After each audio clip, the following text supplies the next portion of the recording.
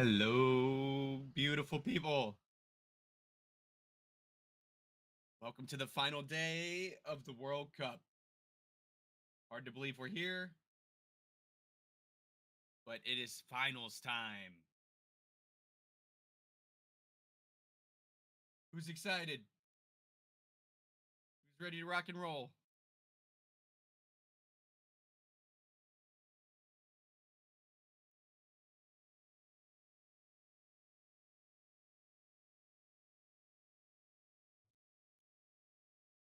Get this moving.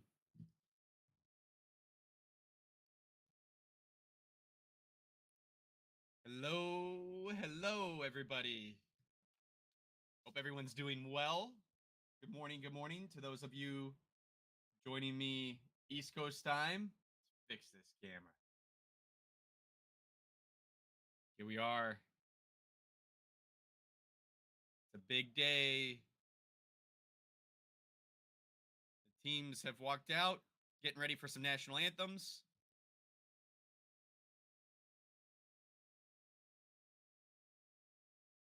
If you guys are new, this is your first watch party with us here. Just a friendly reminder, I cannot stream the game here. Tried before, and YouTube has a way of catching you and making you shut that down. I don't know how these guys do it, that just have it up all the time. So, we're going to watch here, the watch party on YouTube. And then if you guys want to catch the game, that can be done at our Discord channel. So I'll put a link to the Discord here in the chat.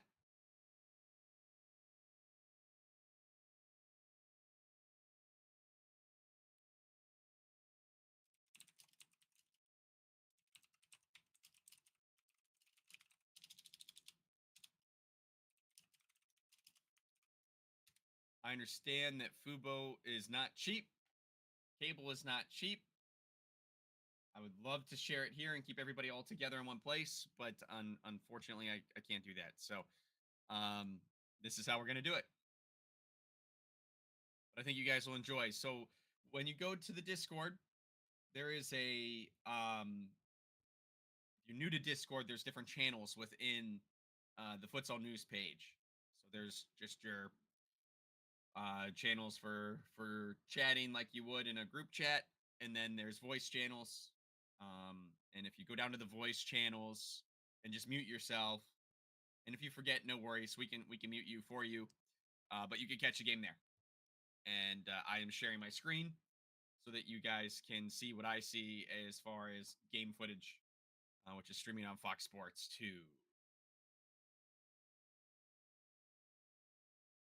France versus Ukraine here to start. France went from darlings heading into this tournament for everything they've done for futsal to being absolute villains. So they've made their way all the way to the third place match. But I would probably guess that most of the world is rooting against them right now, cheering against them, based on how they've conducted their business here at this tournament. Kind of disappointing. Really disappointing.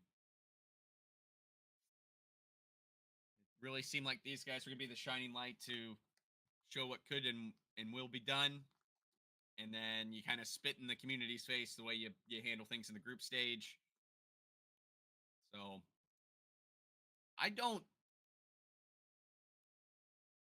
want to say something up front on this too, is I would have loved to seen the French Football Federation address this and kind of condemn what happened.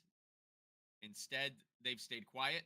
I understand that there is certainly a balance to consider in distracting your team, distracting your players, taking away from spotlight. But I don't understand. I don't say I don't understand. I just wish they would have addressed it and kind of came up with something so that people knew that they were actually behind futsal and for the betterment of futsal. This is a group of people at the tournament that did this in my estimation. I don't think that this is something where the French Futsal or Football Federation was like, "Hey, make sure you throw that match." I think that that was a tactical decision, although you can hardly call it tactical by the French team and by the French coach. And the way that they conducted their business was pretty poor. And quite frankly, I find it embarrassing. And in a time when we are struggling for traction as a community, and then you pull some crap like that on the grandest stage of them all, and your first time there, it just says a lot about the integrity of the people that are representing their country over there, unfortunately. So, with all that said, I'm going to very strongly be rooting for Ukraine in this match. Plenty to cheer for with Ukraine anyway. They haven't been here since I believe '96, so they're kind of although they're not debutantes, it's been a while since we've seen them, which is really exciting.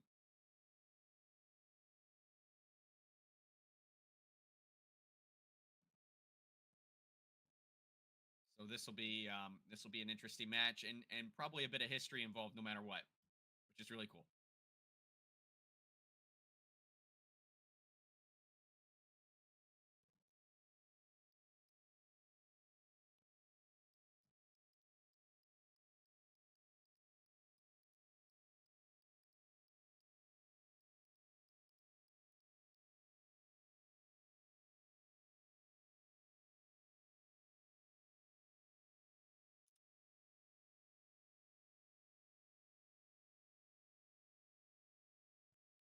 Okie doke. I just need to update our little score bug ticker here. We are off to the races. I don't know if you guys can hear that in the background, but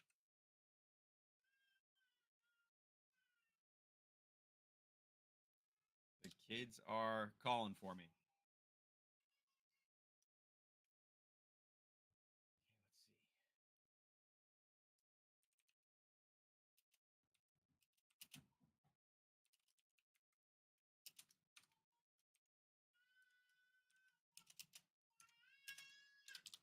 Let's see. I think that's definitely getting picked up now.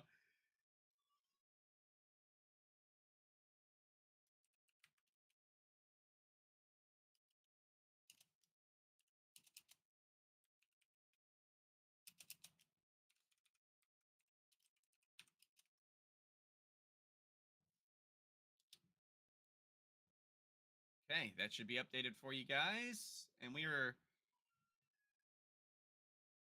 taking a look at the start of the match. Ukraine starting us off.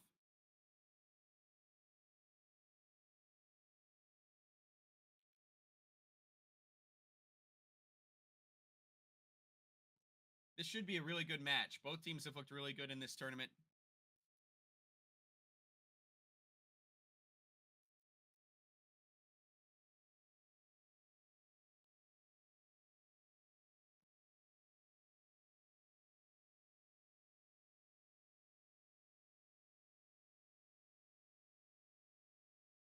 Let's see what we can muster here. It looks like early both teams looking for the high press.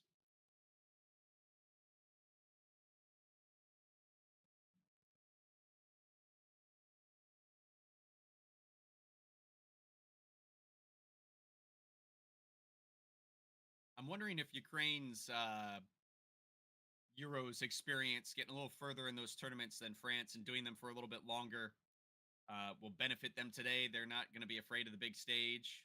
But at the same time, this French side, despite everything I said, has been very impressive this tournament with their actual gameplay when they really play. Really says a lot about what an investment can do for the sport, not only as far as representing the country, but uh, infrastructure improvements and things, and getting instant results. Really, I mean, in one cycle of them investing almost 16 million euros, they're in a third place match. That says a lot, and is very very cool.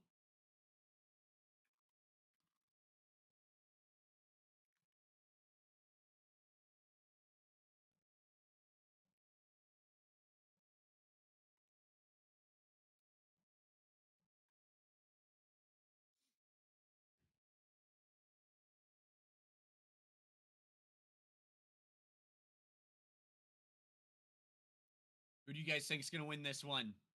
We'll start a poll in the chat.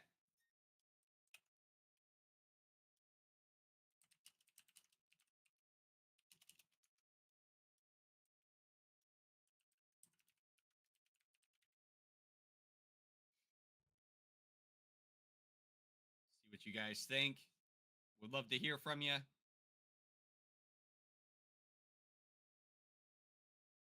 France has been very, very good, but I think Ukraine's going to pull this off.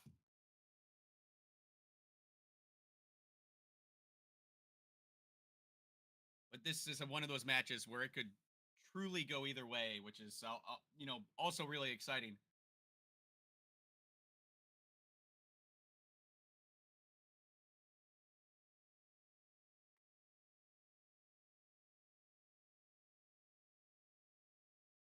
Great save.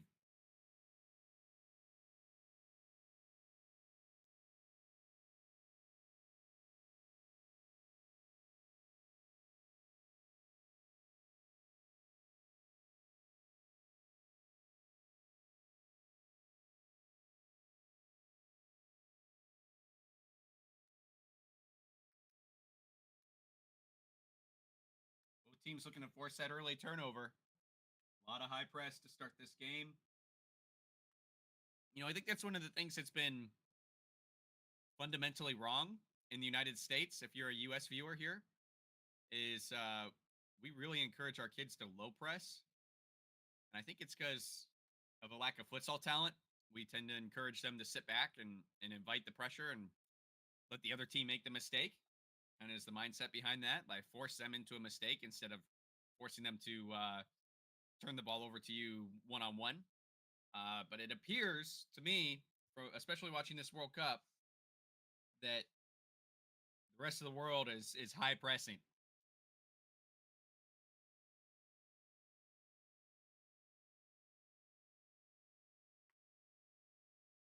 That's not to say there's not low press going on in this World Cup, but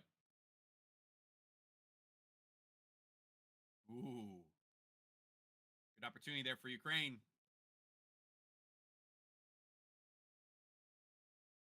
Real good opportunity.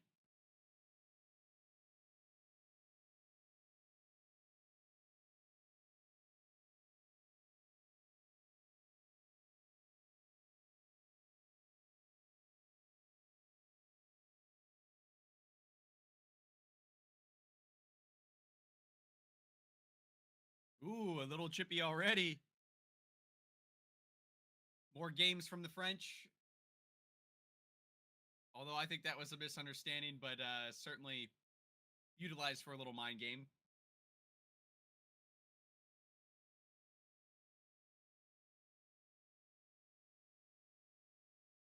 That's part of this game. So much of it is keeping focus.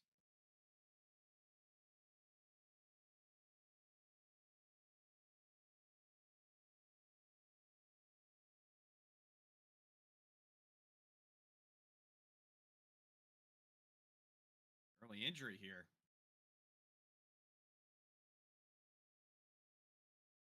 And they're applying a foul to France on that. Did he get an elbow in? It looks like maybe.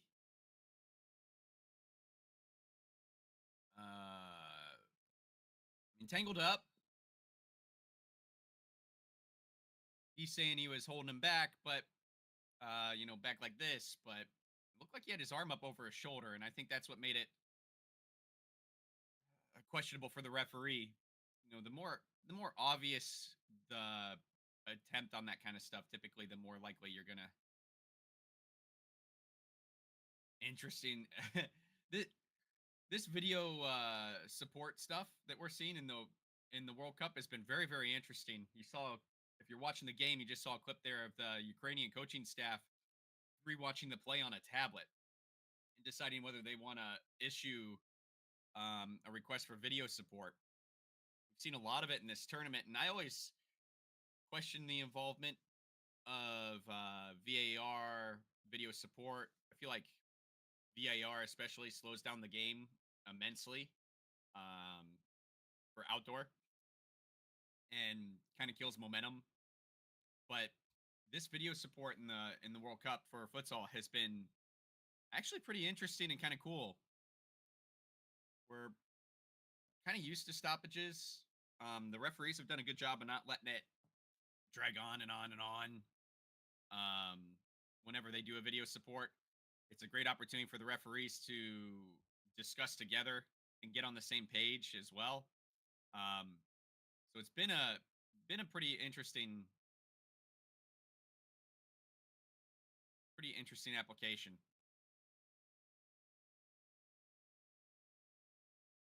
Are they calling a foul on that screen? It seems harsh.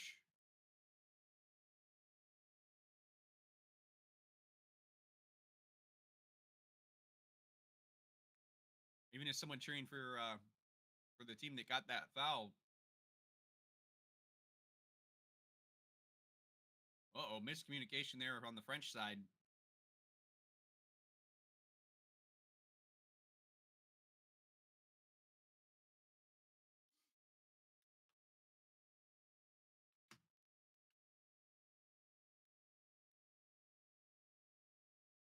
Hope you guys don't mind. I'm grabbing a little bite here while we're watching this.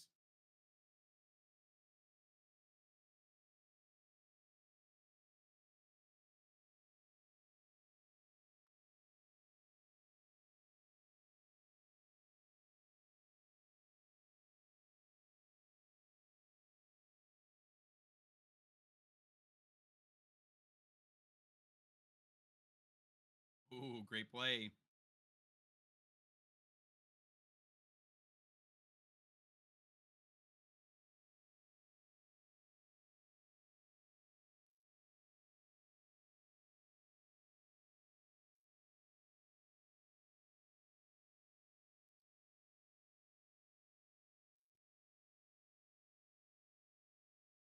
If you guys are just joining the stream, this is the watch party here for the third place match, Ukraine versus France. We have the game playing in our Discord channel if you want to join us there. And you can actually catch the game.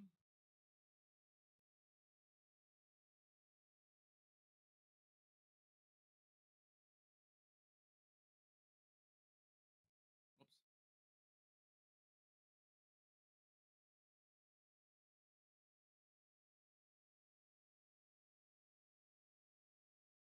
Pretty good match so far here for third place.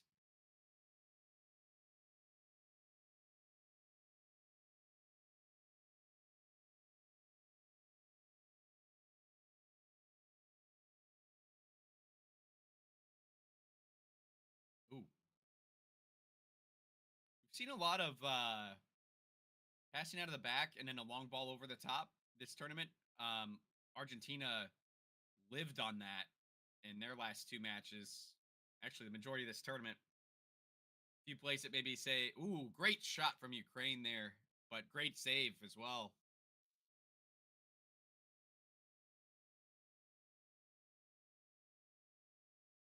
But anyway, seen a lot of a sequence of passes and then over the top, a ball through the air to a pivot.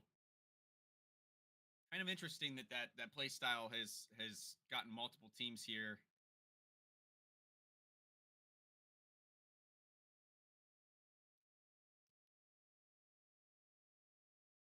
But I don't know if it's going to work for Argentina against Brazil when they play in the final here. I think Brazil's going to stack up the trophy cabinet today.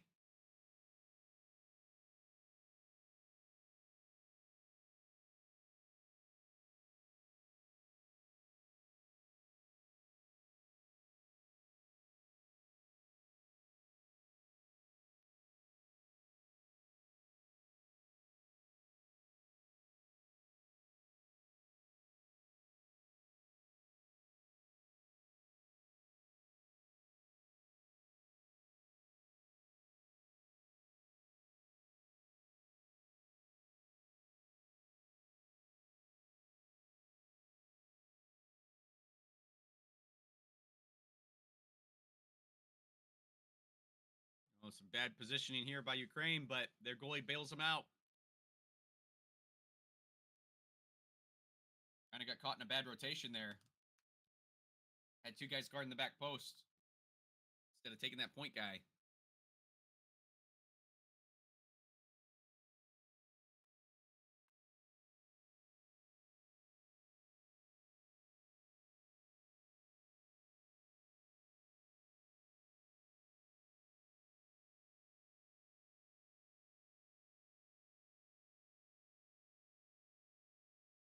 And you guys know if there's a place to find the attendance records for each game? I feel like the crowd has been really good. I know when Uzbekistan got knocked out in the group stage, a lot of people were concerned that the World Cup would lose that local crowd, but people have really shown up.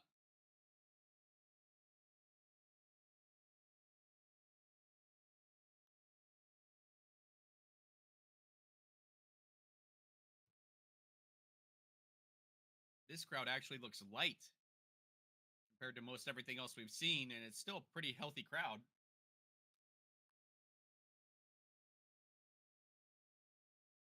Mm. And you got to imagine most everybody local is going to be at this final.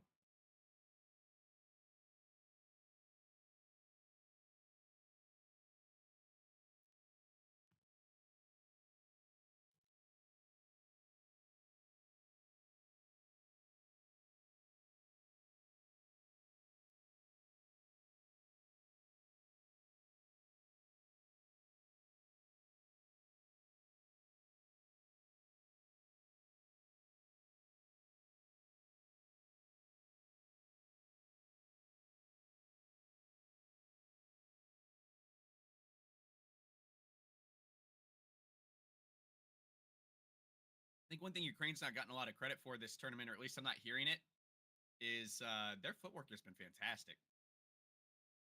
Great little nutmegs and back heels to create opportunities out of nothing.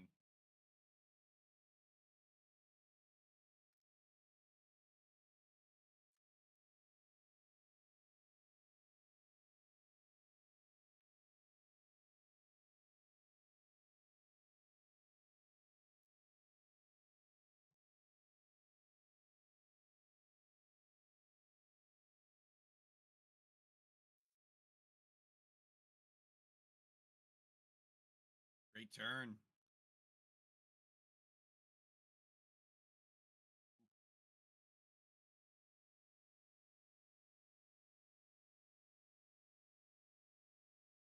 Wow.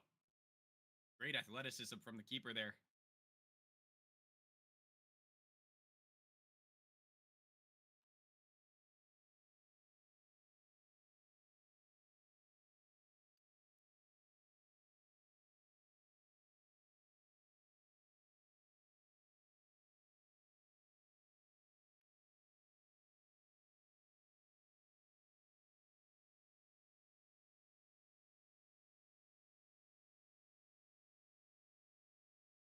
Really good match so far.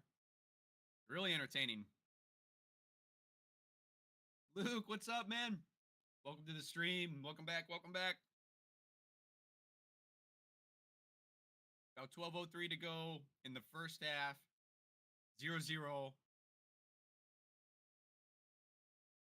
Really entertaining match, like I said, back and forth. I'd give Ukraine a slight edge so far on controlling the game, but only slightly. France is doing a good job. Every time they get under some pressure from Ukraine for a period of time, they turn it around and come up with an opportunity straight away. So,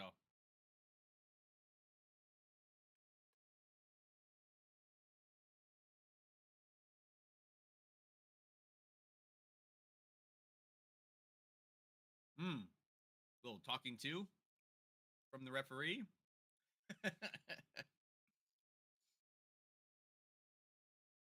Wow.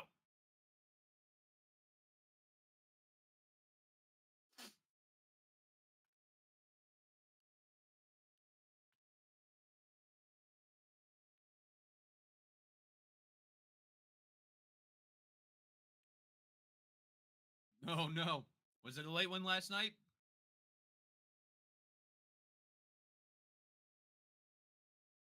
Those high school dances, man. That's in my future, but I got a little bit of time yet.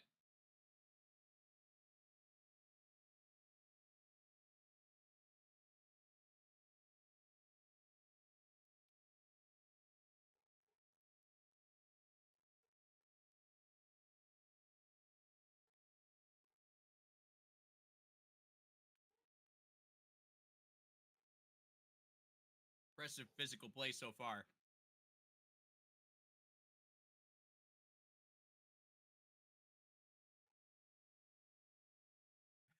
You went to bed and the wife stayed up? Nice. Nice.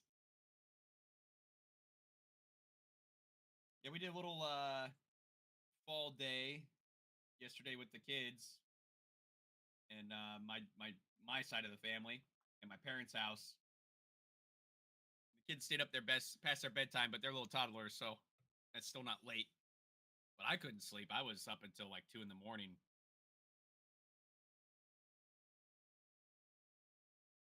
It's like a shot to the throat here. Ooh, yeah, elbow to the throat.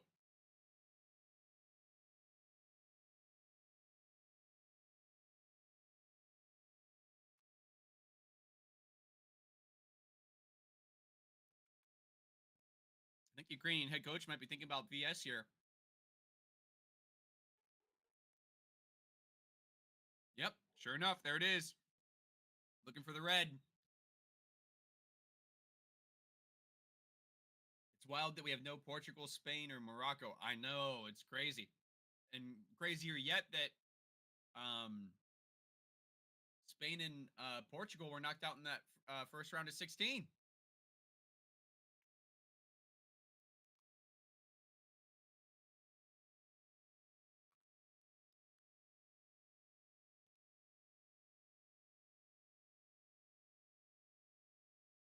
There's the review. Video support. You're right, Luke. Yes. Yeah, not VAR, but video support.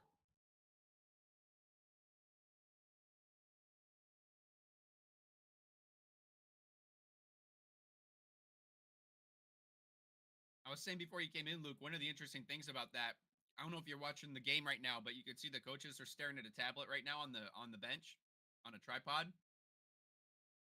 So they're watching the replays on the tripod before they decide to issue the video support. So these are I think that's one of the differences between that and VAR. I believe VAR is something the referees have to initiate an outdoor, if I remember correctly. Although I admit I don't know that for sure. Whereas video support is something where, oh, here we go. Hang on a sec.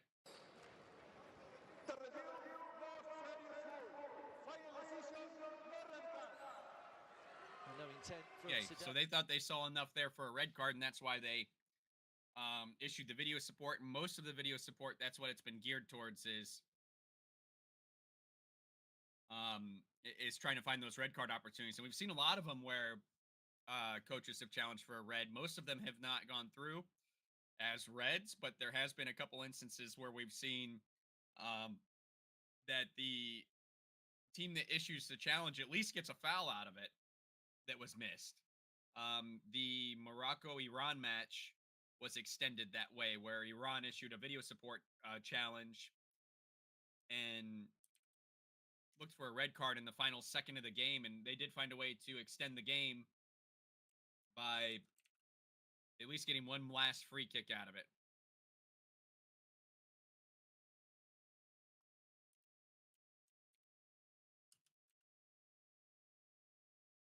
Let's get some tunes rolling in here too. I just realized I was giving you guys zero background.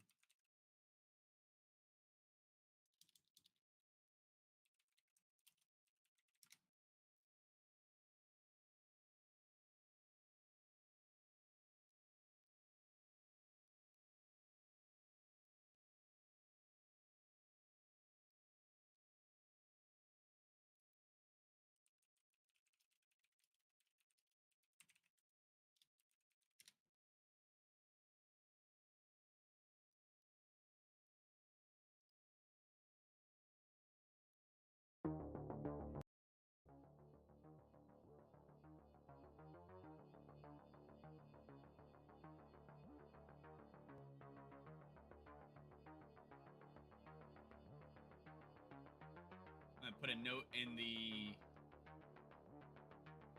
description of this video too, guys. If you like the music we're playing, make sure you support the artist.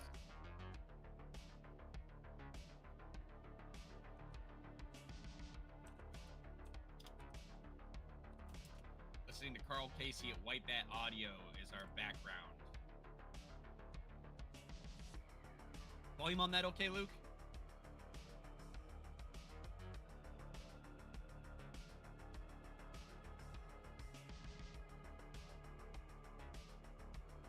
I saw those iPads and thought it was a coaching tool. It's a V. Yes. Yep.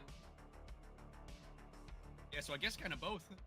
I don't know if they get to replay most of the match that way, if they how they get that feed and how they can control what they want to review before they issue that video support. Oh, Ukraine!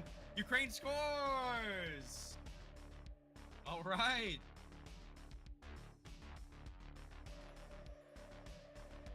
Yeah, that was this goalkeeper. I'm surprised he's out. I thought their other goalkeeper was better for France.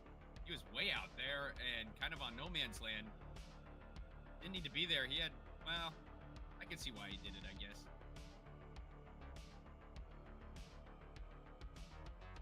I question more his defense, actually, than him on that decision.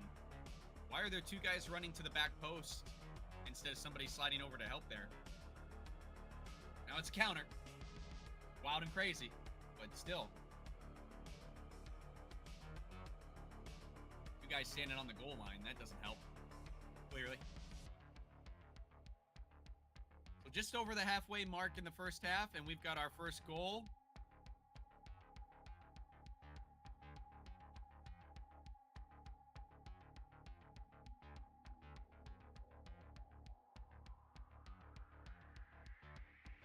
You're Ukraine, you want to pile it on because this France team doesn't quit.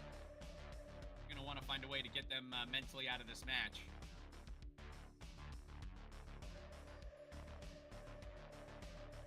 Ukraine is back on the front foot here now.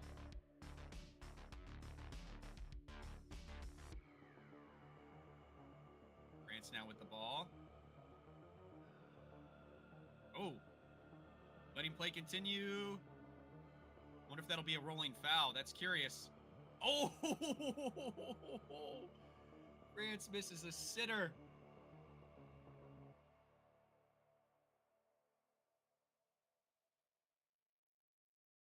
Oh, that was a sitter. I don't know. Number 11's looking around upset about that. I don't know what he's only got himself on that one. He should have tapped that in. Then the guy running behind him back post thought he was going to. It was pretty telegraphed.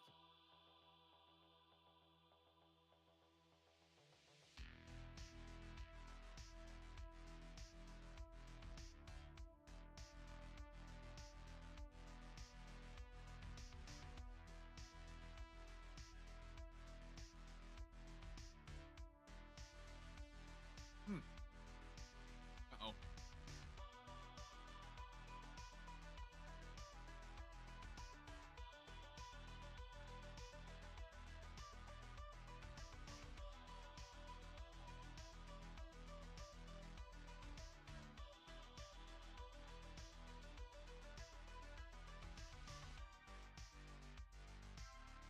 Another flub by France.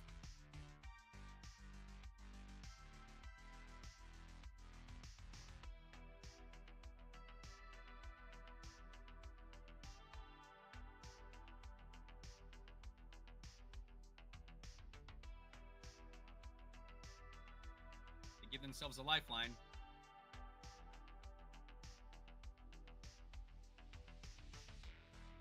France did get a rolling foul for that collision with the Ukrainian keeper, so they're up to 4 fouls with 8 minutes to go. That's interesting. See if it changes the way they play. Try and get out of some foul trouble here. Great volley, but just too high from Ukraine. Wow.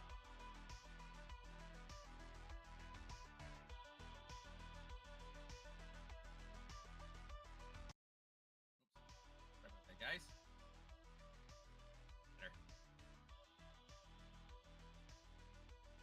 Hopefully that sound balance is a little better.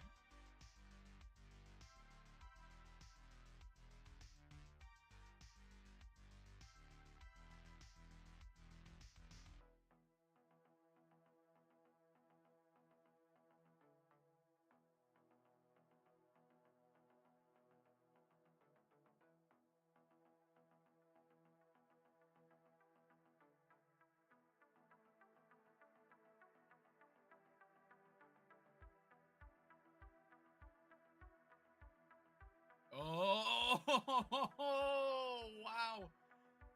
Oh, the guy's gonna... Great counter by Ukraine. He's gonna be wishing he got just a little bit of that. Could have been the difference maker.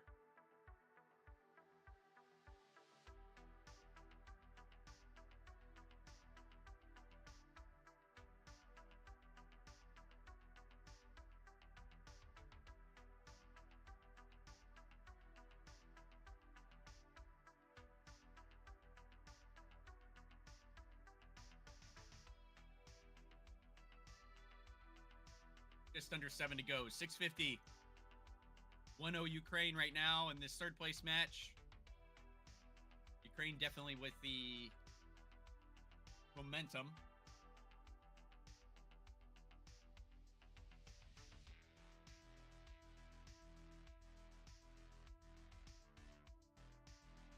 If you guys are tuning in and you've been following the channel for a while, you're probably more used to the videos than live streams. And I will have a video coming out tomorrow. It's going to be a little, slightly, tiny bit out of date, but not really. It's hard to explain. I've been wanting to get a little deeper into the drama between France and Iran in their group stage and the fallout from that. There's been some updates from that that I think need addressed, because I think FIFA took a big fat L in the way that they handled it.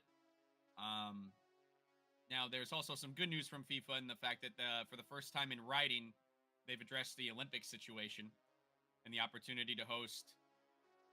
And as usual, they're roping us all together, but they're actually going to address trying to introduce beach soccer and futsal at the Olympics, at which point they would be I believe, the governing body. For a while, there's been a narrative that they can't do more than one sport, but I'm pretty sure that's not actually true. I think it's just an excuse.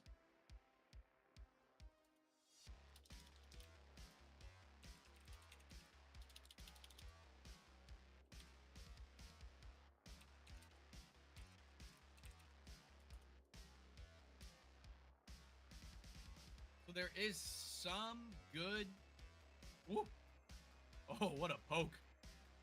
Goodness gracious.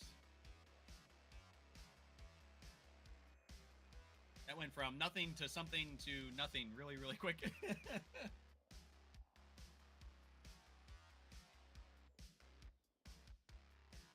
it just me, or is the Olympics losing a bit of its prestige over the last couple cycles? Well, breakdancing definitely didn't help this year, I don't think. You know, it's interesting, Luke, because when I watch the Olympics, like, I'm a boomer in a millennial's body, I guess, but I think of the Olympics as kind of the old school, like, original sports, if that makes sense. Like, I don't see Olympics as futsal, and that's coming from someone that's a very stout, futsal fan. But that's not what I think of when I think Olympics. I think track and field events. I think wrestling. I think swimming. I think these things that, because when I was a kid, these were the big events. Those are the events I think of for the Olympics. I don't think of 3-on-3 basketball. I don't think of futsal. I don't think of breakdancing. I don't think of what was that other? Ping pong. Like, all that stuff is just, they're sports in their own right, but I just don't know if they belong at the Olympics. It's been so watered down that it almost has, for me, lost its, like you said, not lost its prestige. I've just lost interest, period. I can't be bothered. I watched 2 men's basketball matches in the last Olympics. And it was because they were on at lunch in a restaurant I was in. I didn't even watch the whole game. I just don't care anymore.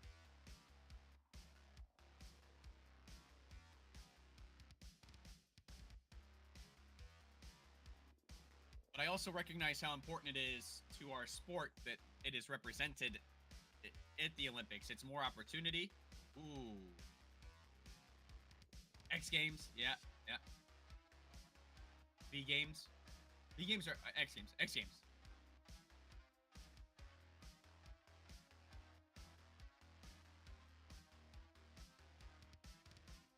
Ooh. Ukraine's had a couple of opportunities where they've just miskicked in that final step. Otherwise, they'd have a lot more highlights to be watching here at halftime. Not necessarily goals, maybe, but oh.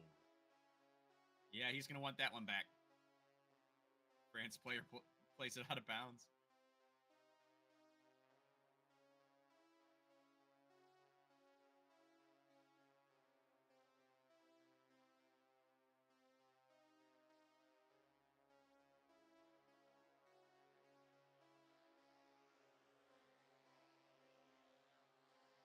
Wow. What? Oh, wow. What a great little play there.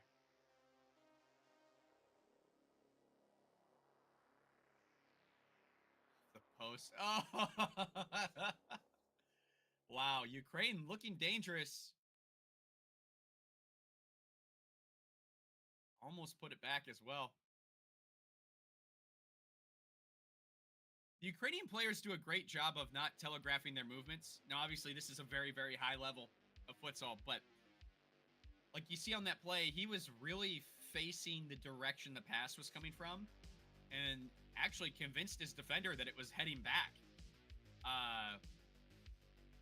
And that just being able to open up his hips gave him the opportunity to score there. So he's telegraphing a play, but not doing it. And the Ukrainian team has done that quite a bit this first half, where they've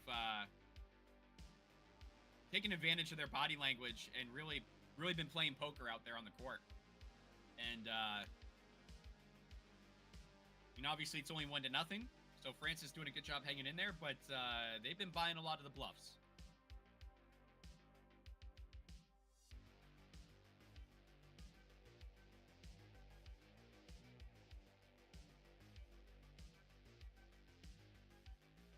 Whoops. Sorry, Luke. I think I interrupted our broadcast in Discord there.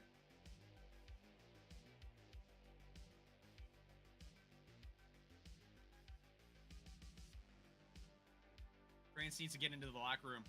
They really do. They need a hard reset. They haven't used their timeout yet either, though.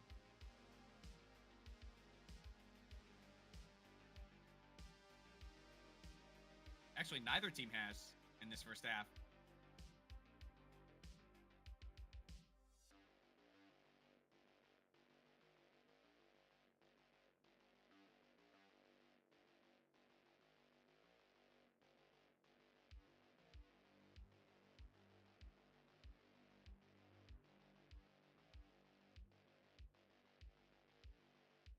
You guys can't hear any dogs barking, can you?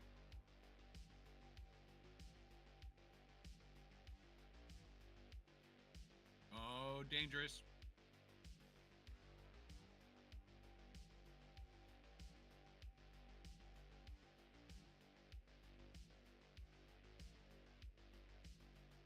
You guys are just joining us. Welcome to the stream. We are doing a watch party here on YouTube, where we're watching the game together and chatting. I cannot stream the game, but you can join our Discord and catch the game there, where it's a little more lax.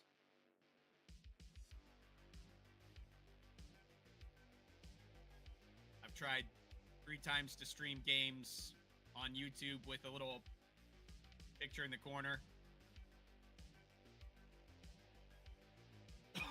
Excuse me. And we've been successful with that once. So I'm taking my warnings. I'm not tempting fate, and enjoying enjoying the game with you guys here.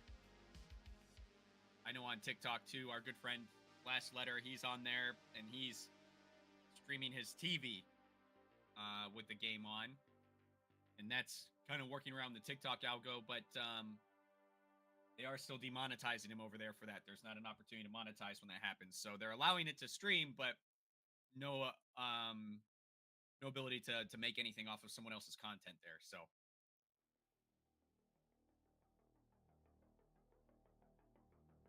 ooh, close call for Ukraine there. Great hustle from France.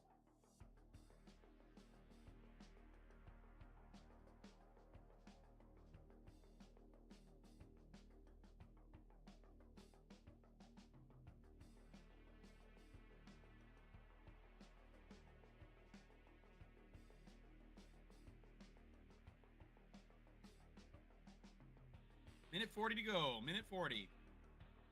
See what comes from this.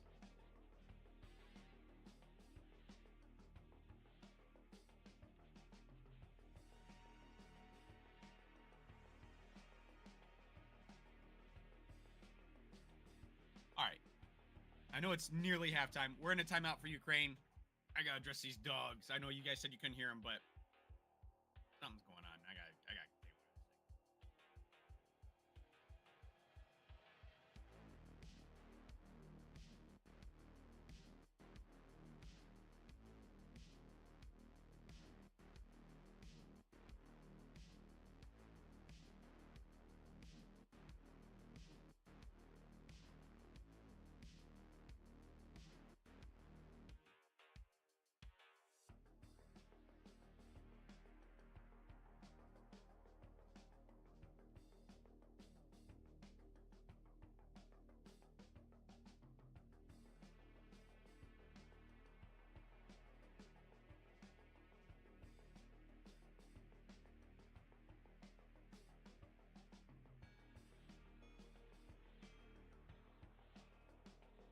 All right, sorry about that. Jeez Louise. You guys might not have been able to hear that, but it was driving me nuts. Yeah.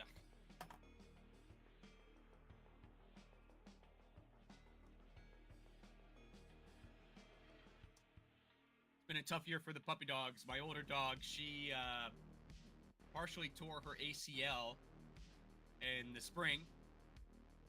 And there's really nothing you can do for a dog on a partial tear other than to rest it. And you can imagine how that's... Ooh, great volley. Great chance there. All you can really do is try and get the dog to rest it, but when we're not home all day, these two just... I'm pretty sure they just wrestle. So, they thought they were home alone just now, I think, because my wife is at the grocery store. And so they were just going hard and barking and going ballistic. It sounded like a stampede up there. So then, from then... 2 weeks ago, we found a hot spot under her collar. Had to take her to the vet. Shaved away from it. Gave her a little, spray ointment kind of style thing. And Ukraine really pouring it on. You got to wonder if there's at least one more goal in this half that we just haven't seen yet. So, yeah. So, we go from that to the hot spot to... just over a week after that, would have been Wednesday, this past Wednesday, she tried to hug a skunk. So it's been a summer.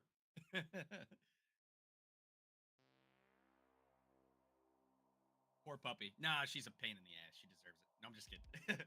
She is my poor puppy. She was a rescue we got.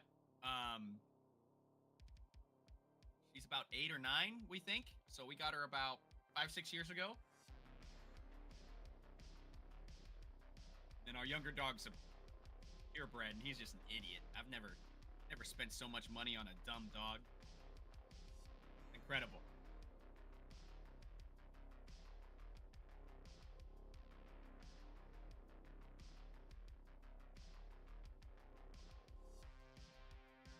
Ukraine calling for France calling for a penalty kick here on that challenge at the end, and sure enough, France is going to ask for it. This is critical with 20 seconds left. This could change things. Let's see what these South American officials think about this review.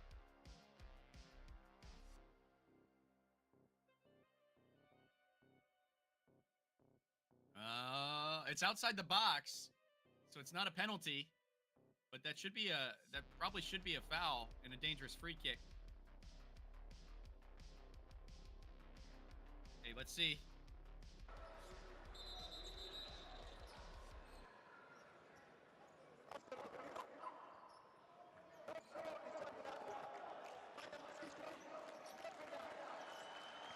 Well, we couldn't quite hear what the referee was saying there. There was a little bit of a problem with the communication, but the decision was no penalty. No penalty. I think when Mohamed looks back at that, he'll realise that the contact came outside the D. If you look here, just there. So is that should just be a rolling foul then, right? Because they allowed play to go on? Oh, not even that. Interesting.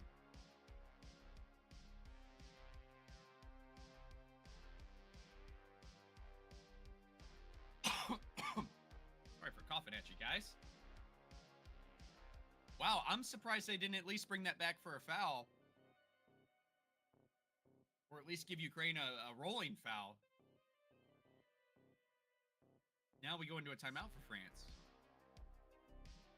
Interesting timing on this timeout. Luke, what do you think about that? Like, doesn't it seem like kind of a waste considering how the rest of this half went to do this in the final 12 seconds? I think I would have tried to call this a lot sooner and tried to rally the boys and slow down Ukraine.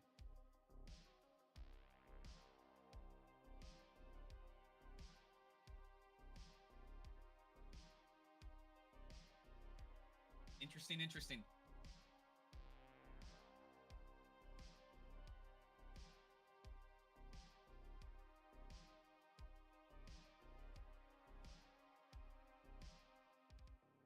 I think so too. A little bit of momentum here to close the half.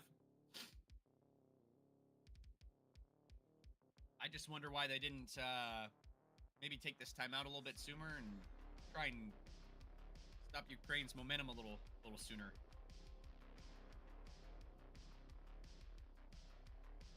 But if this results in something, then it makes perfect sense.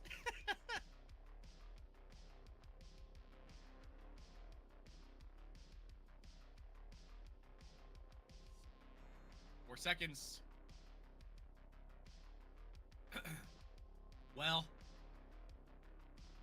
that's not what they went over in the timeout, I don't think.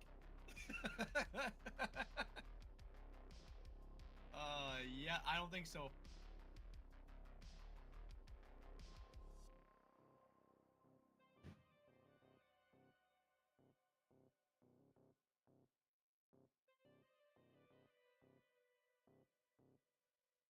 Great save. I think that was on track. Halftime. Halftime.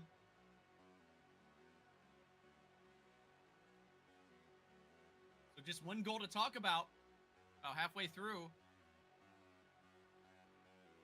But this Ukrainian side looking really good in this third place match. France, a little bit of a roller coaster in their performance. They looked strong to start, got a rough middle, and then right in those last couple minutes started to look good again. Maybe a nice long halftime chat is what they need to hit the restart button. France should be very pleased with World Cup performance, win or lose. Ukraine is a team to look for next cycle. Yeah, I'm curious what I have. It's on my phone. Oops.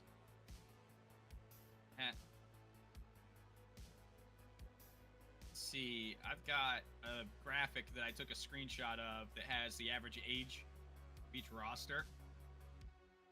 I'm just curious where Ukraine falls in that.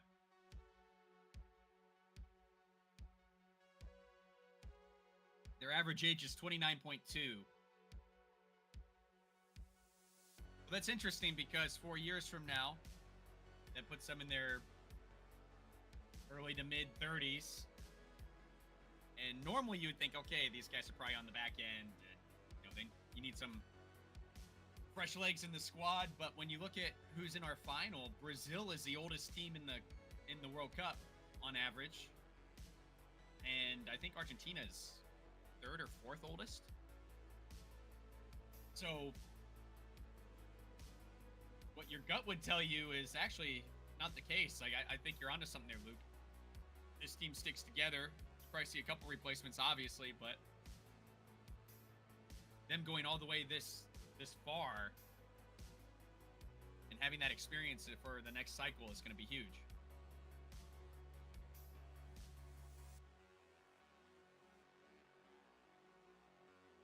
Their system.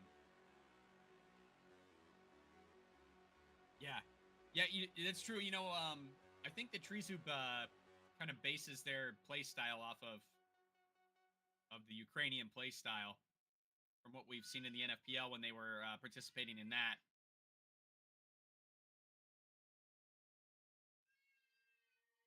Definitely a strong futsal country.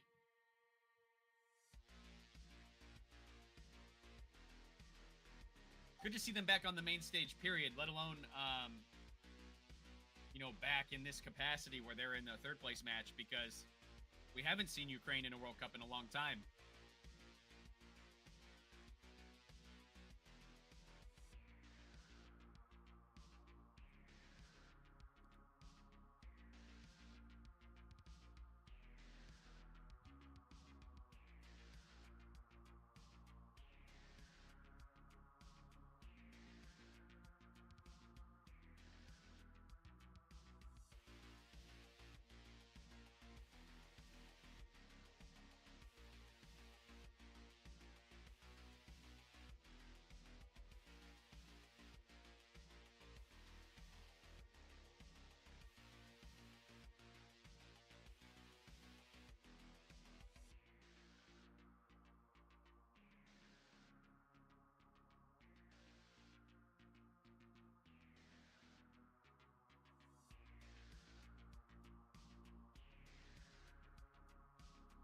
Check my cheat sheet here.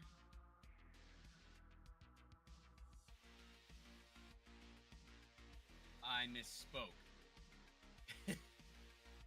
They were in 2016. They haven't had this good of a finish since 1996. Fumbled my stats, guys. I apologize. Who you got for the final? I don't see a world we live in that Brazil doesn't win this thing. They've looked so good. I had concerns, not even concerns.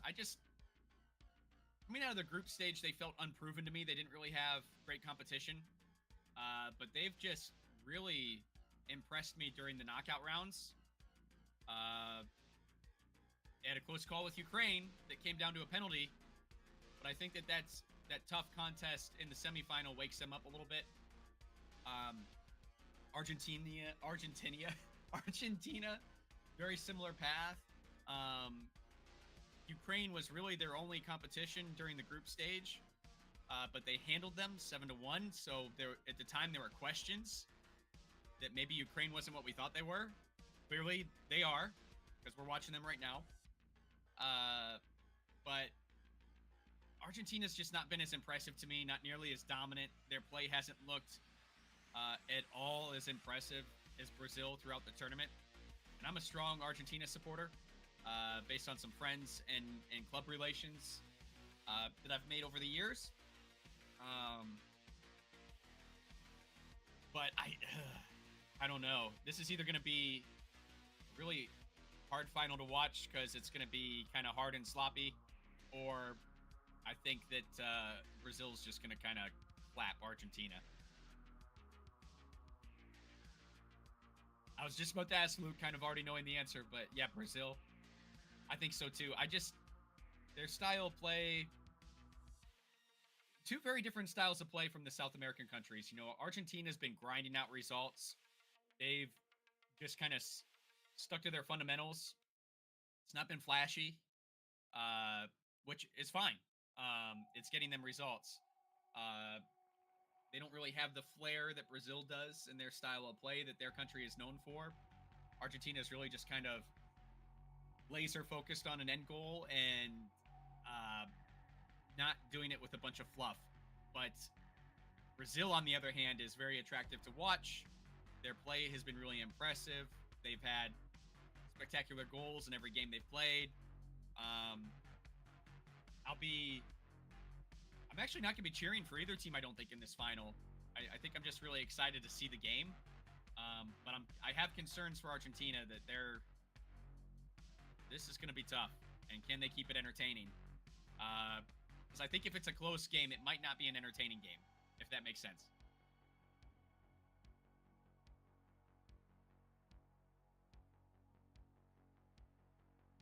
If you guys are just joining us, it is halftime in the third place match. Ukraine is up 1-0 against France. And we will see, as the second half gets going, who the winner is. If you guys want to watch the game, join us in our Discord. The link to it is pinned at the top of this chat. There's also a link in the description. And you can go there and join us watching the match our voice channel labeled Pivo.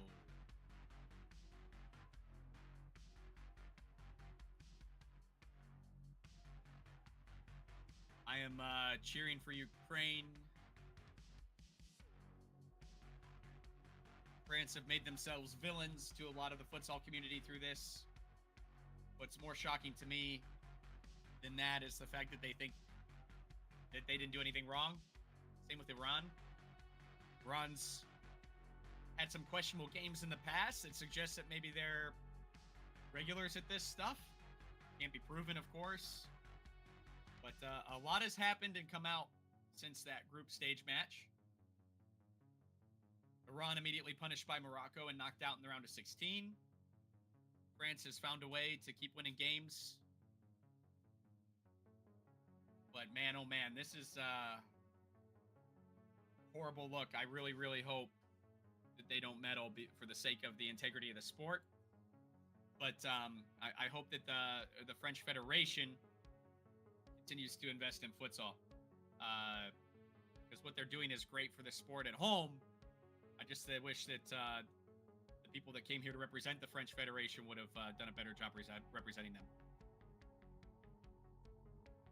Curious what you guys think in the chat, because I had a conversation with someone this week about that, and they brought up something that is interesting. Now, there is another practice of futsal through AMF, and now FIFUSA is splintered from AMF, so you have two organizations practicing the other set of rules from futsal. And I'm curious what you guys think. Would with them having rules about moving the ball forward in an X amount of time, that would have solved that problem in the France Iran match, in theory. What do you guys think about that? Is that something that maybe FIFA needs to consider adopting some AMF rules, forcing teams out of their own half in a period of time, or they turn over the ball? I listened to that conversation. I chatted with this person, and they're pretty involved in AMF, so they know those rules a lot better than me. I've never really been a huge fan. Not that I don't like it. I just, even with those rules, it sometimes feels like those games just feel slow to me. I don't know. Hard to explain.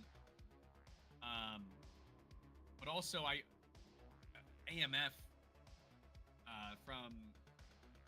for me, the way they're managed is kind of messy. Otherwise, I think they'd have a ton of momentum. If they, FIFA kind of ignores us, except for every so many years, we get some attention. But at least there's a lot of money and production behind it that makes days like today super fun and entertaining, that I think kind of saves FIFA. They do just enough to be better than AMF. But I don't know. I wonder if some of those rule adaptations should be considered. I don't know if the way France and Iran were throwing by passing back to their goalkeeper twice and stuff, though, do they just throw by utilizing another one of those rules and keep the ball for 15 seconds in their own half? Or do they give away obvious turnovers in the other half to try and force the other team to counter? And do we play those same games? I think if a team has it in their head that they're going to do something like that, there's no stopping them. They're going to find a way. The same way when a team wants to win, there's no stopping. They're going to find a way. And it took me a day or two of thinking about that after the conversation to come to that conclusion. My gut reaction was, oh, that's an interesting thought. Maybe that does solve the problem. But the more I think about it, the more I think it wouldn't. I think that at that point, they just turn it over in another way.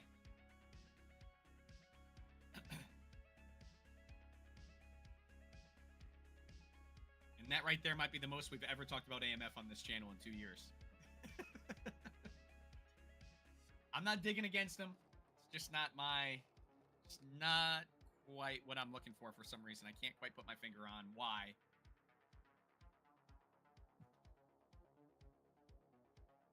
The U.S. AMF seems really unorganized. The fact that they're splintered now at a global level makes it feel unstable. I just really can't get behind it for whatever reason. I don't know. I can't put my finger on it. I keep an eye on it. I try and watch it. I watched 2 of the U.S. games because a lot of people I know were participating in that when the FIFUSA did their version of a World Cup here a week ago, 2 weeks ago.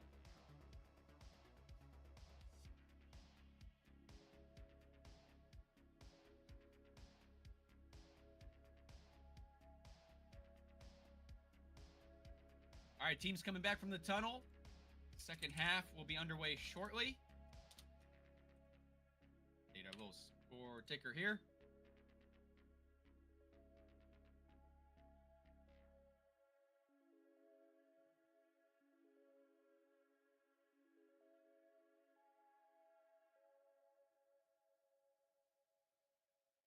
New video dropping tomorrow, by the way, guys. We will have a new video out tomorrow. We will be talking about this French side and the fallout since then. You guys could see my computer screen right now. I got about 5 tabs open from all the research I've done, citing some different articles and quotes. So I'm ready. I'm ready for this one. We're going to talk about how FIFA's really dropped the ball as far as investigating this. And quite frankly, I think they're targeting the wrong person. It's a damn shame.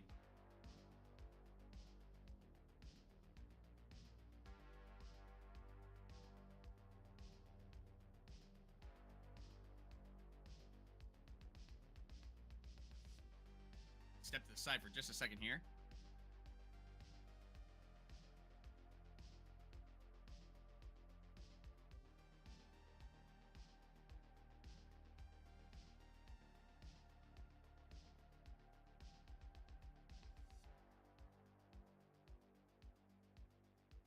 All right, getting ready for kickoff.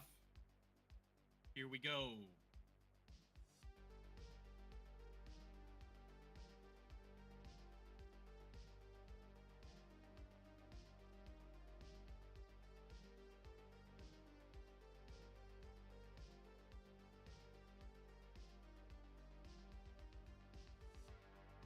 Whoa, an early foul against Ukraine. That's interesting since France had the extended arm. I don't know how you get that call. That's interesting.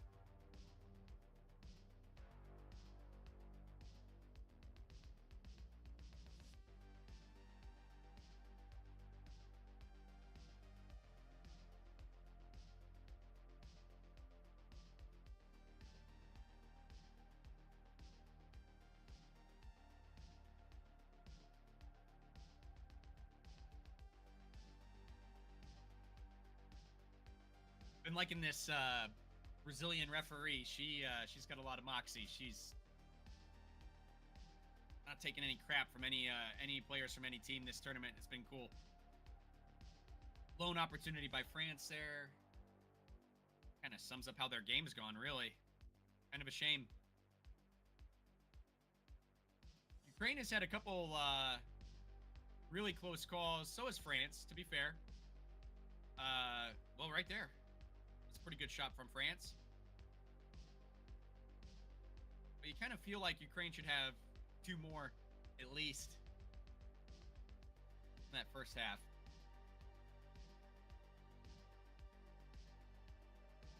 It's not quite clinical in the final shot. That is punished them on the scoreline.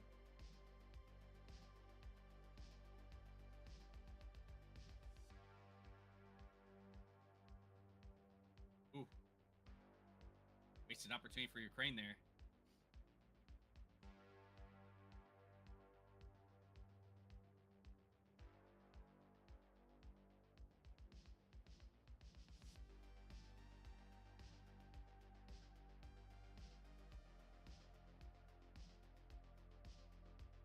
France with the momentum to start this, I think.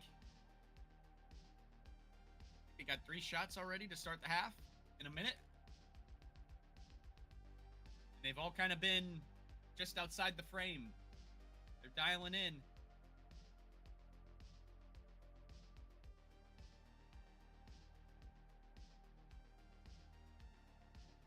Great through ball. Great cross header. Goal, Ukraine. Wow.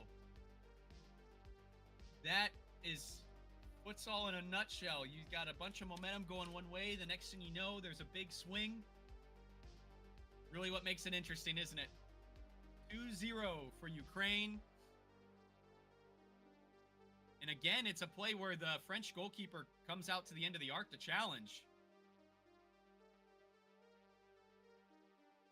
Curious if we see a keeper change.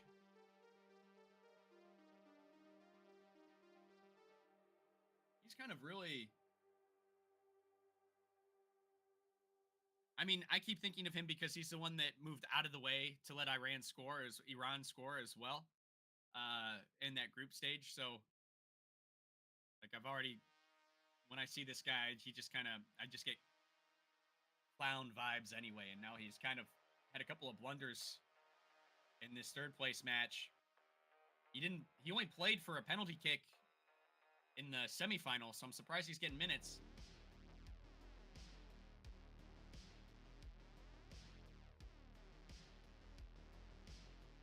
Wow, great defense there from Melinik.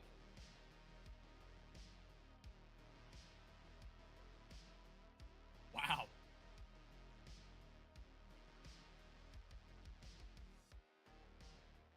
Ooh, France has got to feel like they should have had that. Ukraine caught sleeping on that corner.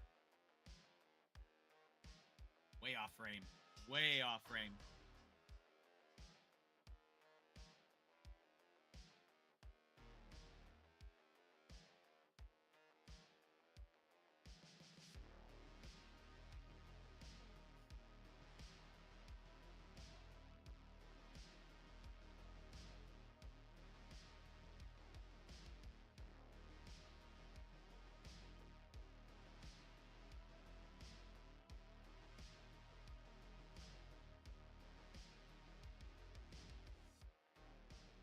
Welcome back, Luke. Oh, you missed some good action, man. 2-0. I was just giving France credit for having a lot of momentum to start the half for the first minute. Really coming out with 3 shots. Oh, that's got to be. It's not? How's that not a foul? Another two-handed shove right in front of the ref there, too. Interesting. Oh, there's France's first goal. 2-1. Really surprised we didn't have a foul on the other side. It looked like a two-handed shove, but maybe it looked worse in real time than it actually was. All 3 goals of this match, the goalkeepers have come out to the top of the arc.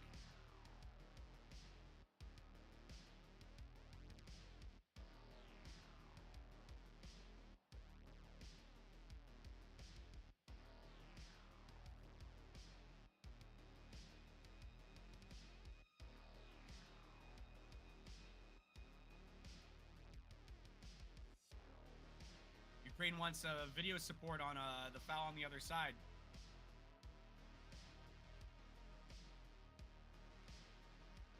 I think it's worth a try. It looked like a foul to me. I don't know if I'd put in the video support because the referee was right in front of it. And it's like, do I really want to...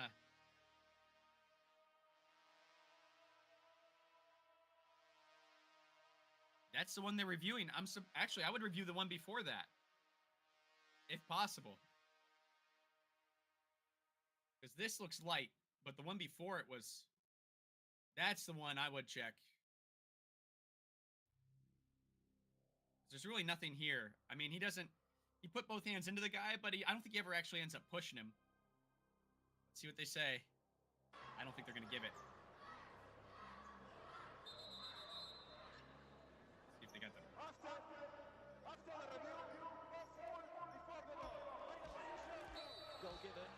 Yeah, watching it back, there wasn't enough in it. It looked harsher in real time, I think. So the problem with that now, too, and the reason I would trust the refs being right in front of it if I was the coach is now you're only 2 minutes into this game and you've given up your one video support for the half. Look at France here. France feeling the momentum. Now that has to be. Yeah, come on.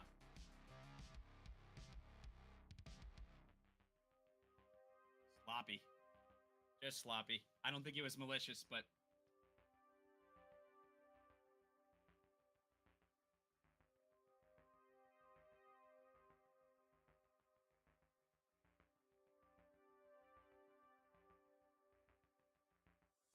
way off frame.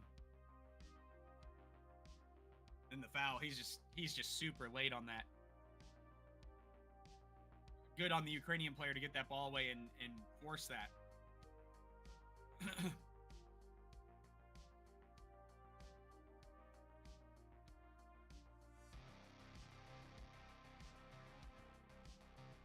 Good, Ukraine needs to kill this momentum now if they want to regain control of this match.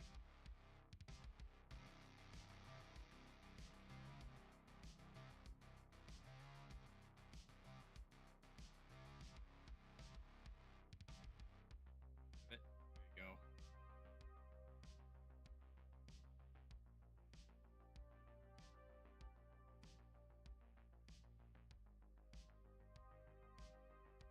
How's that a foul on Ukraine?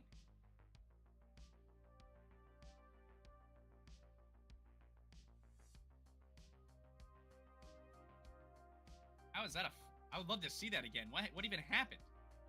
Oh, his arm.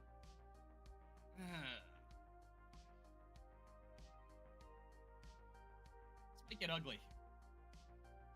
Especially if we're going to start. I don't know.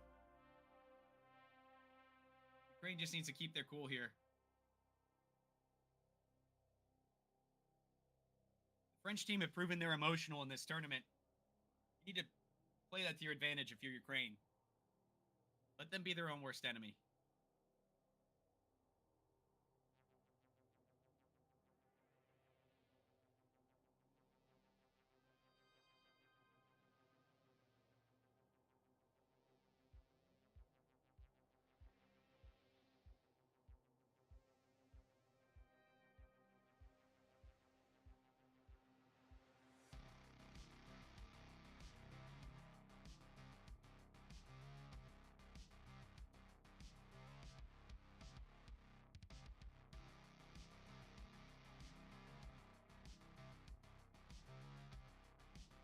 Not much there.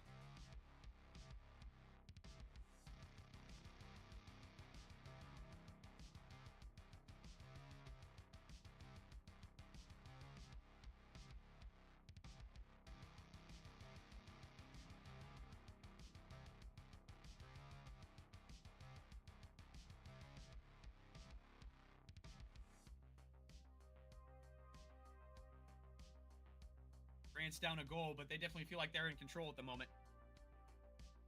Yeah, they're fishing now. They're fishing for fouls. Trying to get Ukraine in foul trouble early.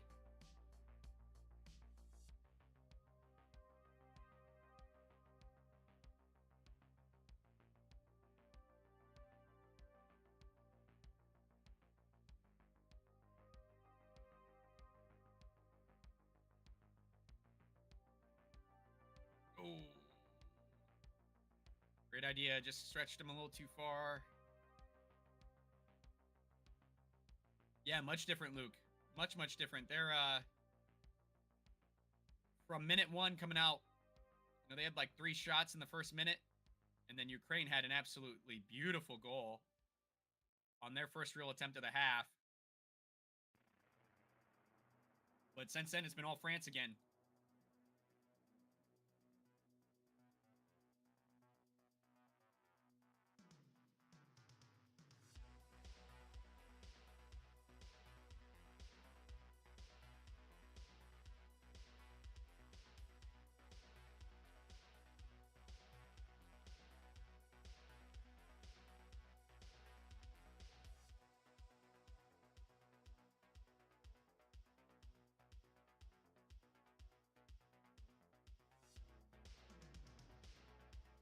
Second foul for France.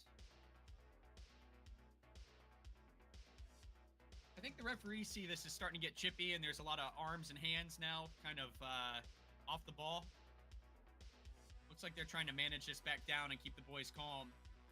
The Brazilian referee on the far side of the court, she's got eyes like an eagle. I mean, she's been catching some stuff that it's hard for us to see with a superior angle. And then they show it in the replay, and it's like, oh yeah, okay, I see exactly what she saw now. She had to slow it down 5 times for me, but I finally saw it. She's been good. I just hope they don't end up micromanaging this. I hope it doesn't. The first half was really great flow.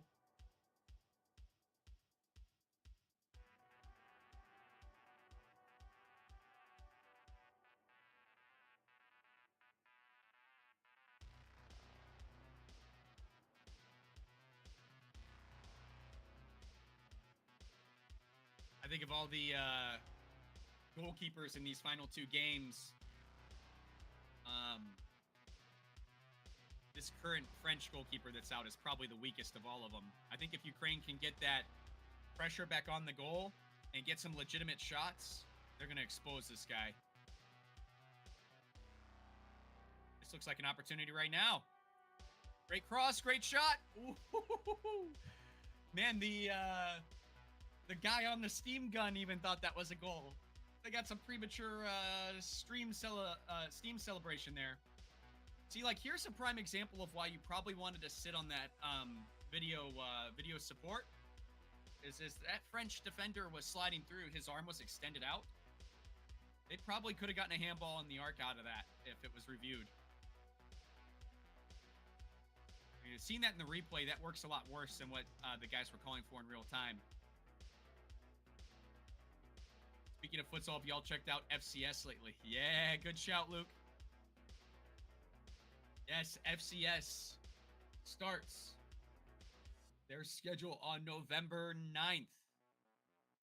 Saturday, 8 p.m.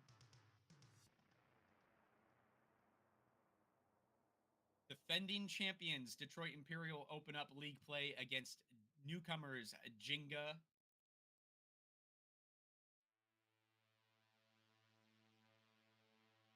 Jinga making the, I think that's a 5-hour trip up from Cincinnati. And I believe that'll be the first regular season match between the 2 teams ever amongst all leagues. That's kind of exciting. Fresh matchup to start the season and to get things rolling for the defending champs.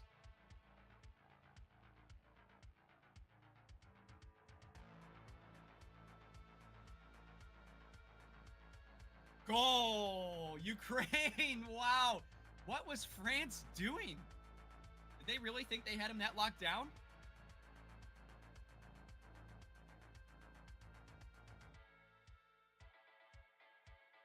Here's some important people. Look at Falcao. Look at him. Just look at him. Man. Great cut. Great shot. Oi. Boom. Love it. Great little play. 3-1 for Ukraine.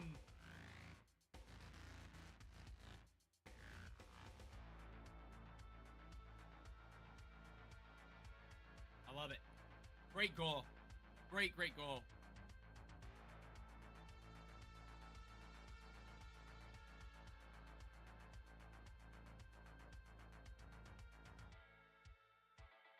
Will the momentum stay on the side of Ukraine, or can France swing the pendulum?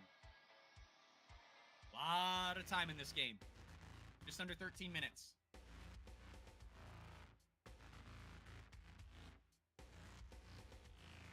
Oh, that's a great way to keep it going, keep it going. Now Ukraine's starting to feel it.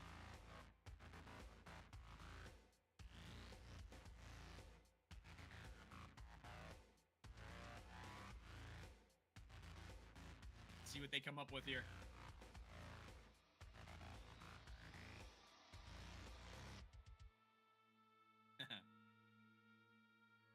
Keeping the pressure on.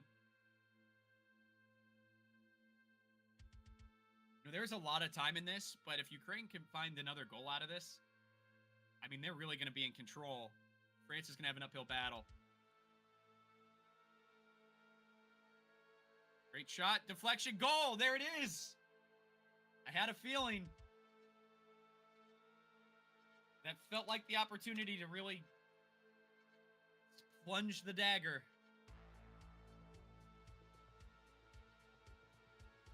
Ukraine up 4-1 with 12:20 to go.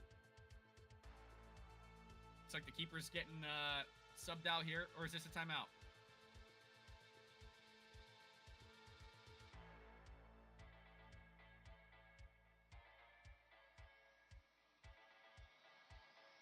So I want to give a ton of credit to Ukraine on that play. And this has been their MO the whole tournament, is they've not given up on offensive opportunities. That whole match against who did they play? Venezuela. When they played Venezuela in the quarterfinal, and their goals against Brazil in the semifinal, even though they lost, those a lot of those opportunities in those two games for Ukraine were putback goals off of deflections. So Ukraine doesn't give up after that first shot, and they have benefited from it immensely in this tournament. So now we're at 12:21 to go in the second half. France is flying the keeper to try and make up some time, and the foul counts 3-2 in France's favor.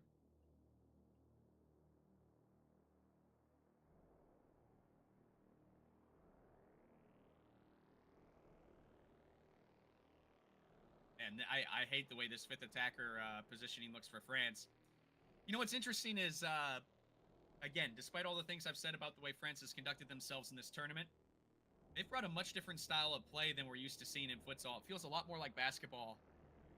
You know, like you see this big, tall, I believe what's his number? Standing in the middle here. He's really standing in the middle almost like a center, looking for a pick and not doing anything else. Ooh. It's different. It's just different. Like, it looks like he's not doing anything and he's not contributing, but all he's doing is shifting his positioning to create a screen. Harder to do in futsal because,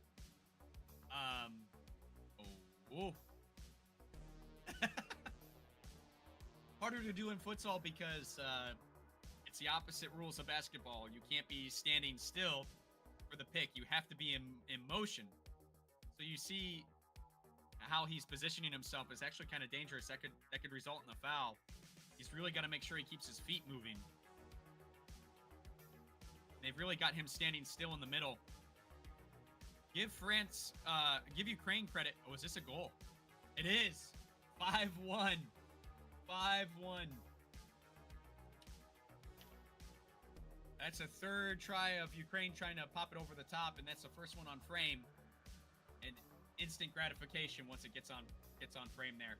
You got to feel like that's the dagger in the heart of France if it wasn't the last goal on the putback. This Ukrainian goalkeeper has been fantastic. Dagger. Yep, I agree, Luke. Absolutely agree. Great volley there. Half volley. Oh, just in over the line. That was always going to be in. Wonderful stuff.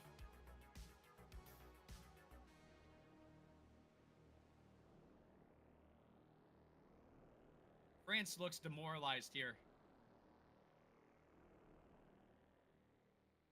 I mean, look at the positioning here. Look at the movement. There isn't any. Another one. 6-1. It's because France has quit. 6-1 Ukraine. They're running away. There is zero off-the-ball movement from France on this fifth attacker positioning. This guy I was talking about for 3 minutes earlier playing center looking for the picks. He's done the most amount of movement of the whole damn team, and he hasn't left the center.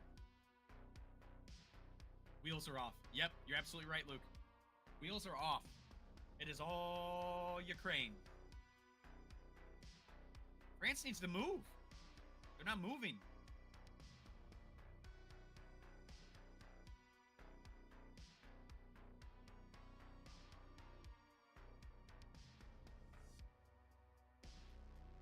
Now we're starting to see some movement. We see a substitution from France. One guy is moving. This fifth attacker positioning is bad. You got three guys stacked up in 1/4 of Ukraine's half, if that makes sense. You're not stretching the Ukraine defense. You're not moving them out of position doing that. That's so easy to defend. 1, 2 guys can defend that. They don't need any help. See, like that shouldn't... Look at Ukraine. Look how much more it means to Ukraine.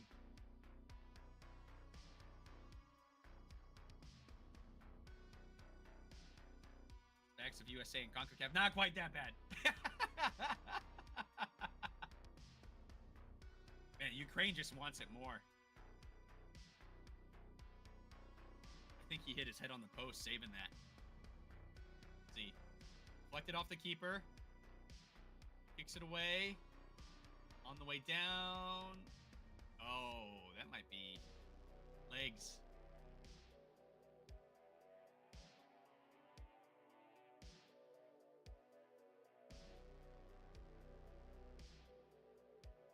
This is, so a little more movement there from France. So, right, we're starting to see a little more movement, and they actually got an opportunity out of it. Like, when you're in that fifth attacker role, there's not a lot of places to go because you're overloading their half. That's the whole point. But you should be shifting in and out and rotating and trying to break that diamond or Y defense of Ukraine. Like, right now, they're set up in the Y for the corner. And now they're shifting into a diamond and just keeping that center really, really protected. And you see that they're not moving enough to break it up. Like, Ukraine is able to stay in position. When we saw the fifth attacker play from France against Argentina, they moved a lot more, and they were able to shift the Argentinian defense in a vulnerable way to create opportunities. And they're not doing that right now. Same team, same strategy, 2 completely different results because of just subtle movements that aren't happening.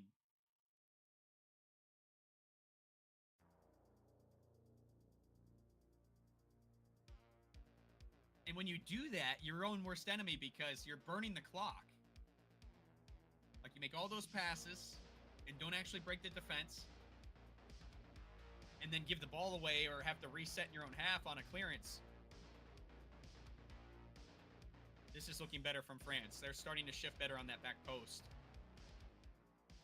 So what I mean by that is, like, if you watch his number 9, for example, for France, look at how he's moving with the movement of the play of the ball here. When the opposing half is possessing the ball, he's shifting to the back post. When it's on his side, he's shifting out or to the middle to create a different passing lane. Whereas when they first started this fifth attacker, those guys that should be doing that shift in and out, like the number 9 is for them right now, they were just stagnant, and it wasn't generating opportunity for France. Now that that's happening, you're seeing that they're becoming a little more dangerous.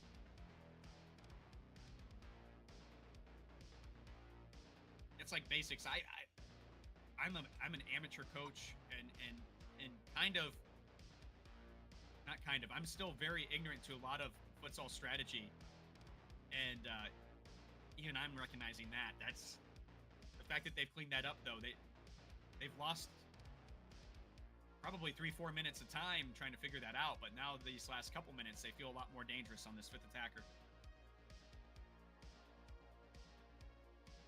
Getting a lot more shot opportunities, and they're looking a lot better.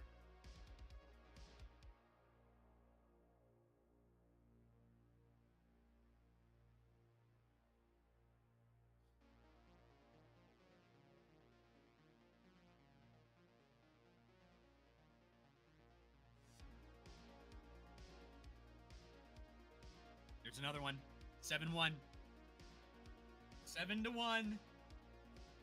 Nice, easy pass into the goal.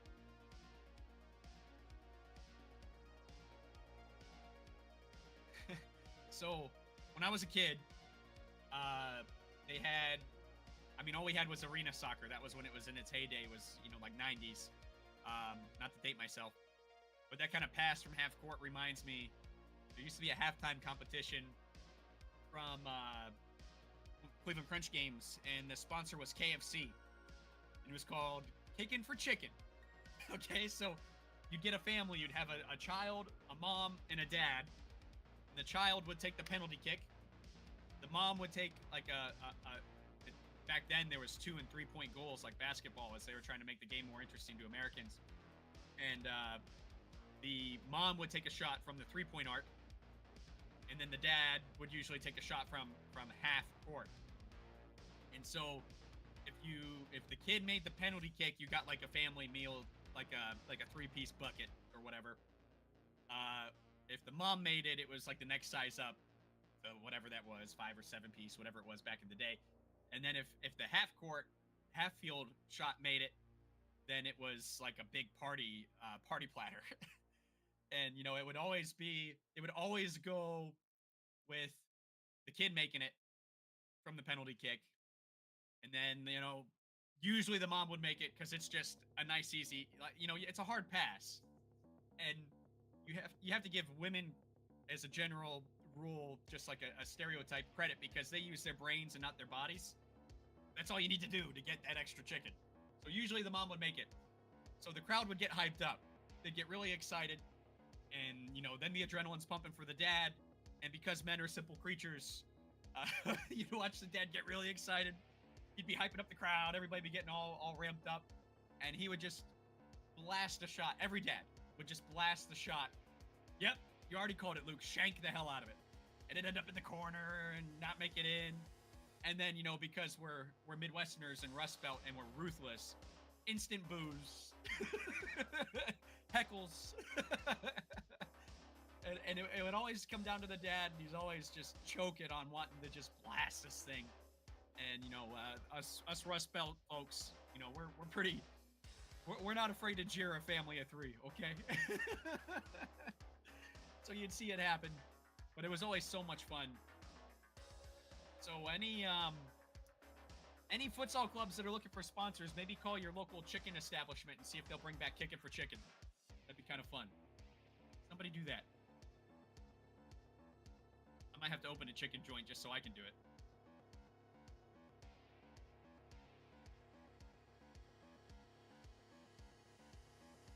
.46 to go. It is 7-1 for Ukraine.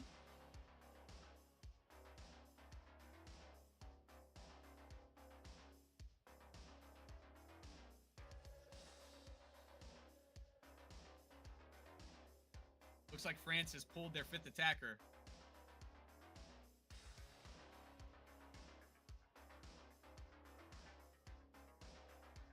They're calling for a foul here, it looks like. Okay, interesting. 3-3 on fouls.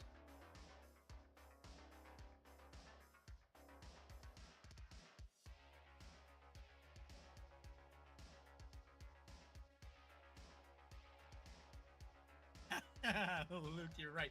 You know what's funny? So, Cleveland Crunch, during the old NPSL days, it was called, they were the team of the 90s. While Cleveland was having a trophy drought in major sports, the Crunch had won 3 trophies in a matter of a decade. And I was at, I guess that'd be 97, 98, I believe, was when they won their last one.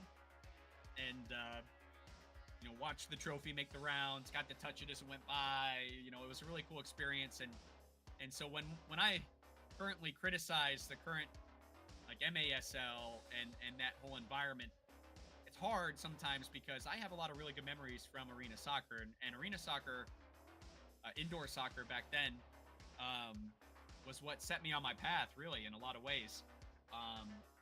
But you know, a lot of my memories from that, ironically, are not from on the turf.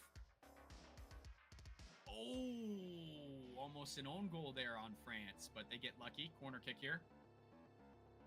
But with that in mind, a lot of great memories, and like I said, arena soccer is what put me on my path here as a kid.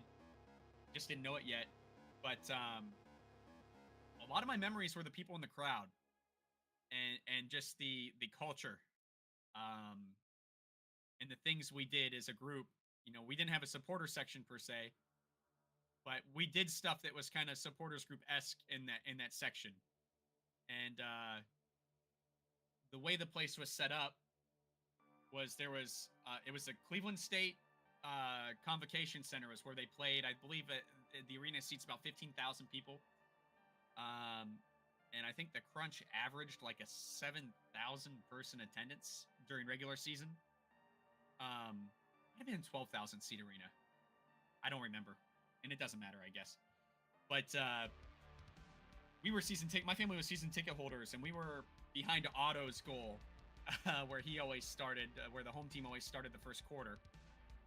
And so we would always be able to see down the tunnel as the fans, as the players were coming in for their announcements, and then we were on the closed end side of the arena. And so we had really cool seats because we were right behind the goal, behind Otto's goal, and we were all massive Otto fans, with the exception of one guy that sat about 5 rows up from me that would always heckle Otto and hated the way he played. But it was just such a good experience. And remember things like just like this running gag at the end of every quarter, the announcer would the announcer would make an announcement about there being a minute left to go. There was always one guy in our section that would yell really loud for the whole arena to see how much time's left right before that announcement.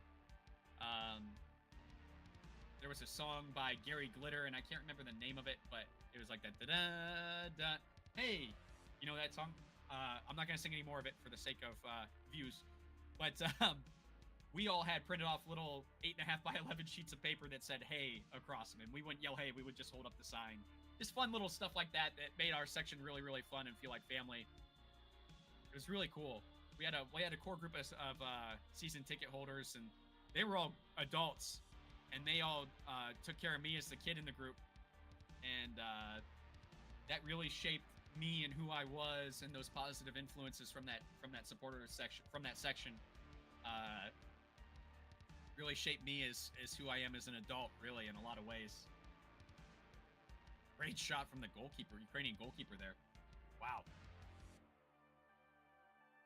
So yeah, sorry for that story time, but these kind of little things I see in games today, and when we talk about building a culture in the United States, what a futsal culture should look like, that's a real big part of it. Bit of a cheap shot there from France, I think. Really surprised that wasn't a foul.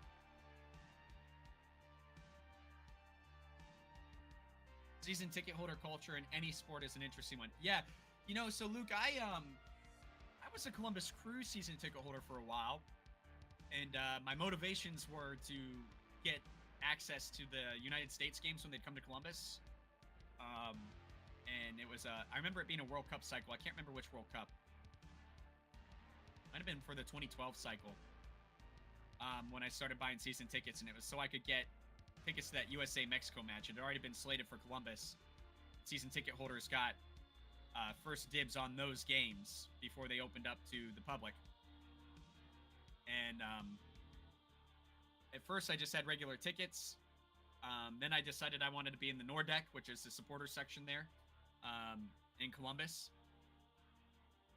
And it was interesting. It was just a weird vibe because that supporter section had 3 different supporters groups in it, and they all worked really well together. But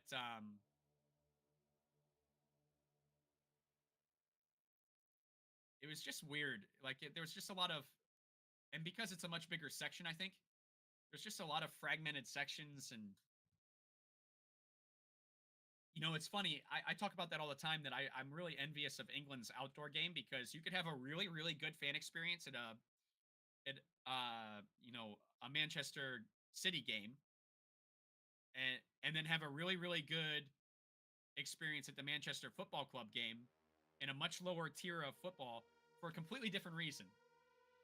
And I kind of, maybe this is why I like futsal so much, but I kind of err on the side of the smaller, more intimate fan experience, um, and how like infectious that is. Like you feel like you're about part of something big and upcoming in that grassroots feel.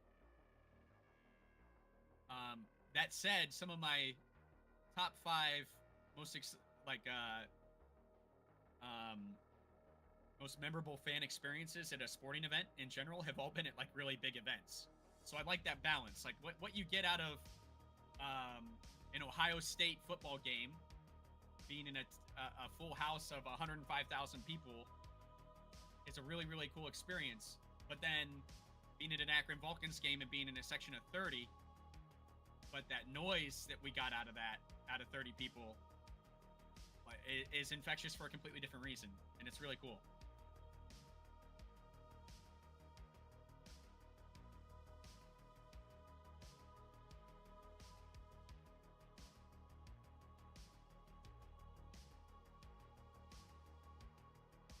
That's how it was for Timbers in 2008. You know, it's hard to imagine these days the Timbers Army ever being small. Isn't that something? Ukraine already celebrating with 20 seconds to go here. They know it's over.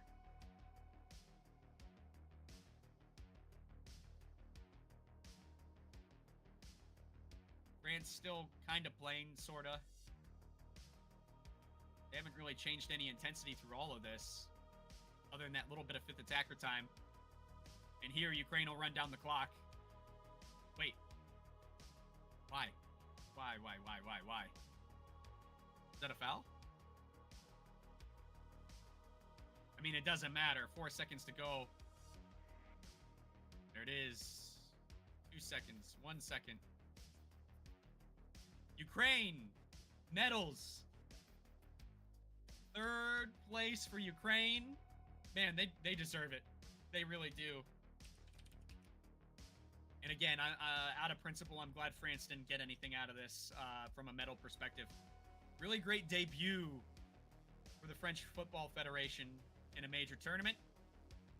But based on the antics that we saw, I'm just really glad that they didn't tarnish the game with then meddling on top of that, making things even harder to address. Congratulations, Ukraine. Congratulations, France.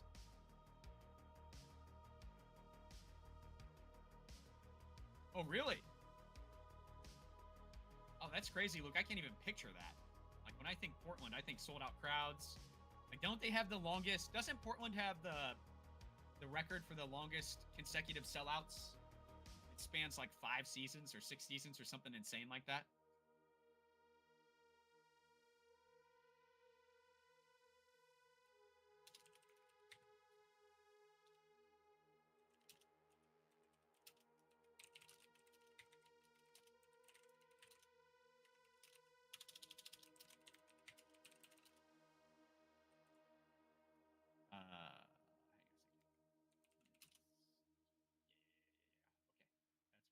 Yeah.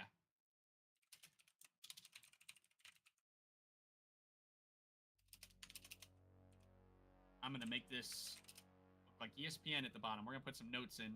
Some statistics.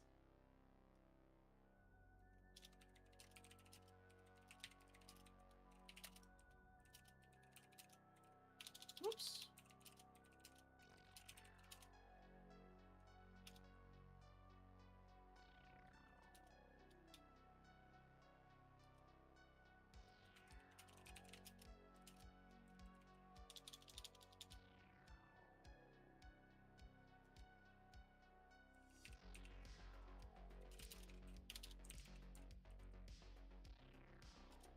All right, so full time, 7 for Ukraine, 1 for France. Really good debut year for France. And the owner pissed off the fans with a scandal. They want him to sell. Was that the, oh, I know this. The GM was involved in that too, wasn't it? Something to do with the women's side?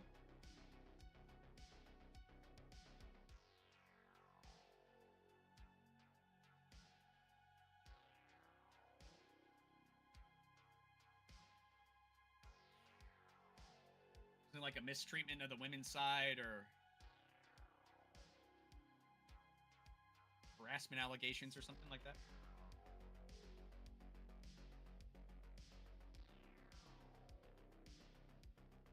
All right, guys, we've got a little bit of time before the final.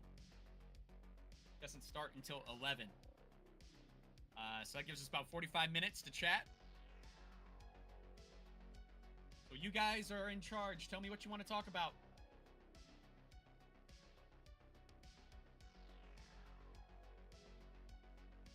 I'm going to stop the screen share for a little bit. Women's coach made inappropriate advances or comments, then it was covered up. Aha, yep. I knew it was something like that. I just couldn't remember the exact... I knew it had to do with the women's team. That's all I could remember.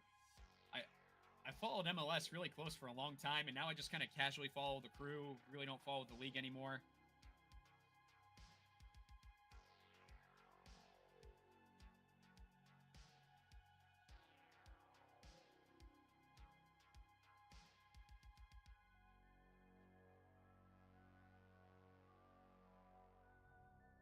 This has been a really exciting way to start futsal season in the U.S. You know, we're going to come out of this weekend. Then we'll have about, a month that we have to suffer through without some good old-fashioned futsal. And then American play will start. I don't know yet when the NFPL begins their play, but I think they typically start in December, don't they? And then FCS will be starting in November. I'm just ready for futsal. All of it. Give me all of it.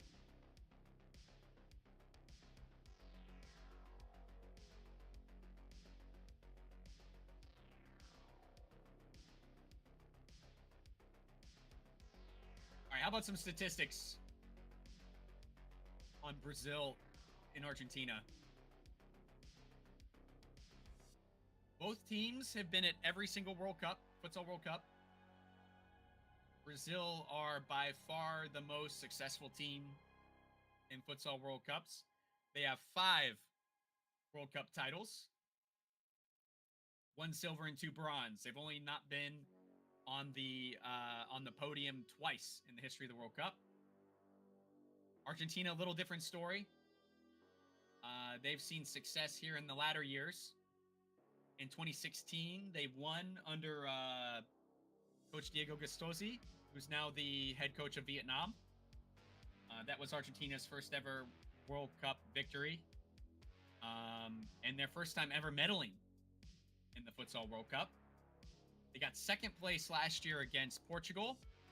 And so they find themselves in the final match for the 3rd year in a row.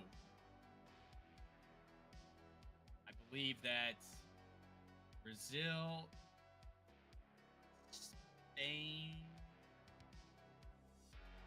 I want to say actually Italy are the only other countries to do that in to be in those final matches three years in a row.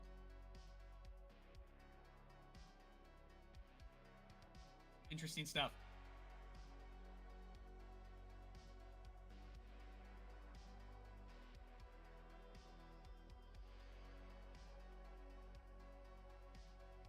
I'm ready for futsal as well. Yeah, I'm excited. I'm excited to get to work. You know, I've been fortunate this season. I've gotten to see kind of how things work on the inside. So hopefully I'll be able to make content that's a little more intelligent for you guys now too, off of the back of that experience. I think it's going to help me grow as a person. Italy's been struggling recently, Luke, which I find interesting as well. I mean, they've got a professional league. They got a ton of great players. And they weren't even in the playoff for those last 2 spots. In fact, I think... what was it? It was Croatia and the Netherlands were the 2 teams that made it through off of those contests. And I want to say they faced Serbia and Croatia Or no, Croatia made it through. Finland and Serbia, excuse me, I believe were the two.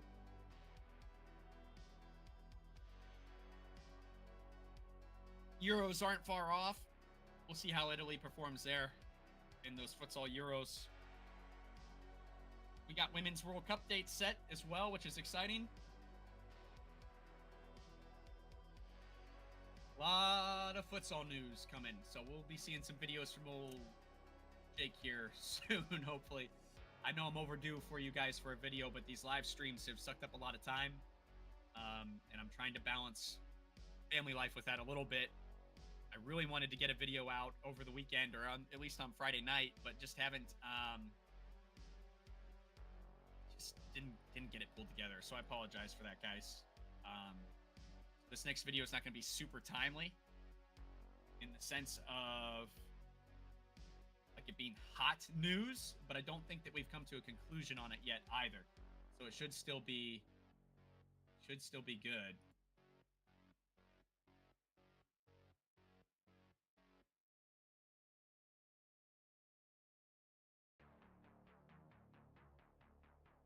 But I want to talk about I want to talk more about Miguel Rodrigo.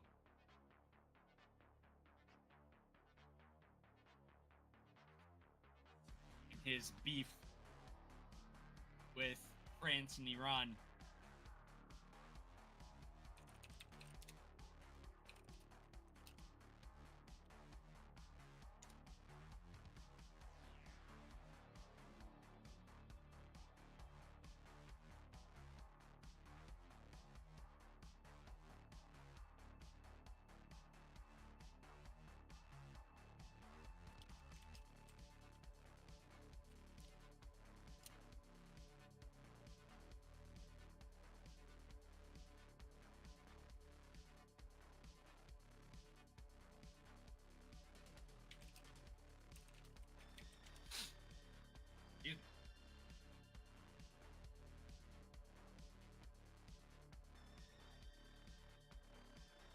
Who are the favorites for the women?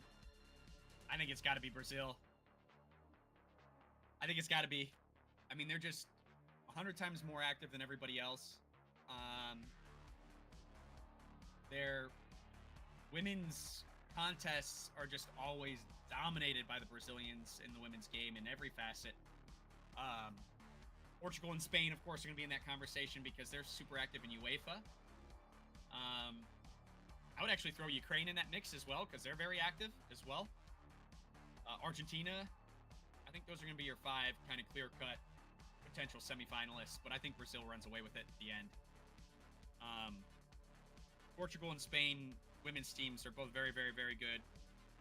They'll be entertaining. The rest of the world, too far behind. Too much ground to make up. They're going to be participants. They're going to be happy to be there.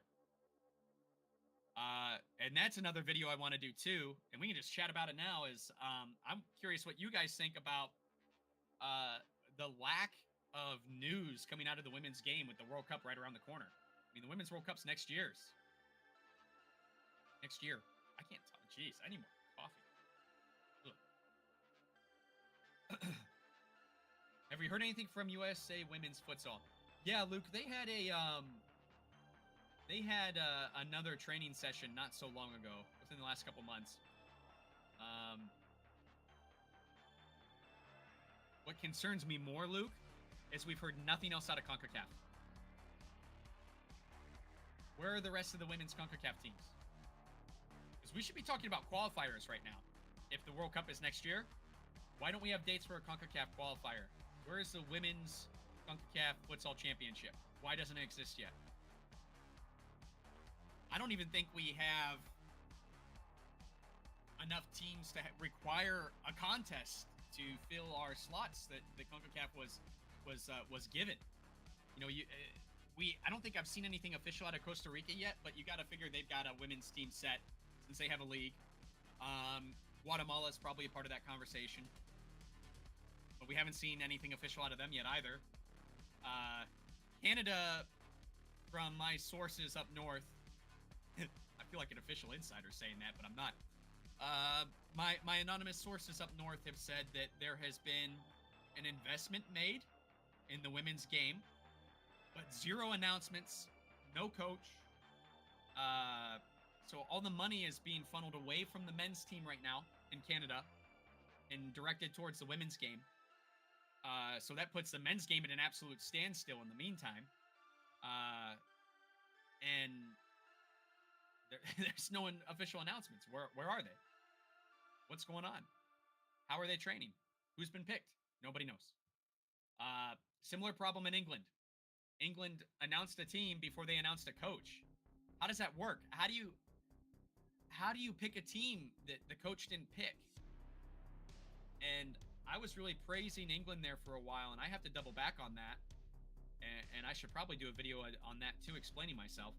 But I was really excited to see futsal people taking care of futsal in England. But that is really a hot mess right now. Absolute hot mess. You invited Marcia to be on the show, right? I did a long time ago, Luke, but I haven't bothered her since. I got a vibe from the emails that, she said she was interested, but I think with everything that was going on at the time, that was at the time that Dushan's situation happened. And I think everybody kind of got nervous. And the sensitivity of what was going on there, the relationships for everyone involved. I didn't know Dushan at that time, but I could just feel the entire vibe from the futsal community was very retracted. Everybody kind of wanted to dial back in and kind of keep to themselves for a bit and let that dust settle. And then I never re-pursued. There's a few people I'd love to chat to in U.S. scene. We talked to Rob Andrews at United Futsal. My intent from that was to also talk to USYF, talk to USFF. I dropped the ball. I will own that publicly here. I dropped the ball playing some phone tag with Keith Tozer. I should have had him on already. And then I did not follow up. That's on me. And then I got crickets out of USFF, which is unsurprising. They suck. They don't follow up with anybody unless it's about putting money in their pocket with a tournament. They don't care. So I'm not surprised by that. And I'm not afraid to say that publicly. They're welcome to prove me wrong. I would invite it. But they're only in it for themselves. They're not even in it to support U.S. soccer like they're supposed to. So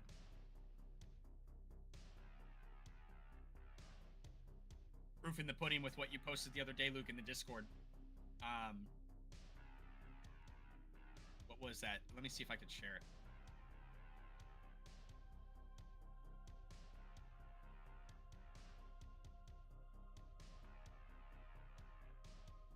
Actually, Luke, you know that post? You know what I noticed? That post is from 2022. So did they reshare something from 2022? I noticed Keith is doing that a lot recently too, where he's like reposting USYF posts from like 2-3 years ago in all of the futsal groups. And I don't understand if it's a boomer situation where he doesn't realize he's posting memories and not recent stuff. Like he's just so automatically posting stuff that he doesn't even notice. Or if it's something else, or if he's just trying to generate content out of nothing because nothing's going on in USYF. I don't know. No, I noticed that after I commented. No, you're fine. Don't worry about it. I mean, it kind of proves another point, doesn't it? Same point, but different.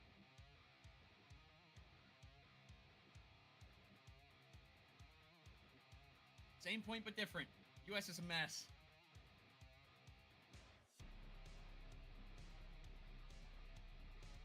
I've said this before, and I'll say it again. The United States and England, I feel like, are in positions where if they really invested in futsal and made a professional atmosphere, they could change the game. Two major markets for sports, particularly in the practice of football, that if they could get some eyeballs and get some momentum, they could potentially change the game for a lot of other surrounding countries. You know, UEFA, I give a lot of credit to in a lot of ways because they do more than any other regional federation when it comes to supporting futsal. But they really don't have any competition in that regard. It's a low bar. Could they do more? Sure, of course. But do they do more than anybody else right now? Yes, absolutely. But like CONCACAF, zero interest, zero care. Look at the CONCACAF championships.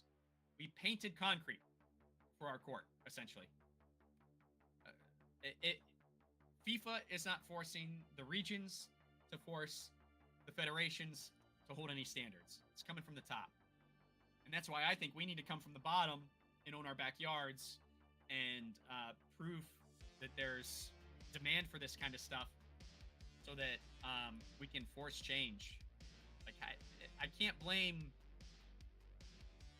a federation for not investing when the region isn't making them and there's no massive outcry from the fans. Like when I think about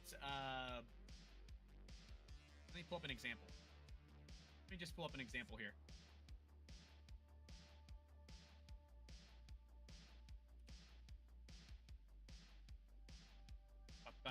Here we go. Well, okay, I can't even use this example. U.S. extended national teams posted on Facebook about the recent men's training camp, but not on Twitter. Let me go to Facebook then.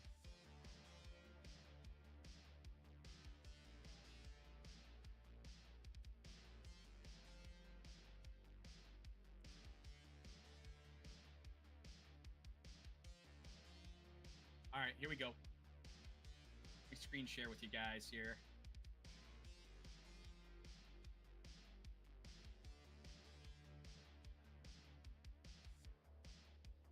I don't want to disrupt. Oh, actually, you know what?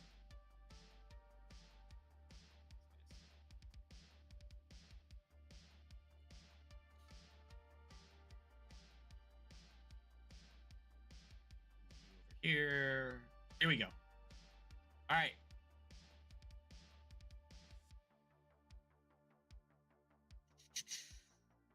Here we go. Oh, I'm guilty of this too. Whoops. How did I miss this one? Yeah. Okay. So take a look at this. This is a post about the U.S. Futsal men's national team doing their clinic out in Virginia. There was a new outdoor facility opened. And so the boys and the coaching staff went out and did a camp with the kids, kind of do some community outreach, which I thought was cool. I think that's a really great thing that they did, and I think it's a great component of improving the game because we're really not tapping into enough youth in this country in general for futsal or for outdoor, honestly. But I just want to, what I'm trying to point out here is the interaction, the engagement on social media. So we've got, this post is almost a day old, got about 50 likes, 2 comments. All right, here we go. So here's one from a day ago. Just over 100 interactions, 8 comments. So getting better. 12 shares, getting better. But when you look at, for example, where's the Paralympic? Like when you look at these like charity-based teams, well, actually, it's trending in our favor here recently. I was going to say, more often than not, we see more interaction with like the Adapt and Thrive initiative stuff than we do with futsal. There's a period of time where the power chair team was getting like a few hundred likes and comments per post, and futsal was getting like less than 10. And I was proven wrong here just now. It looks like our interaction's pretty high at the moment. I think that on the backs of CONCACAF, people are really paying attention because of the just abstract failure that it was in the view of the fans. So it looks like it's getting better, actually. We really need to do more of that. We need to support, even though I don't agree with a lot of the decisions of U.S. soccer, we still need to support the boys that are there and trying to make it better. Gotta prove the concept. Have to. Good call out, Luke. That's awesome. Yeah, so my weekend project right now is figuring out commentators for FCS, speaking of that. So, I don't know if Garrett's watching, but Garrett, I'll be sending you an email here probably tonight. Games that need to be covered.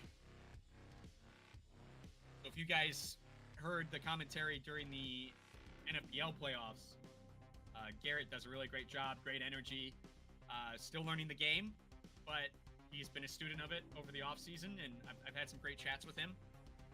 He reached out and was interested in doing commentary for FCS, and I'm really excited that we'll be able to onboard him in a lot of ways. So I'm just trying to look at the schedule and figure out a clean way to share that with him so that we can get things signed up. But he will hopefully be the voice of FCS in a lot of ways, and then we'll have I think Jared Klepall as well, who does a really nice job for Lansing City's USL 2 team. He'll be coming over to the futsal side. He's got futsal experience. He played in MLF, so he knows the game really well. He sounds great on the mic. He's got great energy. I think he's going to bring a component to streaming to US futsal that we haven't had in the past. Him and Garrett both. Ruben, when he does commentary, I've always really loved Ruben's commentary for NFPL. I've also really loved Rudy, of course, friend of the channel. That's where it all started. So I would love to see, if the cards fall into place, we can have some really great voices for futsal and FCS, which is awesome. You guys might hear me jump on the mic because I already know that there's a couple gaps in the commentary schedule that'll need filled. So I apologize for that ahead of time because my commentary skills are not great.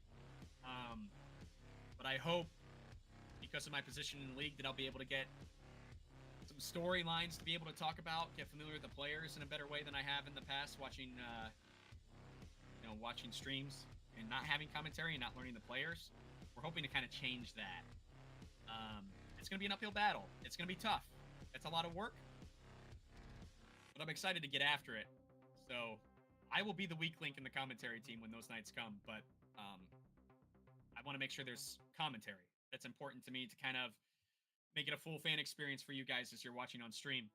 I was kicking around the idea of streaming watch parties for FCS games, but I think that based on my role with the league, that's not going to be possible. I think I kind of need to be on call in case there's a problem.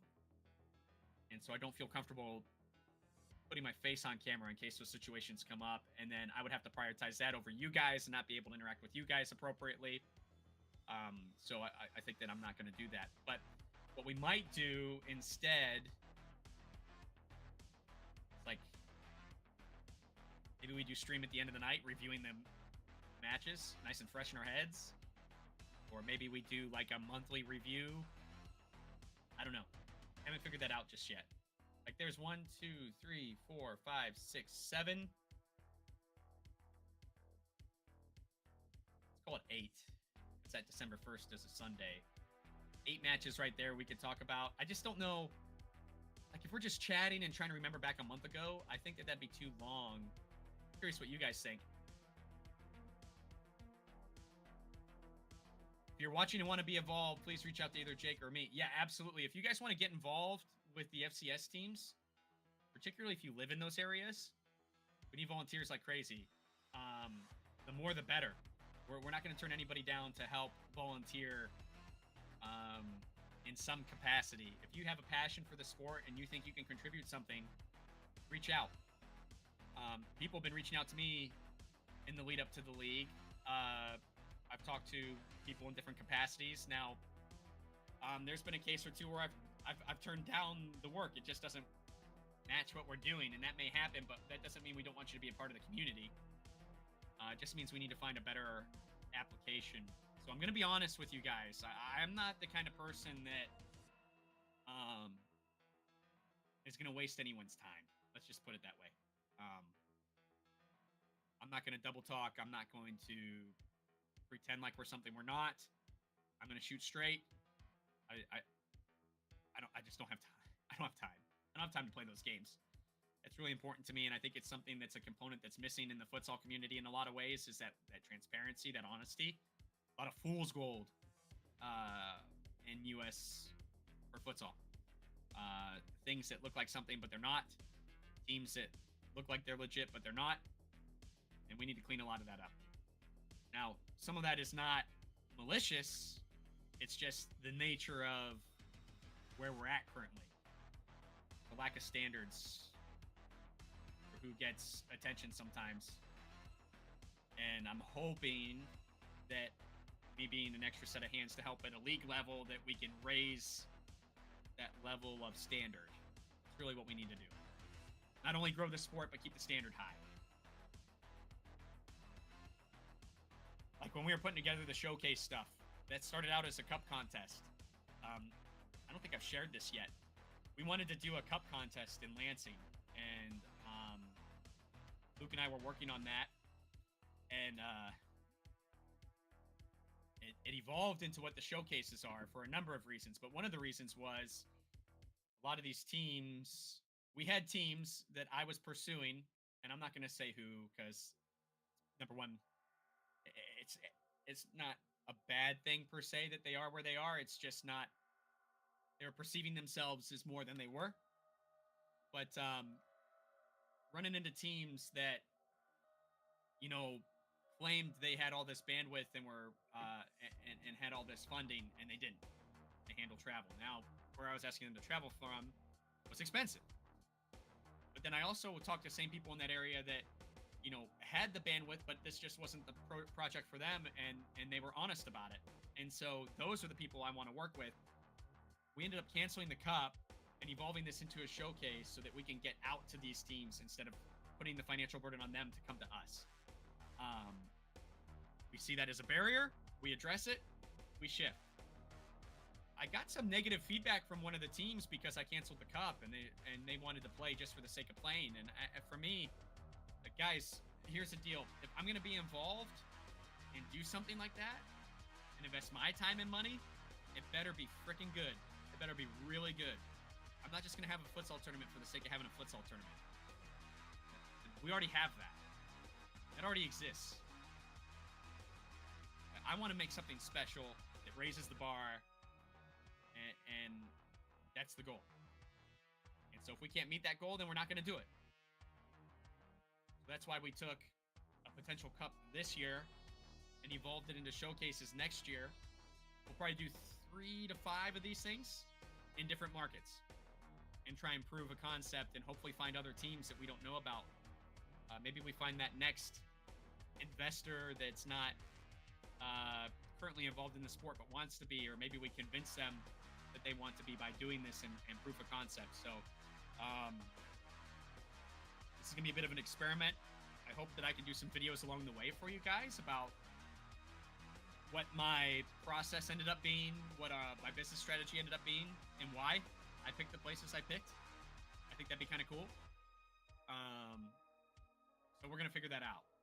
We'll figure that out. We'll talk about it and hopefully create some exposure and kind of highlight some of the issues that U.S. Futsal has right now. And I don't mean U.S. Futsal national teams or USFF or any of those guys. I mean the U.S. Futsal community. Birmingham, Alabama? Yeah, that's a good shout. They got a hell of a men's pickup team out there that I see on Twitter. It'd be cool if... Luke, you want to know something interesting that's really been weighing heavy on my mind? Remember when we covered WFL? Do you remember that? Not far from Birmingham. Is there a chance to build up a little division down there, I wonder? I think I'm going to reach out to those teams. Just say, hey, whatever, you know, do you want to get on a call and talk to me about what happened and why it failed, and can we address it? And what do you think about a weekend event? You have actual futsal players that we can make a good event. Does it need to be hosted in Fayetteville or Birmingham or Memphis? Is that where one of our showcases is? I'm almost more interested in that. And I don't mind sharing this with you guys because I want people to grow the sport. So if you guys find out there's a way to grow the sport, if you steal one of my ideas and implement it, great. do it. Like, I'm really not. Let me preface this by saying this: I'm not calling anyone out, and I'm not this is not to belittle anybody. I want to make sure that this comes across correctly. Like, I'm not interested in playing with the teams that already exist and having them hosting these showcases. Really, um, it's definitely going to be a component and it's going to happen, but it's not my first priority. I'm not interested in going to. I don't even know how to do. Like that. We're not even going to go to Lansing. I don't think anymore. Like we don't need to go to the Lansing Arena after we start FCS. Those teams are going to be showcased, like naturally, by us raising the bar and streaming in FCS. We don't need to be in the arena for a showcase. It doesn't do anything. We're already in that market. We've already identified the player in that market. Very big player. It's very well established. They don't need our help. They're a great host in a case of a cup. But this new mindset that we've decided to shift to, like, do I really need to go to Phoenix? Do I really need to go to Santa Fe? Do I really need to go to Baltimore? I don't think so. I don't know. I'd rather find a market just outside of there that isn't being utilized and drag those teams there. Like, hey, if you guys really want to grow the sport, then the teams that already exist should be coming to other markets and advocating for futsal. That's kind of my new mindset.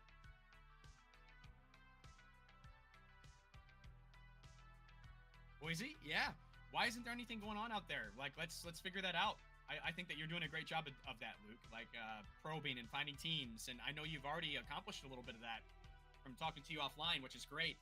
You know, selfishly, I'd love to have one in Akron so that I can kind of do a dry run in my backyard where I have more control over the audience, advocating for it in the streets, making that first one a real big bang, knowing I have a quality facility, encouraging my local futsal people to bring back certain teams, or maybe starting a new one.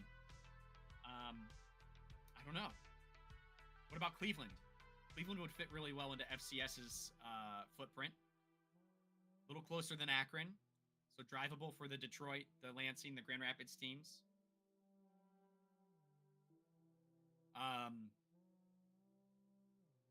What about like a Kalamazoo in Michigan? Is there something there where they fit really good into FCS and can find a quick home? I don't know that we necessarily... That's kind of the argument, right? Like, should this be done within the reach of FCS? Or should it be done outside the reach of FCS as well? That's the other argument. Should we be out west? Should we be out east? Should we be down south? Or we're not as a league? Let's expand that audience. Let's expand the teams. Let's find those ways to form those divisions outside of our current borders. Just concepts we're thinking about. And I'm kind of leaning that direction. Like, maybe we need to get out of the backyard. Like, again, Akron, selfishly, I would love to do. Extremely selfishly. If you guys see Akron announced, that was very, very, very much my decision to be, for me, grow it local and have a lot of control. But really, what we need to do is get out of market.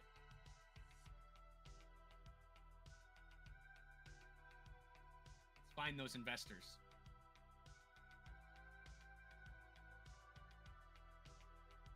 But I'm curious what you guys think about all that kind of stuff.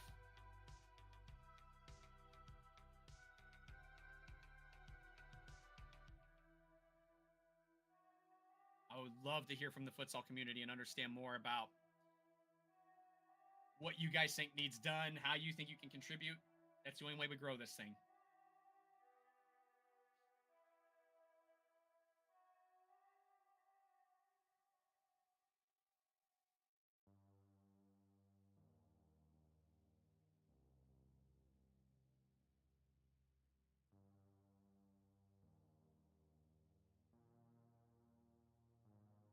Right. We got about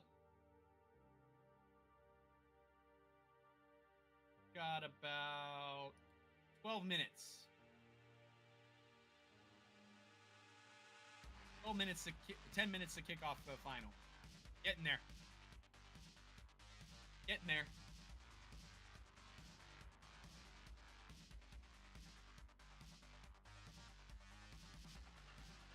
Keel, welcome to the stream, my friend. We're just waiting for the final to start. About 10 minutes to go.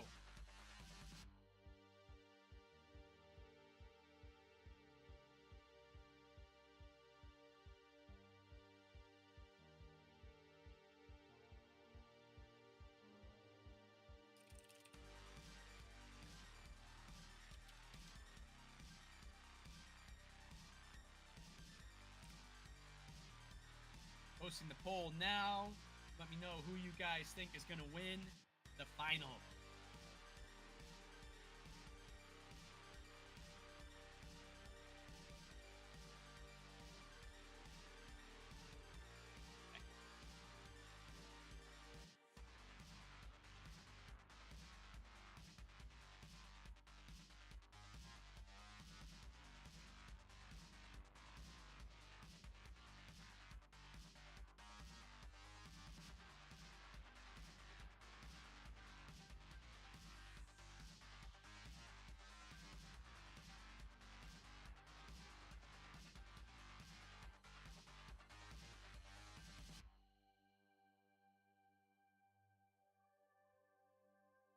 I think this is going to be a really, really good match. I'm hoping. I said earlier in the stream, I've got some concerns that it's either going to be extremely good or extremely bad. Like, it's either just going to be a grind for both teams and just kind of a battle, not necessarily like in a classic way, just like very choppy and broken up. Or I could really see Brazil just taking off with this thing. I think if Argentina's in the driver's seat, I think it's going to be... They've really ran their tournament based on their fundamentals. Not been flashy. And I think that it'll stay that way. It'll be a grind for them. Whereas Brazil's brought a lot of flair to this tournament, as they always do. And if they're the team in the lead, if they're the team that's really driving things, then it's going to be a showcase.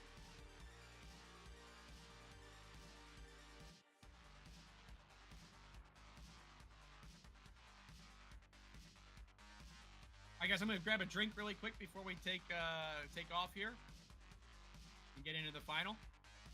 And I will be right back. Chair stream.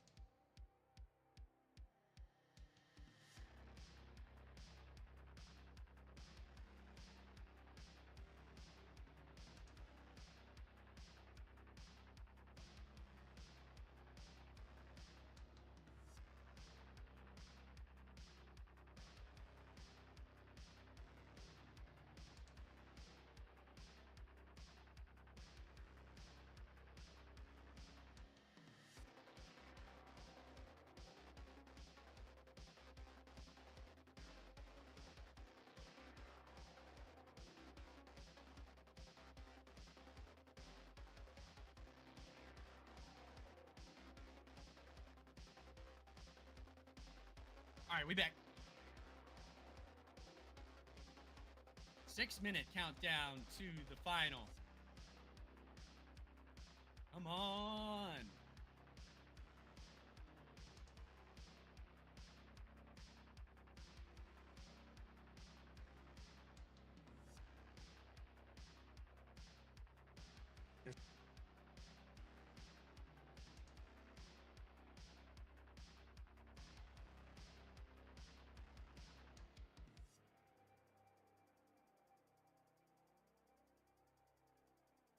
Again, guys, if you are just joining us, first of all, welcome.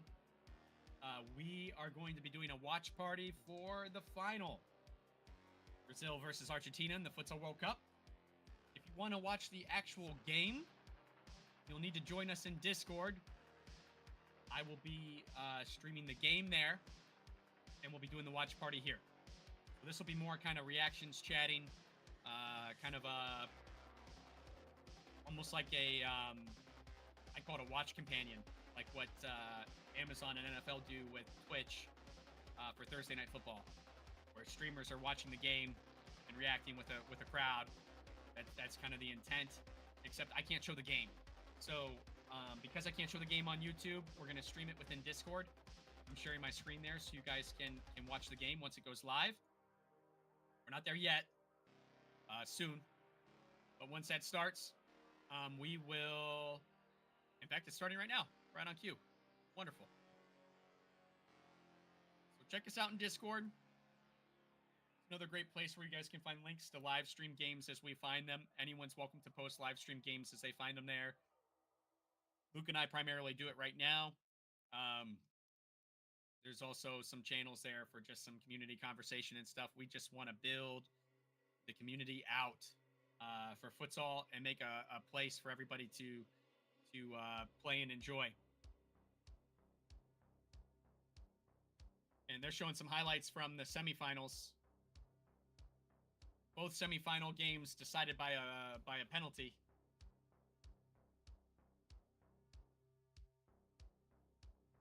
Ukraine almost made their way into the final. And that penalty kick deflected right off the goalie's arm. That could have been a much different game.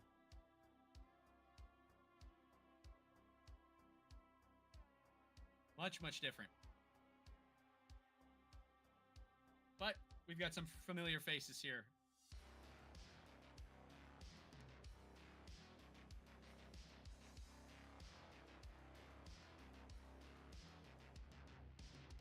Huh.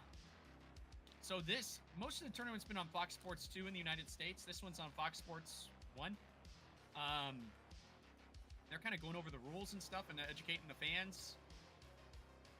A few more viewers this way, hopefully. On FS1. Production's been good.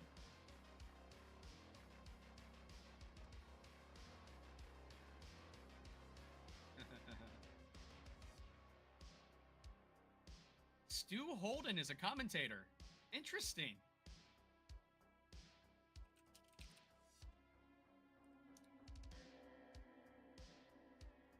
No, Stu got into futsal.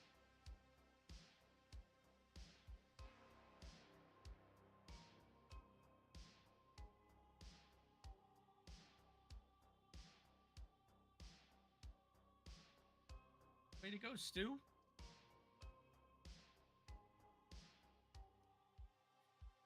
I've not been listening to the commentary. The way I've got my OBS set up, if I need to change that actually. The way I've got my OBS set up is it's actually pulling my desktop audio. So even through my mic, it's going through a program that's pulling it through desktop audio. So I can't do that and listen to the commentary from the game because you guys will be hearing it too. And it'd just be a ton of noise. So I probably need to change that. I need to mess with that a little bit.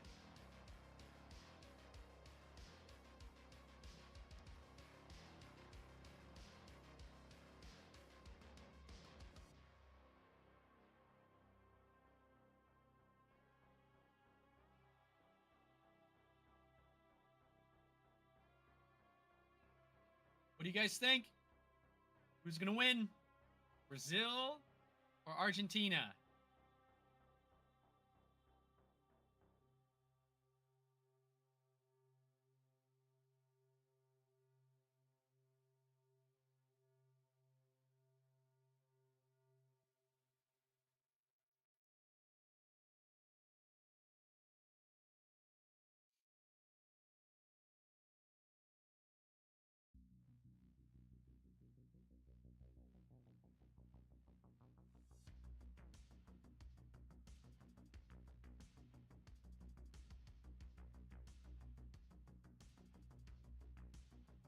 here we go.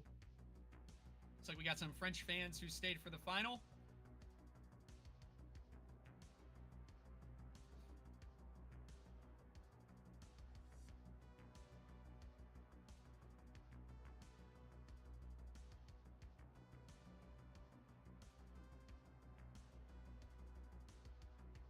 Curious locals, of course.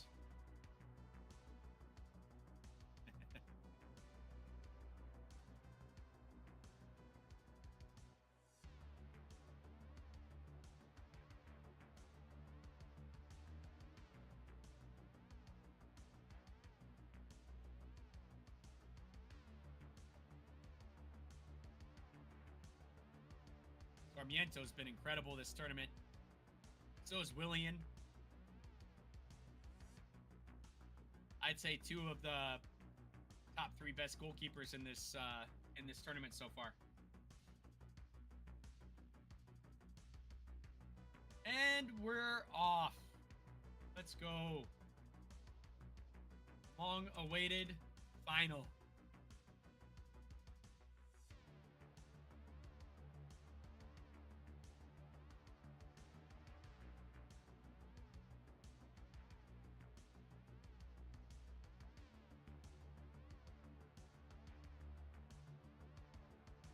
Already seen from Argentina some of that. They seem to always be looking for the pivot there in the middle with a lift. Seen a lot of that out of them.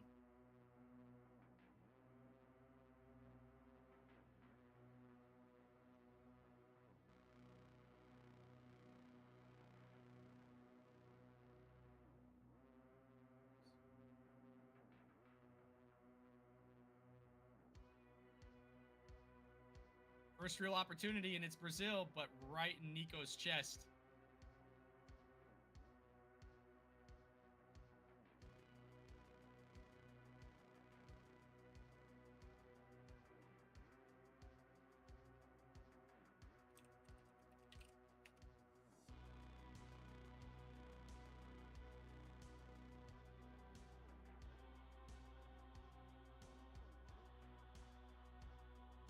Not a bad volley.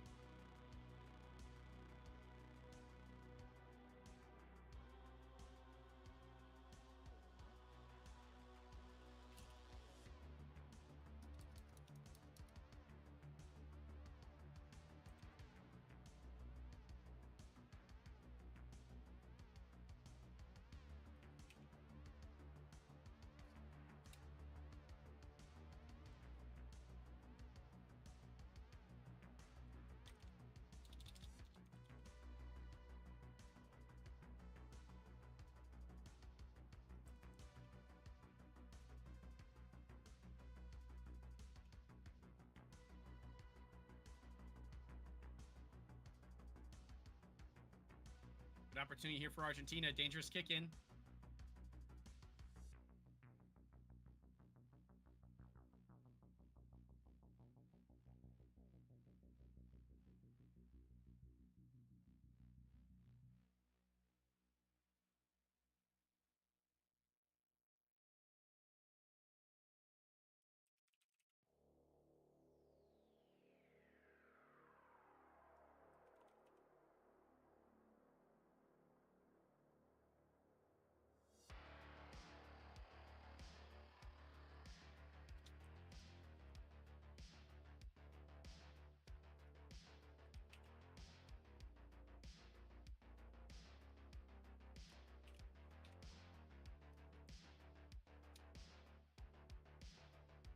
Right.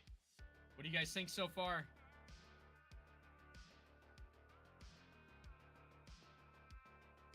Big time rivalry, of course, between these teams.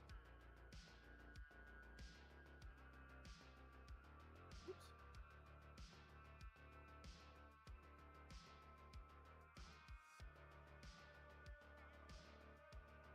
See what we get.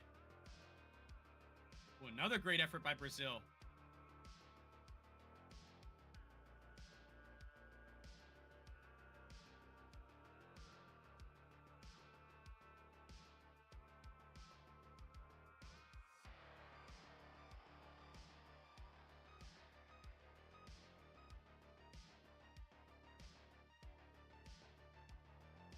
Argentina's going to have their hands full for sure this game. I don't think there's two ways about it. Just a matter of how much control they can retain.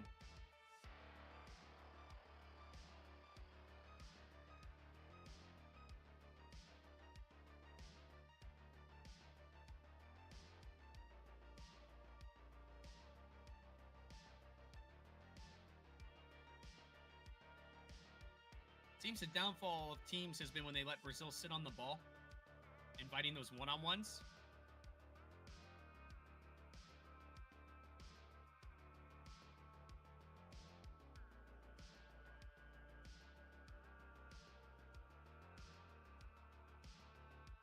Brazil is just so good.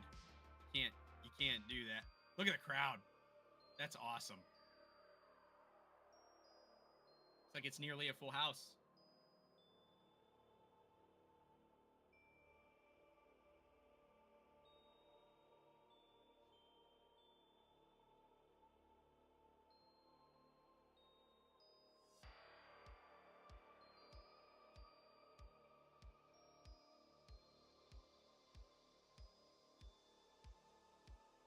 Like this right here, you cannot allow.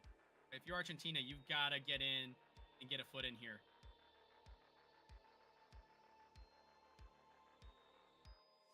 Cannot invite them to do one-on-ones.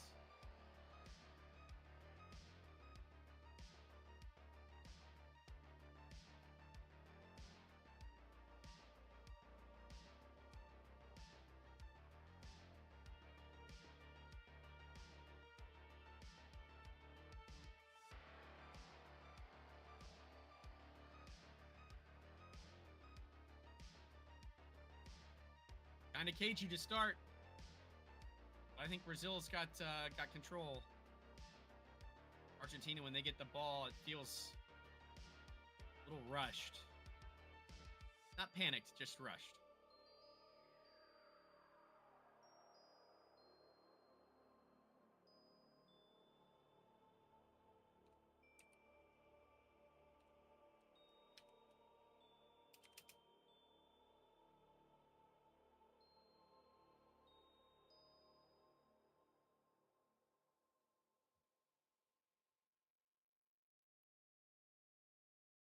Federal.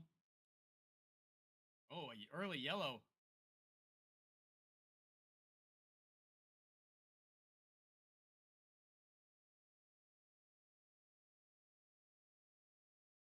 Early yellow for Argentina.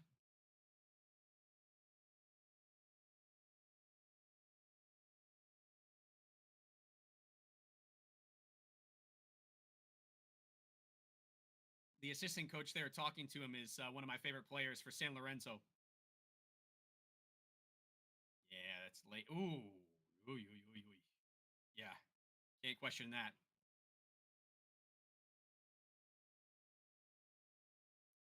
Yeah, I mean, it has to be.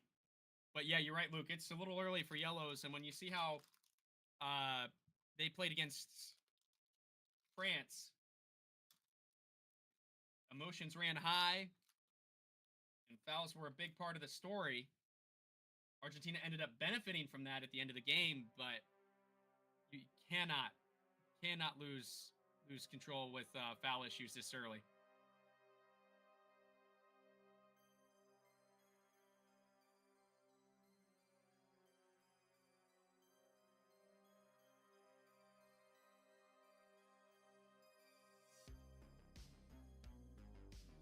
Look for a lot of long ball like that from Argentina. Big part of their game.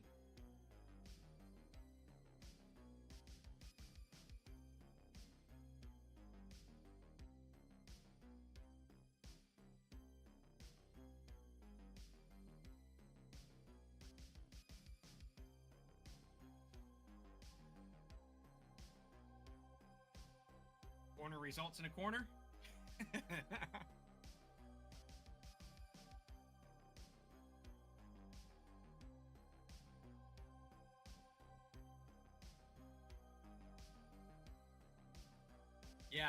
Yeah, Luke. It actually, I'm not a fan of this strategy, personally. I don't like the long ball. I don't like the long lobs in the air.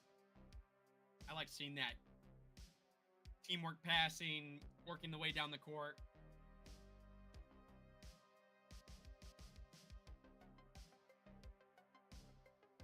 And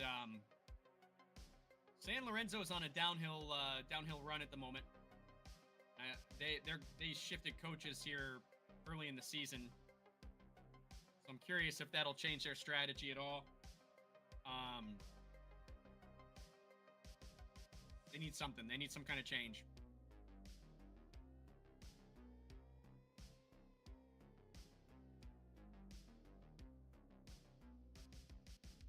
Oh, almost got Willian off the line. Whoa.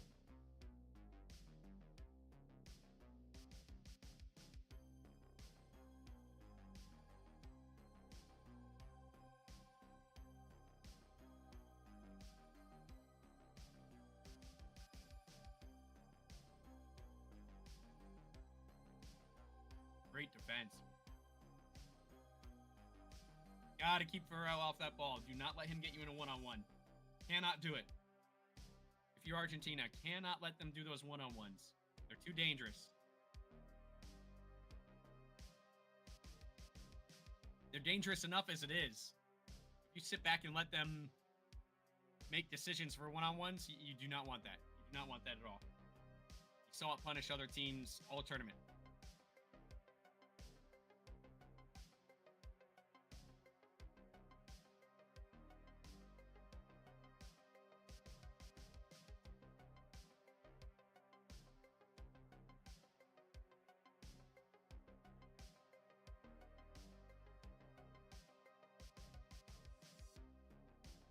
The other thing about the long ball too, Luke, like you said, San Lorenzo does it a lot. Sarmiento's distributions when he does long balls are a lot better than Ben Cheek's are for San Lorenzo. But so many balls are wasted. Like, you get the ball, finally got Brazil, for example, you get Brazil off the ball finally. As a goalie, you get a chance to restart. You do the long ball, and it gets thrown out the back, or it's immediately intercepted for a header. And Ben Cheek struggles with that more than Sarmiento does. And I think it's because the way the national team's playing this long ball is they're standing on the top of the arc and receiving there and hoping for a turn and shoot. Oh, great save for Sarmiento. Argentina's defense very much under fire. Hey, there's our FIFA guy. What's his name? Head of FIFA. I didn't know he knew futsal existed.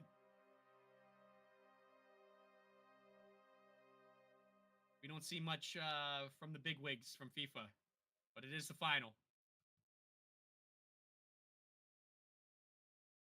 He got to enjoy making some big announcements this week too, which is awesome. Brought us a lot of joy.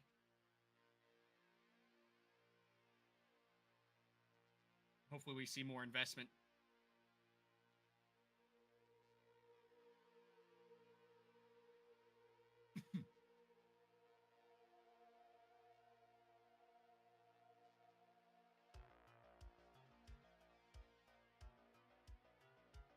But only the final games exist. Yeah. Yeah, and he thinks Messi and Neymar are playing. Yeah.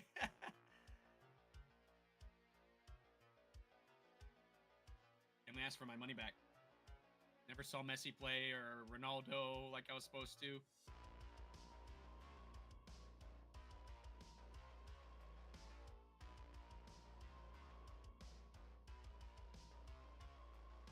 Like the poster said. So, I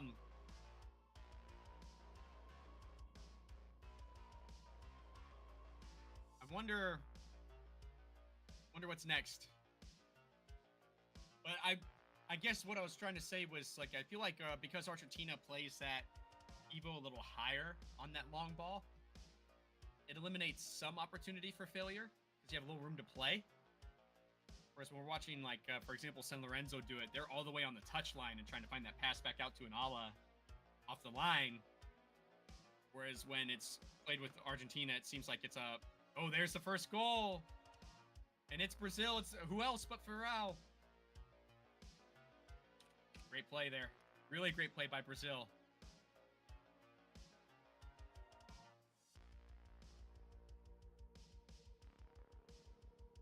Perfect return for Farrell from injury. He gets to do it at the World Cup. He's been instrumental.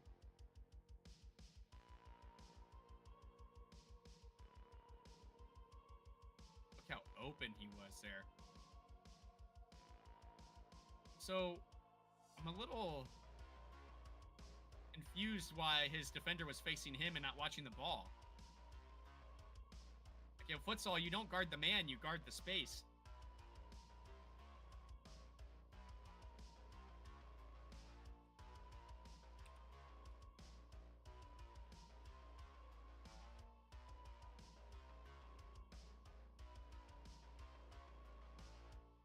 Ooh. Instant opportunity for Argentina.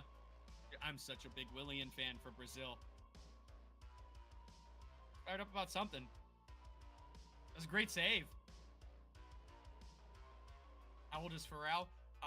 Early 30s, mid 30s.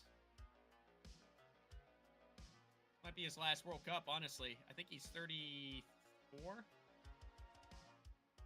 33, somewhere in there.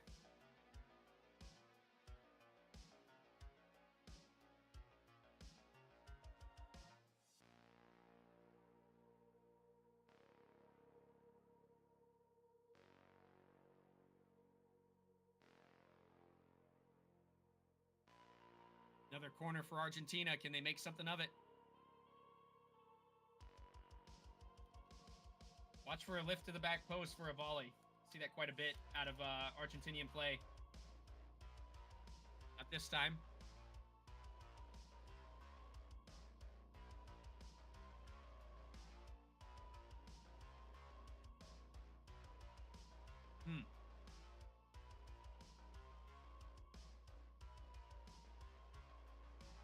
Sarmiento called into action there.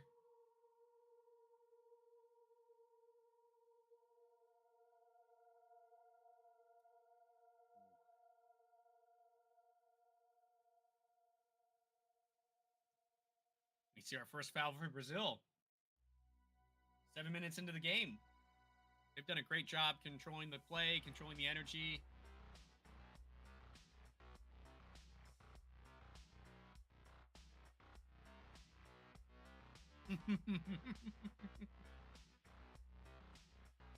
Futsal goalkeepers are the craziest goalkeepers. And goalkeepers are crazy anyway.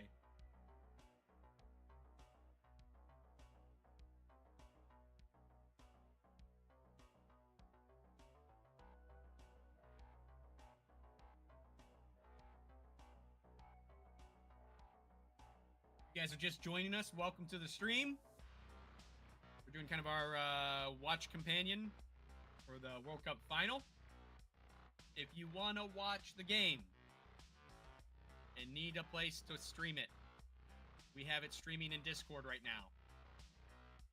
I can't do it on YouTube, but Discord allows me to share my screen and share the game. So that's where we're at. Feel free to join the Pivo channel there, and you will find the game streaming.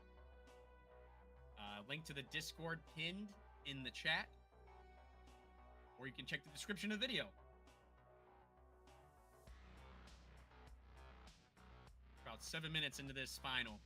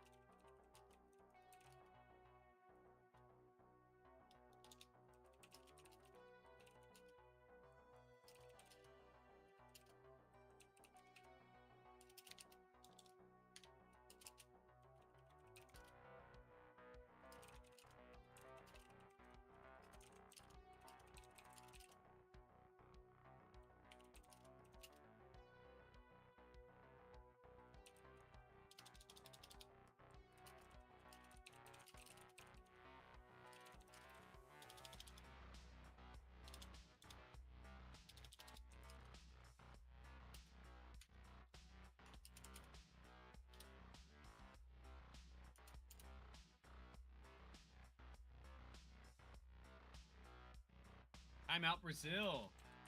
Interesting. I see something they want to adjust.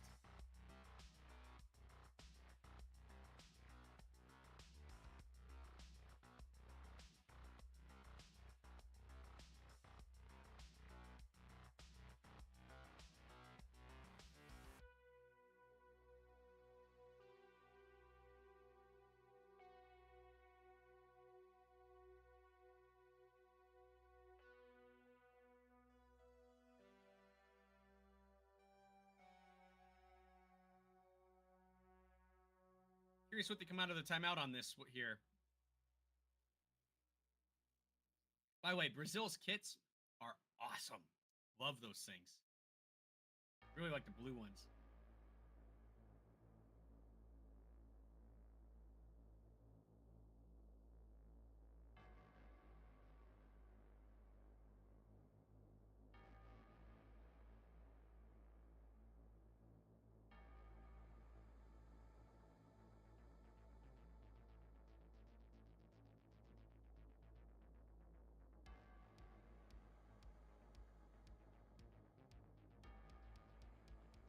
That's interesting, Luke. I've never thought of an extra timeout for half before.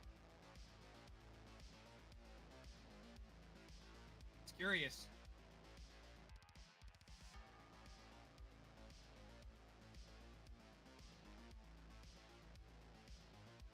Ooh. Tough challenge.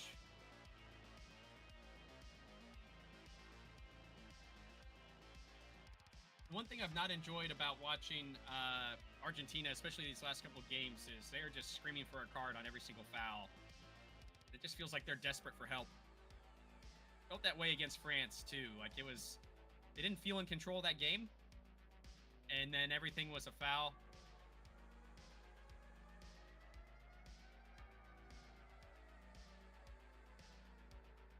Was a card. Like, everything they thought was a foul was a card.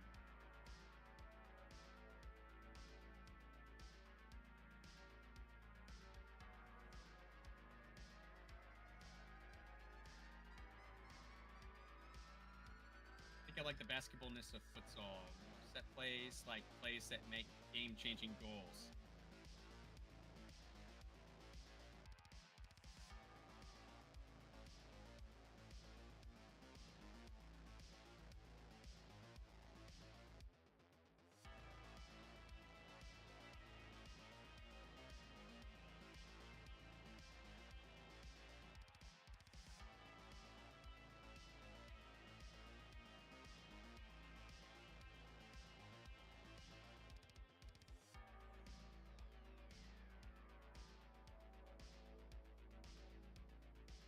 The review, what are they looking for here?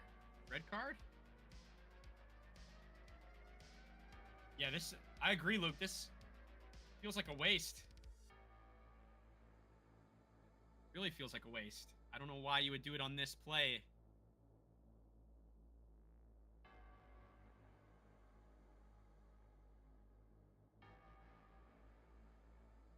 I mean, it's hard. But I think he's just late. I don't think it's red card worthy, I don't think. Let's see what he says. Here we go. After the review, there was an offense with reckless manner. Final decision, no red card. I think that's the right decision. No red card. I think that's the right decision.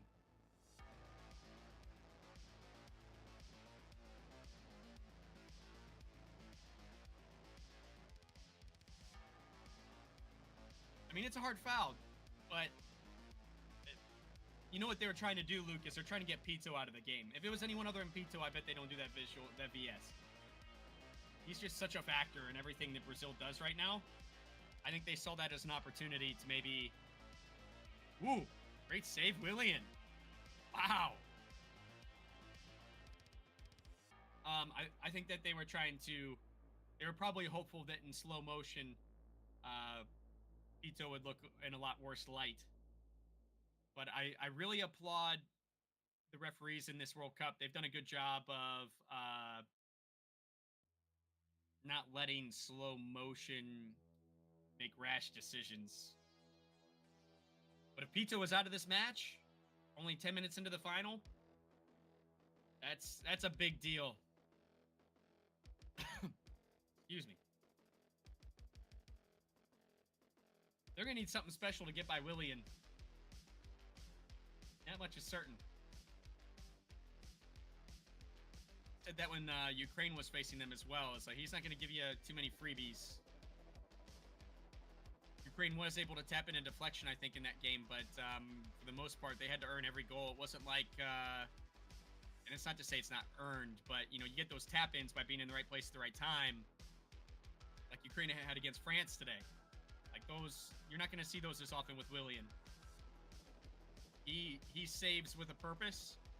He directs the deflection with a purpose. That's what makes guys like Higuita good, Sarmiento, Willian. These guys don't just make saves. They dispose of danger. Ooh. No tape. Yeah, Willian's a beast, dude.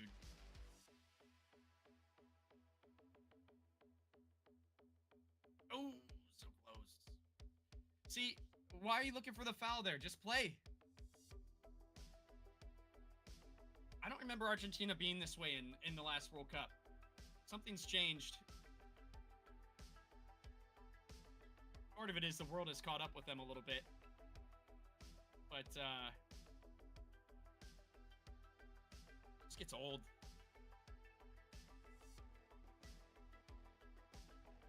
And then you're crying wolf as well. It's just kind of hurting your case.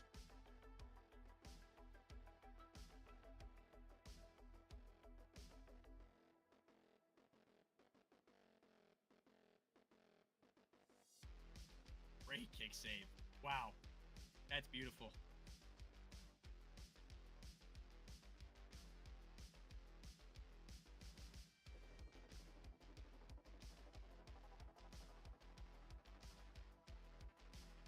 So far, I'm happy with the match, though. It's been really fun and entertaining.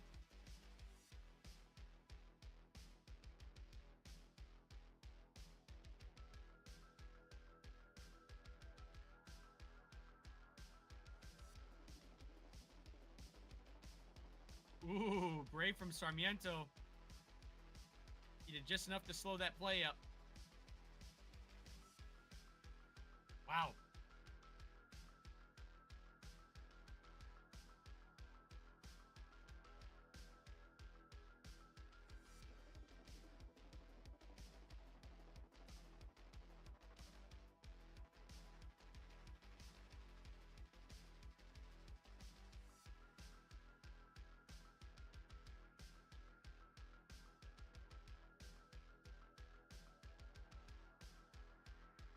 Be in support of a professional U.S. futsal league if it was considered a retirement league. You mean kind of like how MLS started, where they kind of had that bad rap of kind of being an elephant graveyard?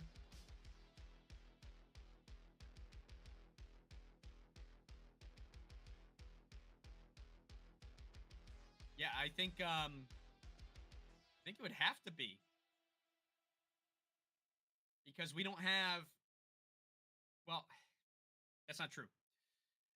Most of the players would have to be foreign, though, I think, Luke, because if it's truly professional, meaning this level, or like an LNFS level, or even an Argentina level, there's no one in the U.S. playing futsal right now at that level. The exception of maybe the few guys that are playing in the national team. But even then, I question. I mean, they'll have their place, just like MLS had to have a certain amount of local guys. You'd have to probably set some rules like MLS did about how many guys from other countries you can have in your squad. Indonesia does that. You can only have X amount of foreign players in your squad. The rest have to be Indonesian citizens. I would imagine that if a professional league here was to actually support U.S. soccer and the other way around, you would have to have something around that form. Uh-oh, trouble here. Good recovery from Argentina. That could have been big trouble. MLS has come a really long way. The pendulum has swung. Like, obviously, there's still these old stars that are coming here to finish their careers in the United States. And despite all our troubles as a country, we are still one of the best places to be in the world, I think. And I think that foreign players see that, especially foreign stars. And I think that the sports market in the United States is unique in the sense that, oh, misses a sitter. Oh, Boruto's going to want that back.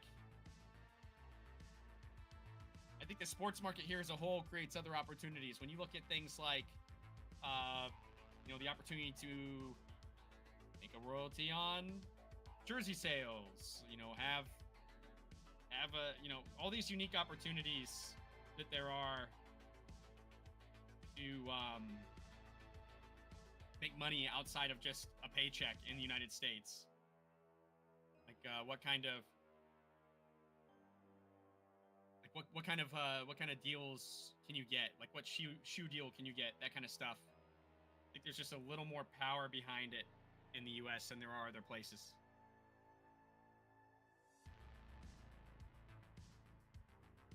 Argentina in a bit of trouble here. They've really lost control in an otherwise even match.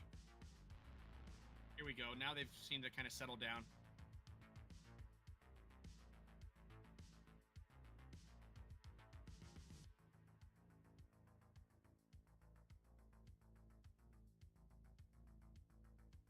The fact they let this shot go.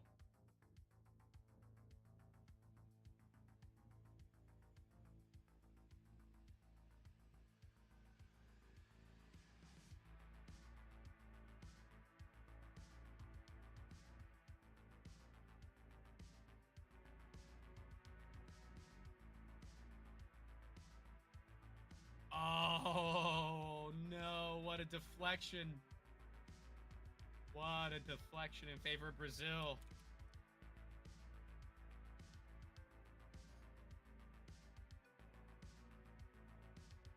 Argentina's in trouble now.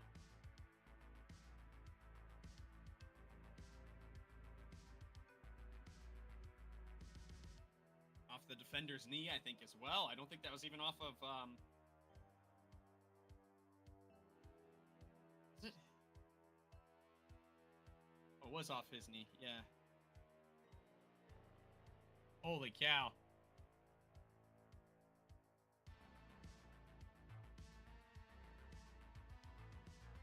Back post. Yep. You're absolutely right. And we teach it at an early age to be making that back post run. That's why. They all count the same. Doesn't have to be a volley. Doesn't have to be a bike. Doesn't have to be anything fancy. All it has to do is cross that magical line.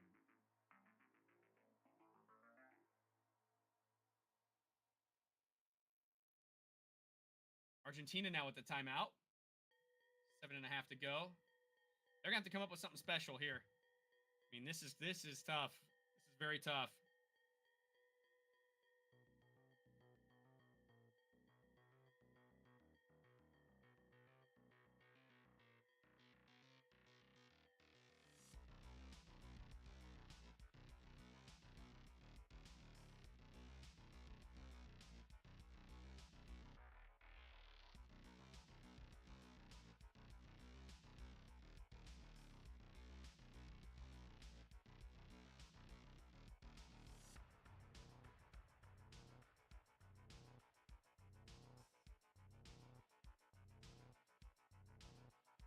All right.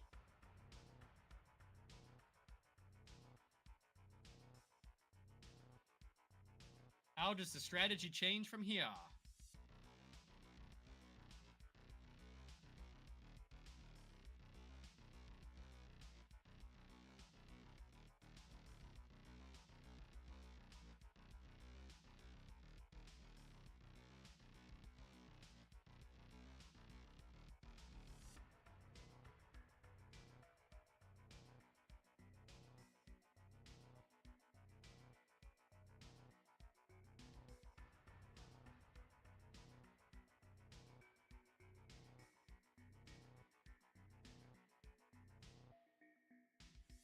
header back in there, but nobody was with him. Oh! Oh, wow, what a scramble at the line. Oh, how fun. Wow. Great play by Argentina. I think that pass was meant to go through to Arrieta. But way to keep the play alive and earn yourself a corner. There's that volley into cyberspace. Outer space, I should say.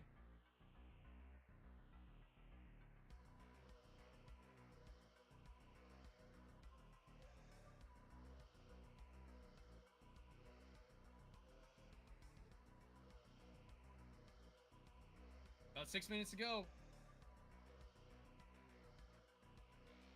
Brazil's up 2-0. In an otherwise fairly even match.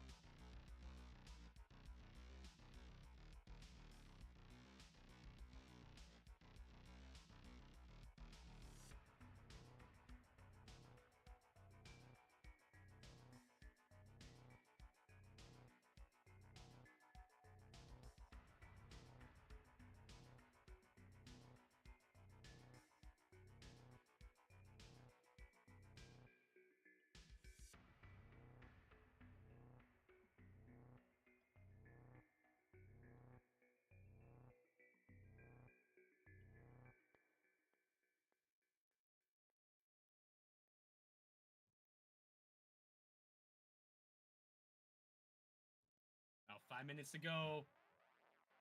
What can come from this? Argentina really needs to pull one back. Statistically, pretty even.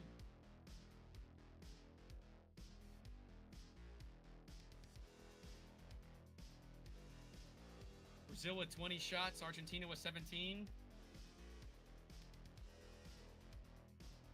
6 on target for Brazil, 7 on target for Argentina. Each with a yellow card, each with 2 fouls. The only place it's really uneven is corner kicks for Argentina with 8. And Brazil only has 2.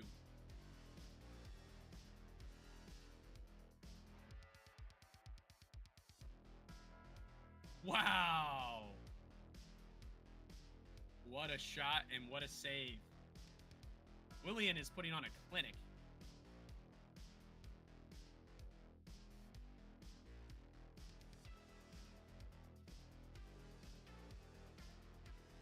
Absolute clinic.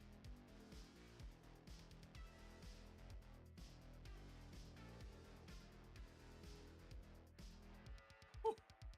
Jeez.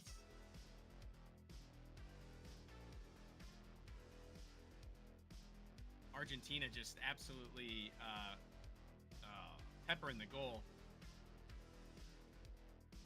Desperately trying to find a way through there, just can't seem to get it.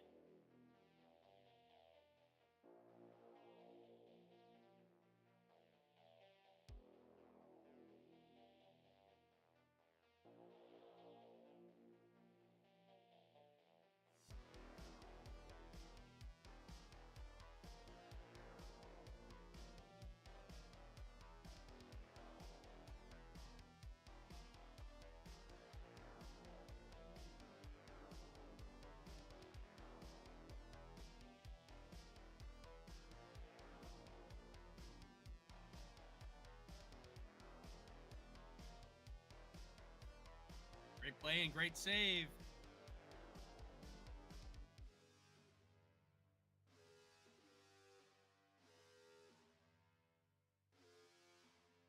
Really enjoyed watching Willian play in the Copa Libertadores for Joinville too when he was with them last year in the Copa Libertadores.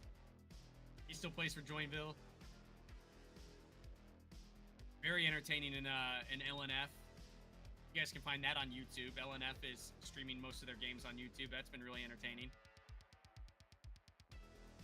Get to see a lot of these guys in action between that and the Spanish league.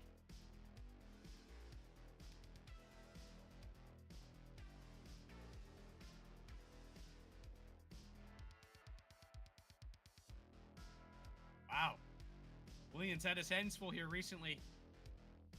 Argentina really pouring it on.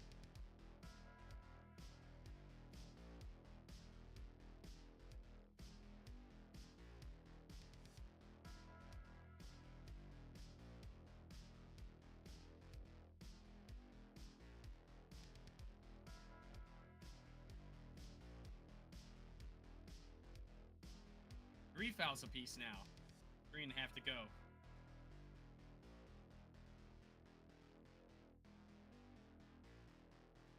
Great turn. Great shot.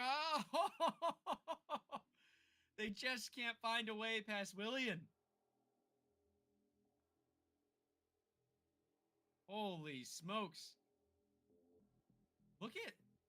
Can you give this man some credit too? Make sure that ball is completely out of bounds before he quits.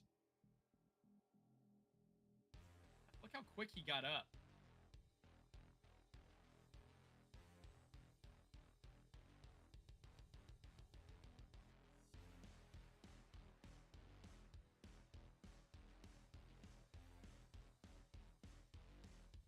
"14 corners for Argentina. Insane.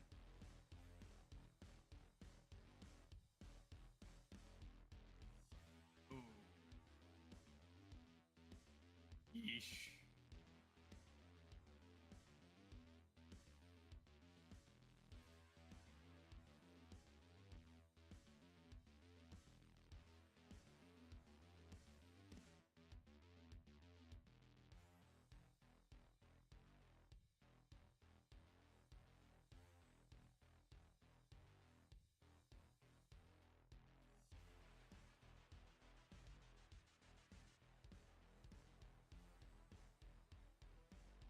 What does Argentina have to do to get a goal? That's a great question.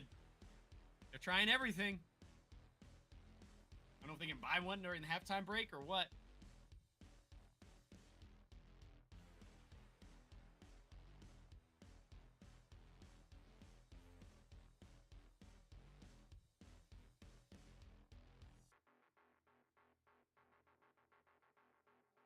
Willian is top class.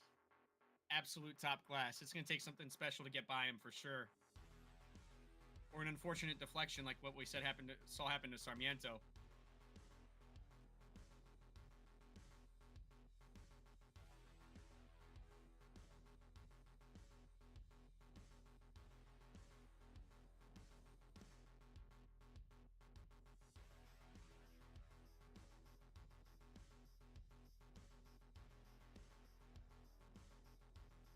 Dangerous place for a foul.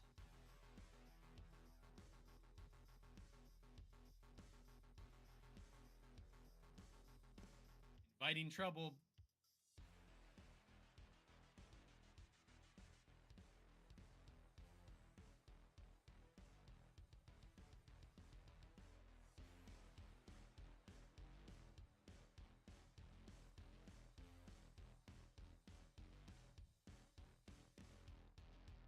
What happens here?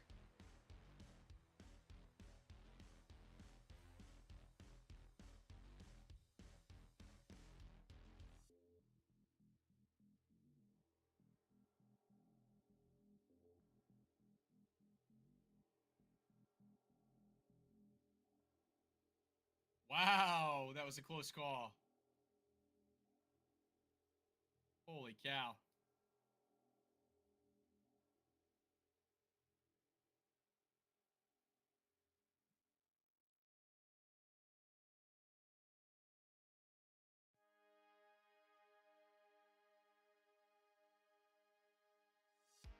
Check out them sendas. Oh yeah, I saw those earlier. Those are the new ones. They just released that color scheme, I think, the last couple weeks.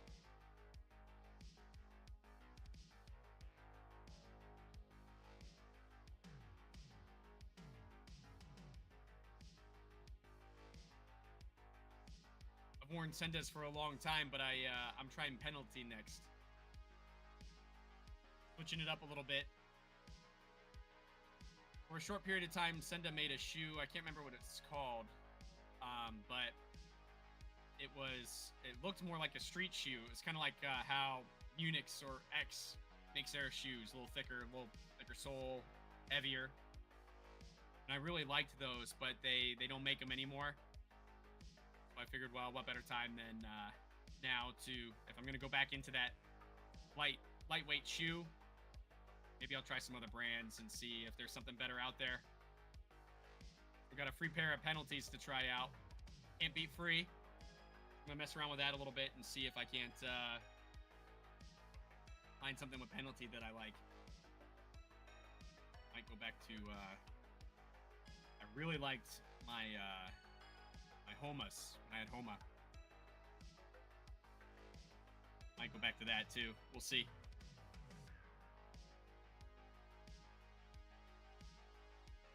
We shall see. Trying this free pair. Got a penalty ball after I... Oh, no kidding. I meant to grab one while I was at the FCS AGM and I forgot. I grabbed the shoes, and I got my brother a pair of shoes to try as well. And then forgot to scoop up a ball. Wanted to scoop up a ball and be greedy, but ended up not doing it.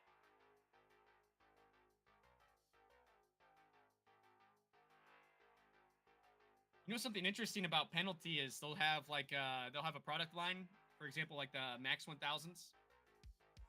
And this is not an ad, by the way, for penalty. I'm not sponsored, but they will have the ball and the shoes all kind of work together.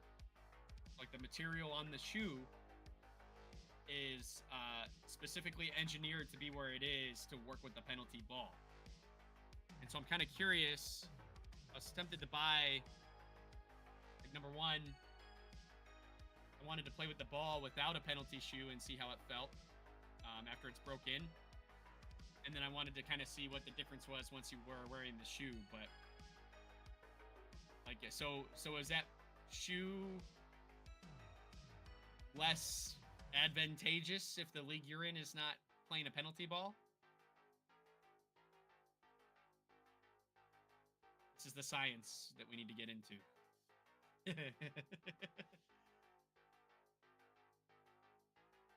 Uh-oh.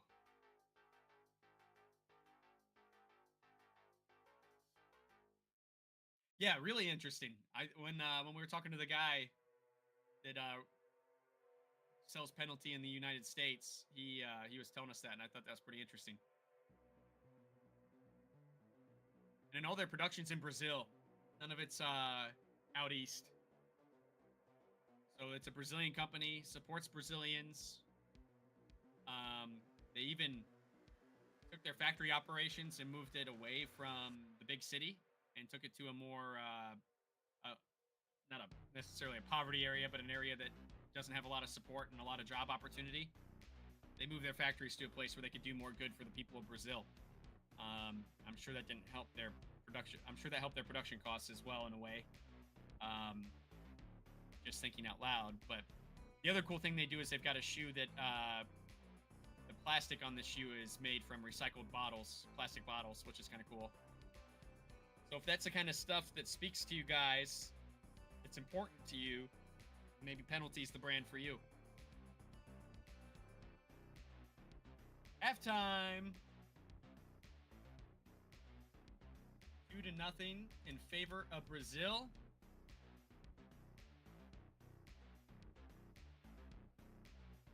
Very interesting.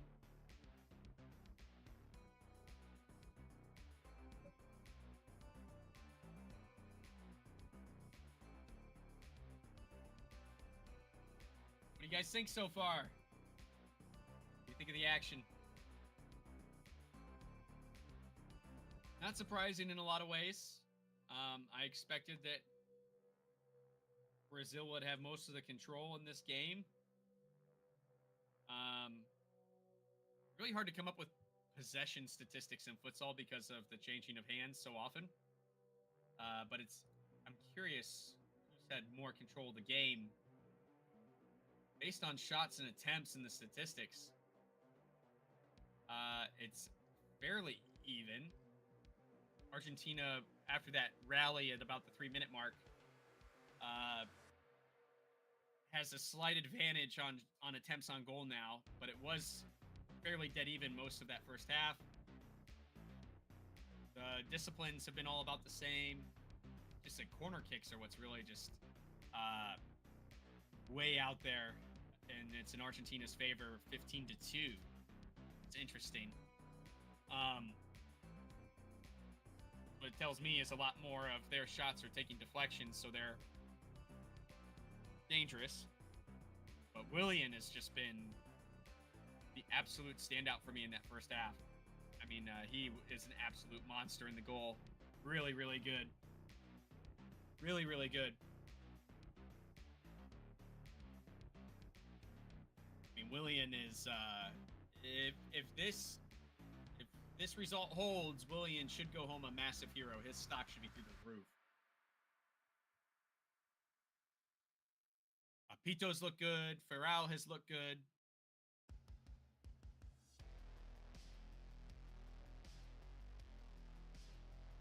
Argentina's looked it looked a little rushed. No, take it back. Just yeah, rushed, I guess is the way to put it. Like, everything's moving very quickly for them, but not in a panicked way. Just their mindset's clearly, let's go, catch them off. Not a ton of control in that first half of the first half, but it seemed like the second half of the first half they were playing with a lot more purpose, getting a lot more result out of it as well. So curious to see what halftime does. Does Brazil come out with the momentum like they did in the first half? Or does a conversation happen to a point with Argentina in the locker room that gilds them into finding that first goal?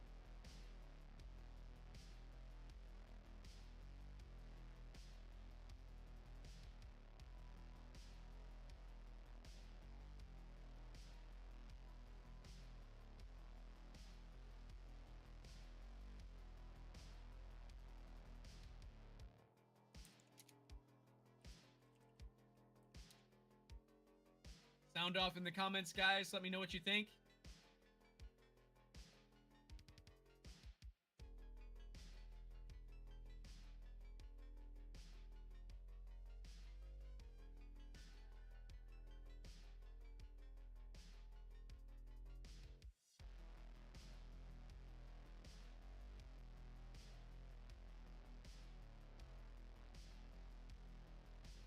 Did your college football team survive last night? A lot of casualties. College football, the teams this year are all over the place with results. And what a storyline for the year they expand the field for the playoff. We could see anybody. That stretch from Ferral to get that first goal. So good. Safe to say he's feeling good since his ACL tear.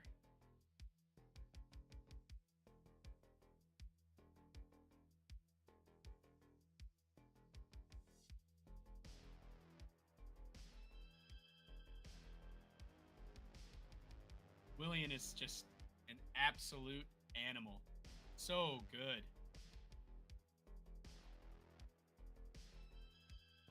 And Nico almost kept that second goal out from Rafa.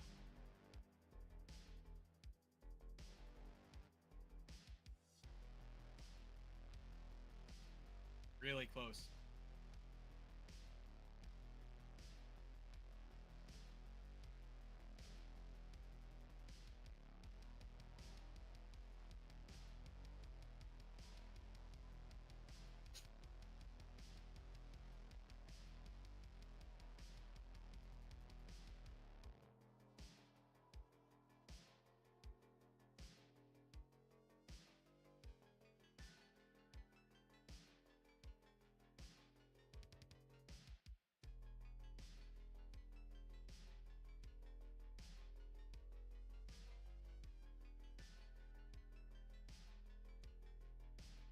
Glad to see some decent coverage too on Fox Sports 1. Hopefully people are watching this morning.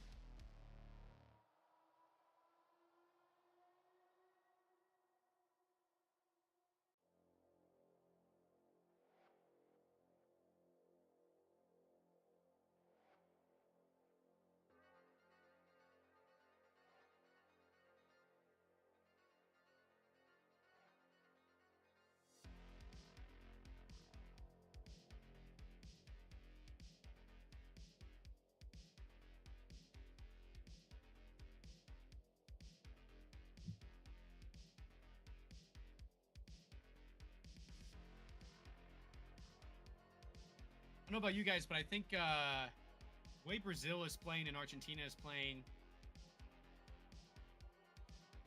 if I had to make a prediction, I think Brazil is going to start to pull away probably halfway through the second half. I'm not sure Argentina can sustain what they're doing right now. I mean, they're throwing everything they got at Willian, and it's hard to do for a full game at the rate that they're doing it at. I think they also need to calm down a little bit on the bench, Argentina. I mean, they're just, everything's a cry for a foul or a card. They need to focus on their game and not what the referees are doing. And they need to stop crying wolf for fouls that don't exist, or cards, I should say, that don't exist. Just looks and feels desperate. It's the wrong vibe, wrong mentality for me. Whereas Brazil has been very calm, cool, sticking to the plan. Feels like they've got control. Even when they don't have control, they don't look too panicked.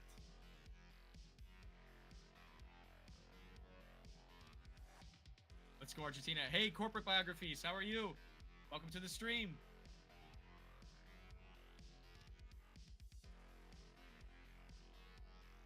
That goalkeeper is a beast. Yeah, I know. Willian is just an absolute animal. He's nuts. I don't know if you were in earlier when I said this, but I said futsal goalkeepers are the craziest goalkeepers. For sure.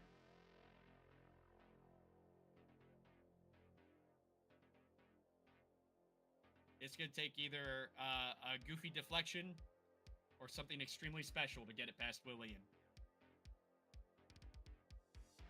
Head to head, he's just so good. So good.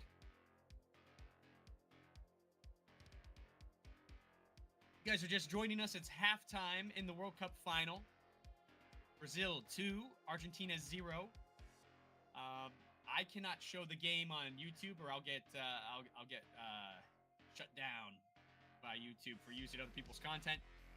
I do have the game running in Discord. If you guys would like to catch the game, can't afford cable, no worries. We got you covered in our Discord channel. Just click on the link pinned in the comments, and you can join our channel, and then go on down to the voice channels, and you'll see that the Pivo channel is currently live with the Fox Sports stream there for a little watch party. Right now, they're showing the highlights from the Ukraine-France match. That was awesome. I was cheering for Ukraine, so I came out happy on that one. 7-1 for Ukraine. France just came apart.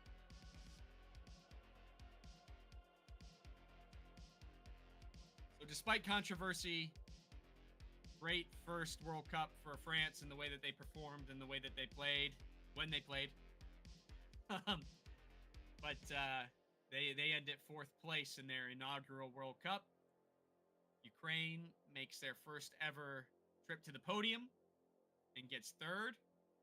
Best finish for Ukraine since 1996 when they got 4th. And now we're watching two Titans duke it out. This has been a crazy World Cup when you really think about it. Some unexpected knockouts at the group stage. Think about Uzbekistan getting knocked out in the group. I don't think anybody saw that coming. We saw last-minute drama in the best of threes. Venezuela making a massive victory against Guatemala and punching the last ticket for the final 3rd place spot. That was really exciting. So we saw some great drama out of the group.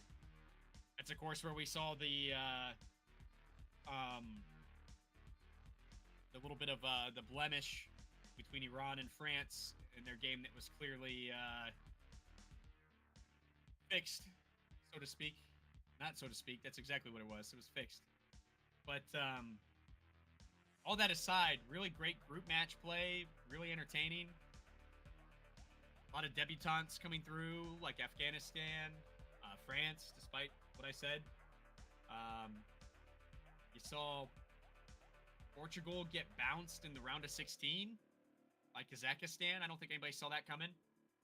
Spain bounced in the round of 16 by Venezuela.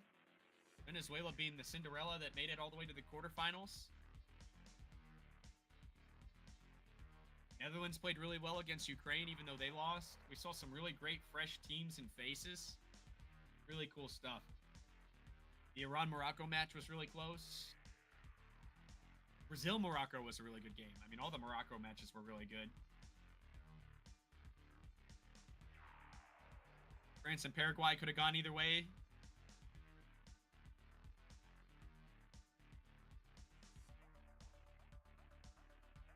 And then the semifinal matches were awesome. 3-2 in both. Really close contests. Both decided by a penalty. Can't believe how entertaining this has been. Like, I knew it would be good, but I didn't expect it to be quite this bad. Or crazy. I was just reading Luke's comment and said bad. How bad was Spain? Spain, see, that's a crazy thing, Lucas. I don't think Spain was bad. I think that their tactics were bad. The players were good. But I questioned a lot of the tactics from the coach. To lose to Venezuela is an abstract failure, for sure, in that first round for Spain. Heads will roll if they haven't already. I haven't kept a close eye on that, but I'd imagine that guy is not going to be the head coach of Spain anymore.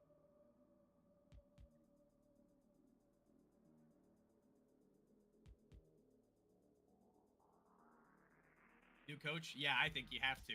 I think you absolutely have to. His selection of players, I don't know the Spanish players extremely well, admittedly, but talking to some other people who do, I was talking to Last Letter, watching one of his streams, and he was saying how it was just a really questionable roster that he brought. And then after a couple of injuries, the roster kind of got fixed the way it probably should have been in the first place. But the tactics with those guys were still not very good. And I agree with that. I thought the tactics were kind of lacking.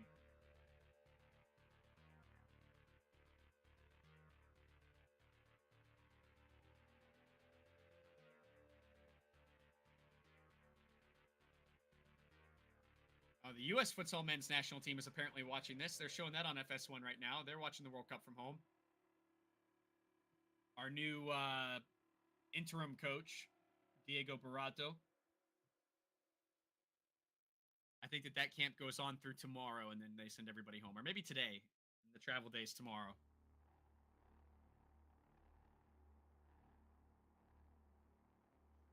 Lots of potential new videos to talk about with everything going on in the U.S. and the world with the World Cup. Probably need to do a World Cup review as well as at some point. I mentioned earlier in the stream that I want to cover some more of that beef between France, Iran, and Miguel Rodrigo. How FIFA has gotten that totally wrong. As usual, they've blown it when it comes to maintaining integrity in the game.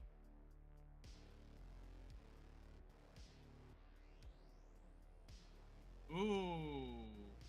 Whoa! Willian!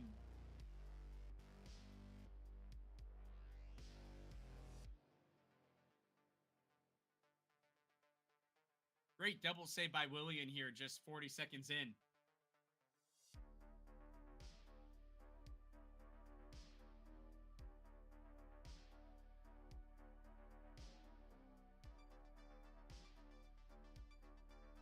Sammy, yeah, that's right, Luke. Sammy Esquivel. Congratulations to him on being selected to the men's national team trial. I talked to Sammy a little bit before he left. Kind of hyping him up.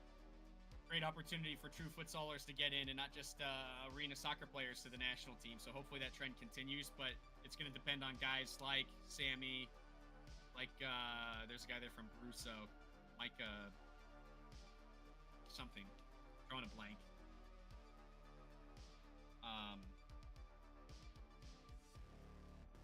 Shoot. Yeah, Micah's there from the NFPL. Sammy's there from FCS. Robert Dameron's there from NFPL as well. First time we've really seen true American futsalers, but they've got a tall task because they need to get to the physical level of athleticism of where the arena soccer players are to make a difference. They've got the skill, they've got the skill set that is required, but do they have the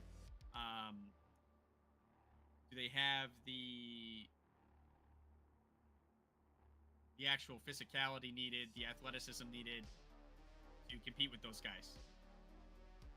That's gonna be where it's tough.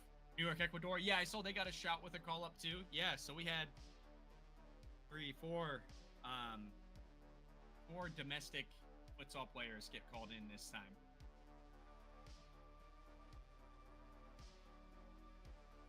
I don't want to give away much of the video I want to do on this, but I'll say it here. You guys are joining the live stream, so you deserve something.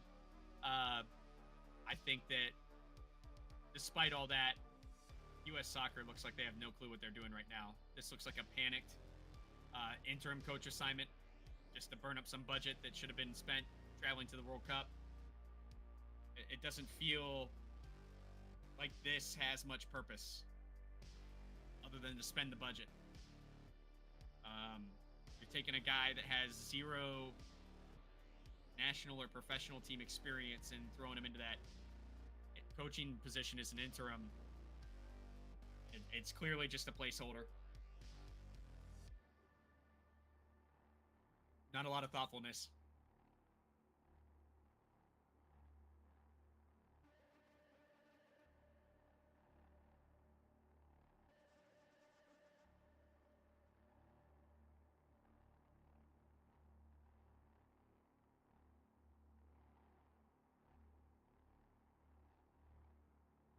One of those wasted over the top balls I was talking about. Just if it's a strategy, it's a strategy. It's gotten them to the final, but I wish there was something else in the bag of tricks from Argentina to make them a little more competitive here.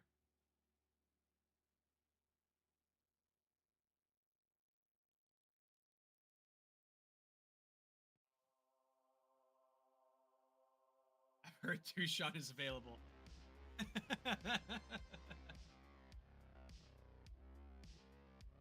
Maybe.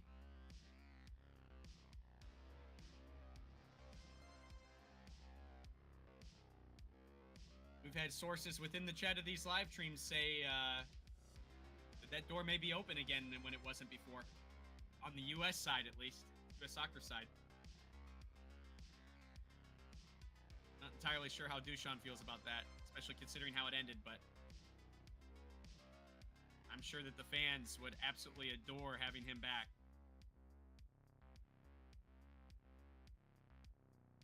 Great save from Nico.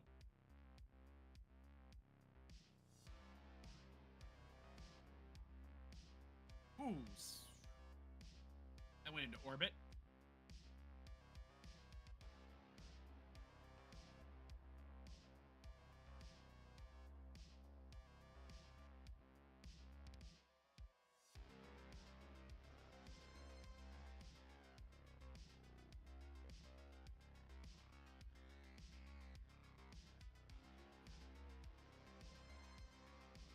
Great crowd. Really impressed with the crowd for this.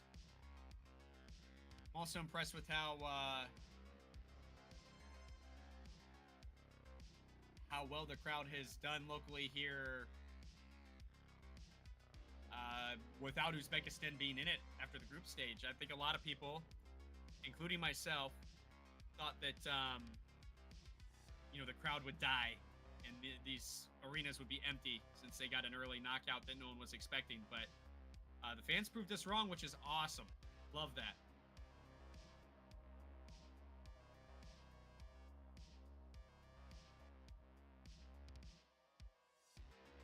And little crash bang right now.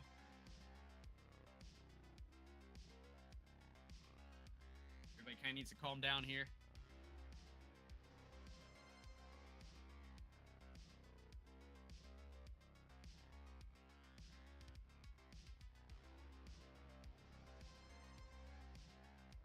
I will say, since that second goal for Brazil, Argentina's really looked a lot better than they did to start the game. Ooh, that was not good. That's got to be a yellow, right? Yep. Not what you want to see.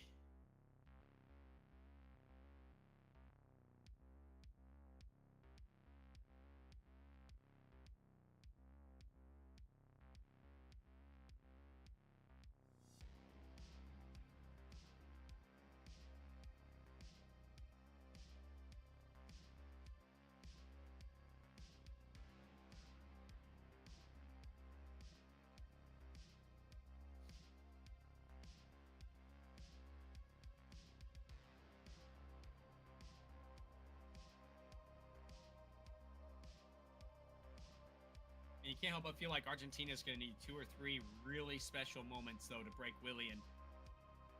The guy is laser focused right now.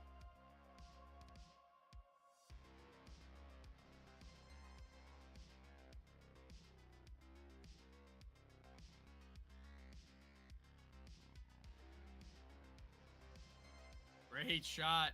Great save by Nico.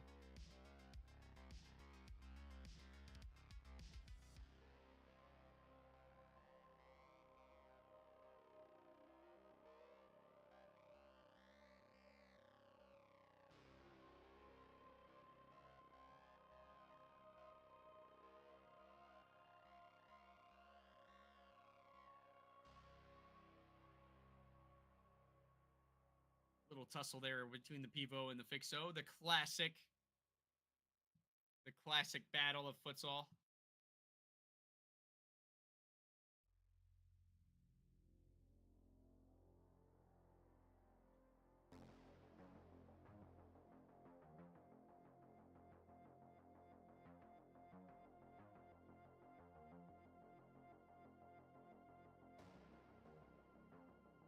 Revetsky with the yellow on the bench. Not the first time. He got a yellow in the semifinal as well for chirping at the refs. Been very vocal on the bench.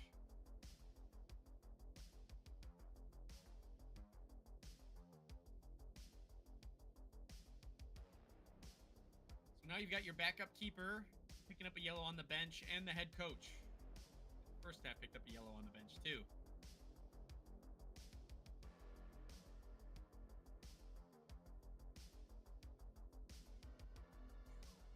Boy.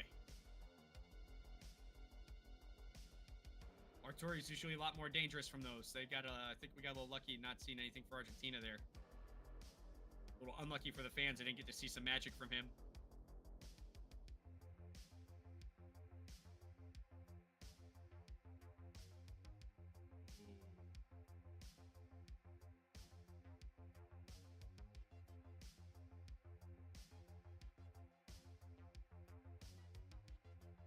Great second half so far. Just over 5 minutes in. Plenty of action.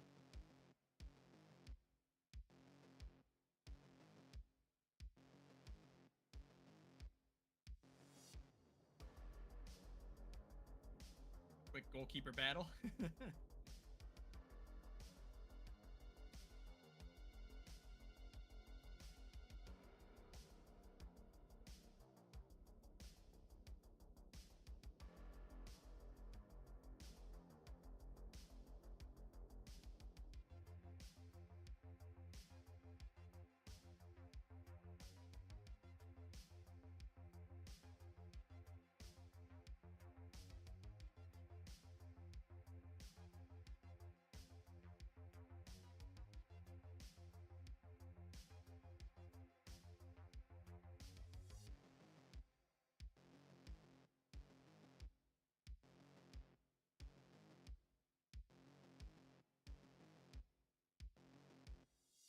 One thing I gave Ukraine a ton of credit for in their match against France in that last contest was when the ball got to the pivot like that. Ooh, Willian did not fall for it. What a back heel! Wow. And another big save from Willian. And this guy, I mean, he is playing on a whole nother level right now. Insane.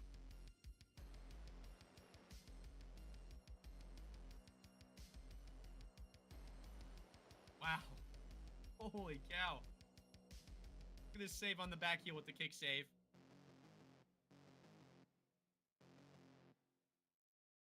Incredible.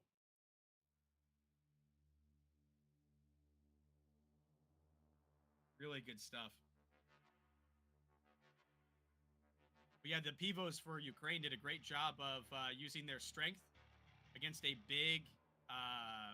really big, strong French side, and making those hard turns and getting quality shots.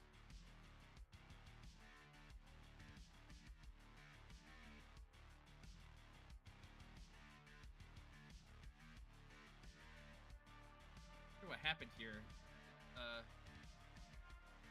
Oh, interesting. Looks like he stepped on his defender's ankles and twisted his own on the transition to the floor.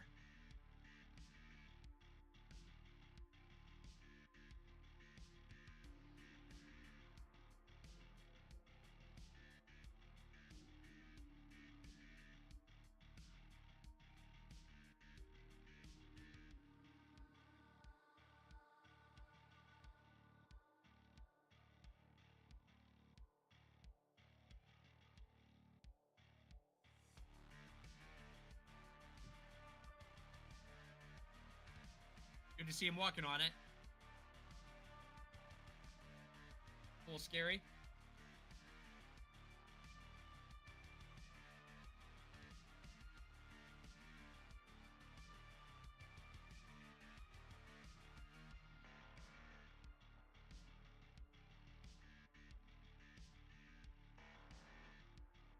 Ooh, loves the shot.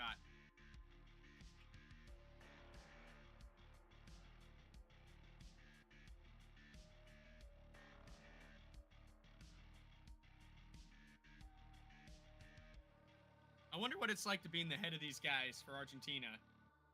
You've had so many quality shots that have been stifled by Willian. Like, at what point do you feel like there's no way I'm getting past this guy? Is there that point?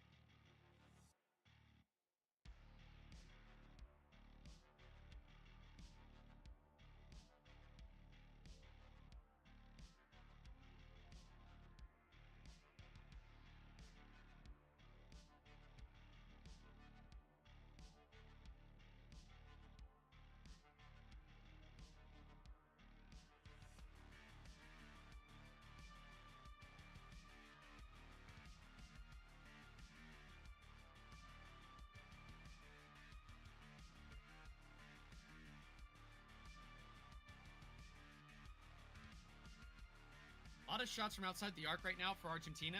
The way Willian's playing, I think you got to get inside the arc. He's got too much time to read those. He's on his A game. A+ game.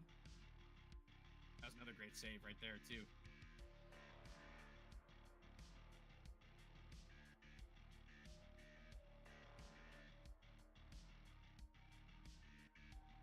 You got to figure out a way to get past Willian, and I don't think you're going to do it from outside the arc. Then the next question is, when do you fly the keeper if you're Argentina? So far, it feels like they have control of the flow of the game for the second half.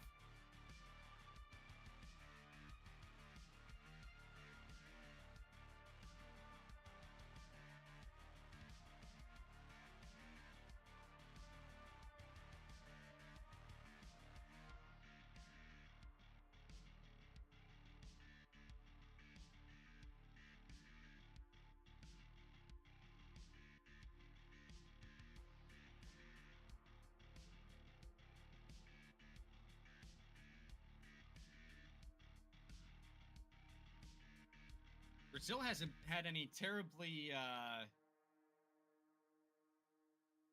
potent opportunities yet this half, I don't think. I can't think of anything there I was like, oh, wow, that could have been the one.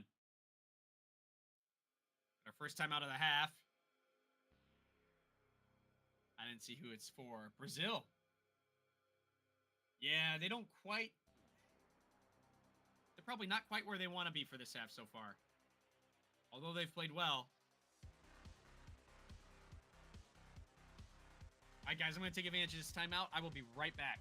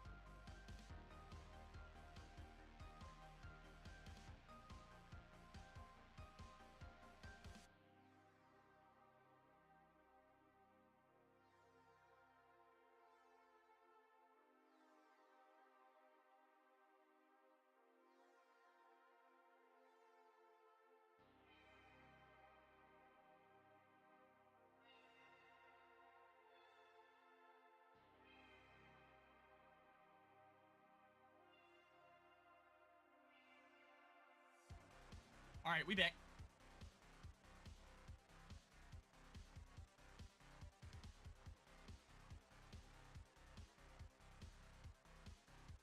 Man, the play is out of this timeout. Pretty intense.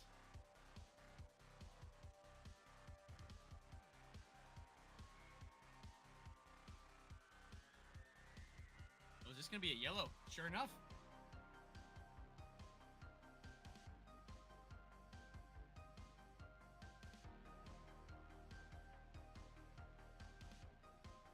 Rafa Santos, who had that second goal in the first half, comes up with yellow.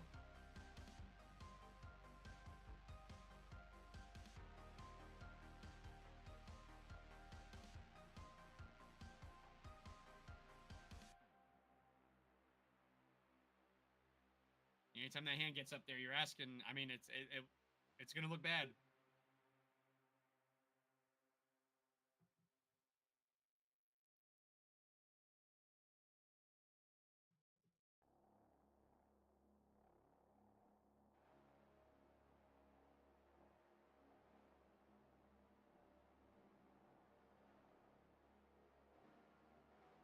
Easy one for Willian.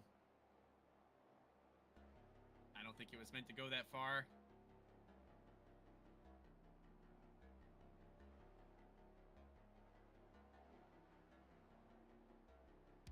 Argentina has been playing really hard, really intense. Getting into the second half of this half. They really need something now. Time is starting to become against them here. Even with the number of opportunities. Knowing you need something so special to beat this goalkeeper. Every possession now counts.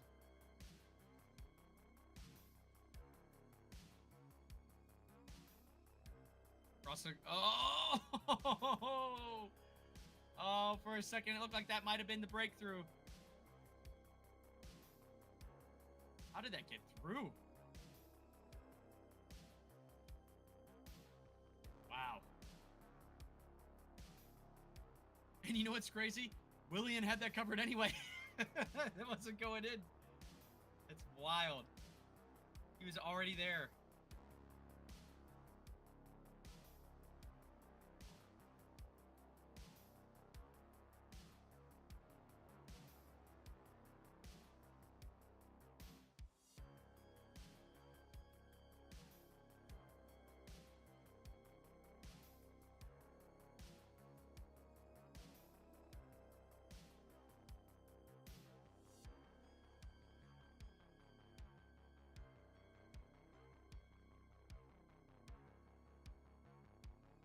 intense. A lot of chatting, a lot of physical play. This is going to be a wild end here. Oh, who? Oh my gosh. Argentina's got to find some discipline here.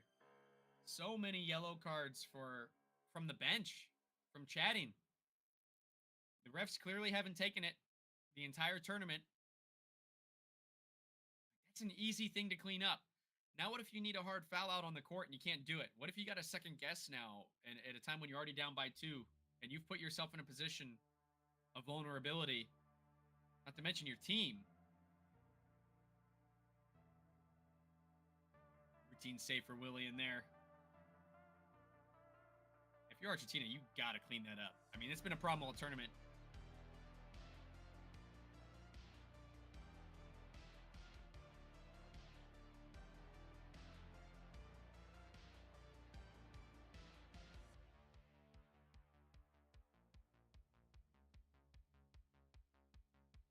Great scoop. Bad touch.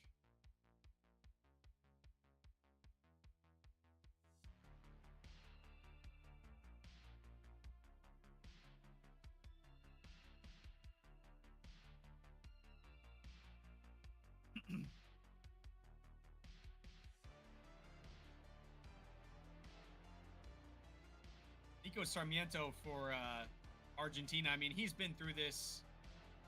This is at least his 3rd World Cup. So he gets it. He's played at a very high level. I mean, all these guys do, obviously, but especially him in Spain. I feel like he's a far more level-headed leader of these men. Whereas the rest of Argentina, they just feel a little... It feels like there's a lack of discipline for some reason with this group, which is weird because they're a seasoned group. They're one of the older teams in the contest. They should know better, but there's just like, I don't know if it's because of the coach. I don't know what's missing. It's making them this way. I don't remember them being this way in the past. But it's killing them. Like, there's so much distraction that's keeping them from focusing on the game for me.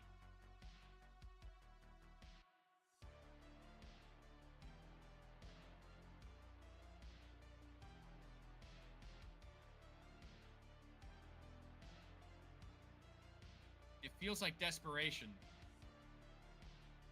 Another great save from Willian.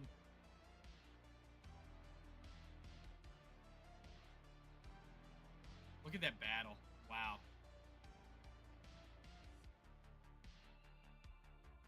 Artur is so strong. That's a tough task. Trying to beat him on that.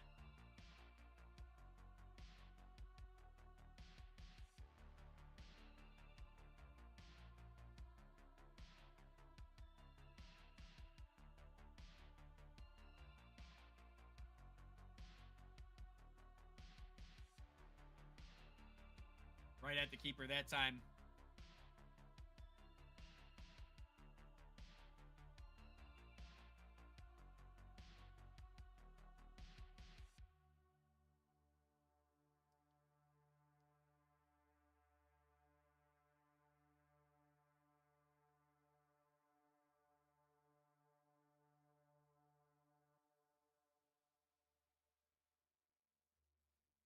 Long ball is just not quite working. They got to come up with something else.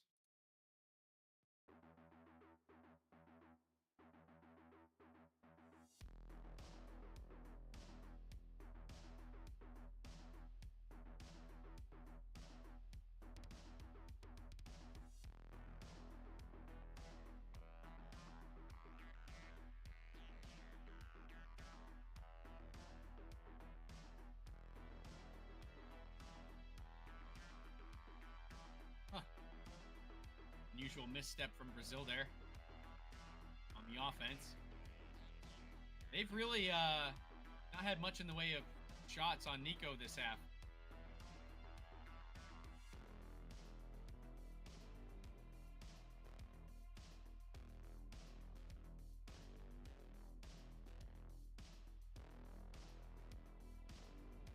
Gotta come up with something special here for Argentina.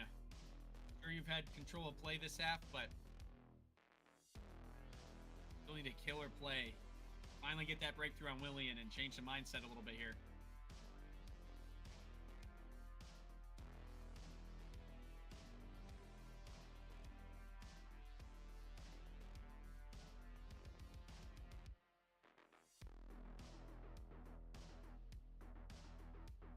Two of the oldest teams in this World Cup. Brazil, the oldest average age. Argentina, the fourth oldest age. And their experience is showing this has been a really great match. Well, we've got our fifth attacker out for Argentina now. Yeah, Argentina utilizes it.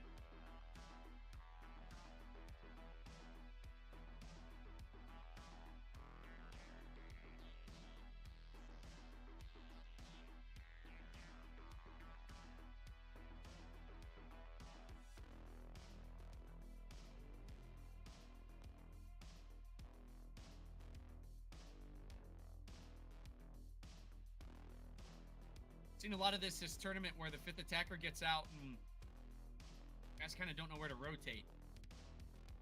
A lot of standing, not a lot of movement off the ball. You know, really depending on passes breaking down the opponent instead of movement at that point. And if that four in the middle on defense are doing their job, that should make it pretty hard to break. We're starting to see it. See, that's what you want to see is some quicker passing, more movement around, force them to shift into an uncomfortable shape, and find that pass through the middle.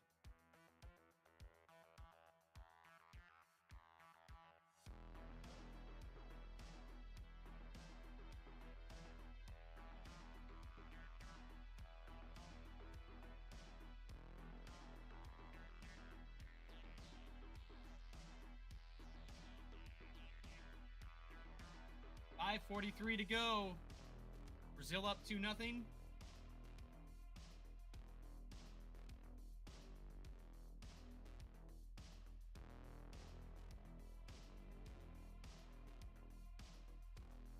Need something special here if you're Argentina. Time is against you at this point.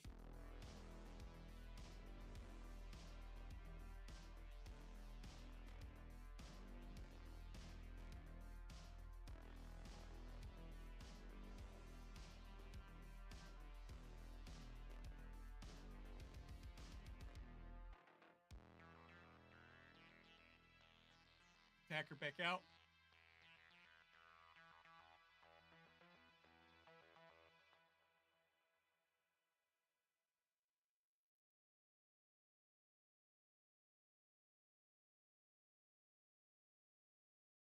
Passing's picking up pace here. This is good for Argentina. Great move there. Was that Marlon? It was.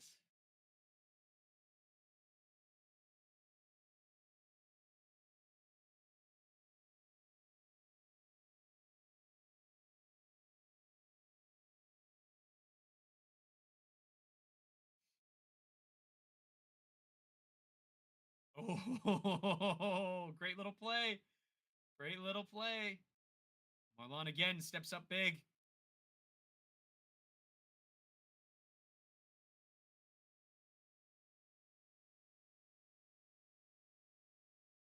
Notice with all this pressure, what's happening here?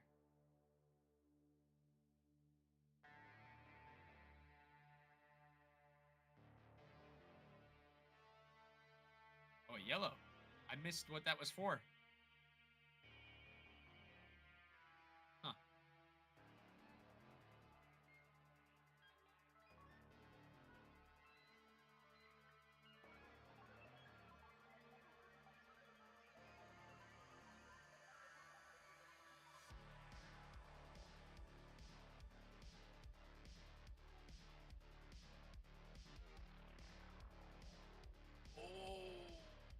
Jeez. Sacrificing his face to try and put one in past Willian, but it wasn't enough. Oh, gosh. Oh, he just missed the post. Oh, good. That looked a little scary. Holy crap.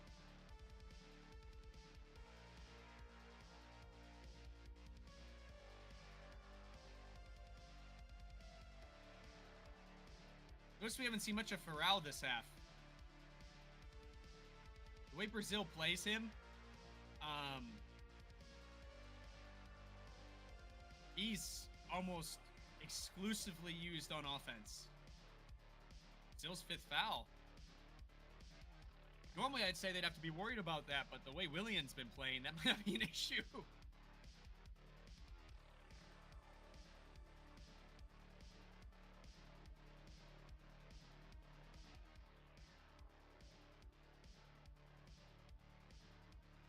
What is next? What is the next strategy for Argentina? Spitz attacker works best when they're passing the ball, and that just wasn't the play. They've gotten the most out of moving Brazil around and getting opportunities by keeping that ball moving.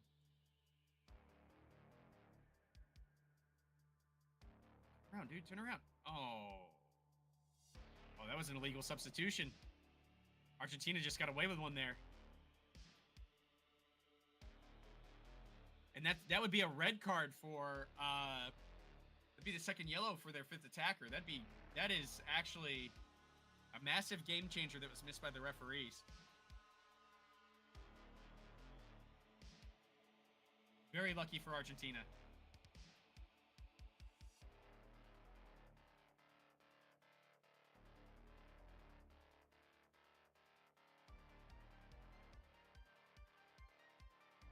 Julian again comes up big.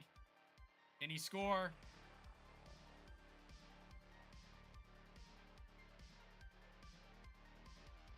Switching 5th attackers. Interesting.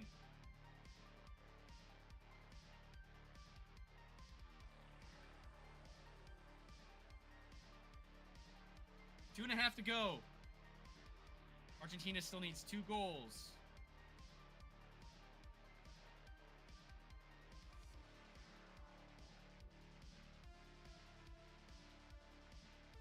That's not it.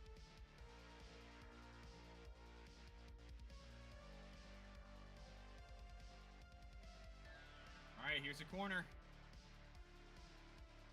Argentina's had so many corners this game.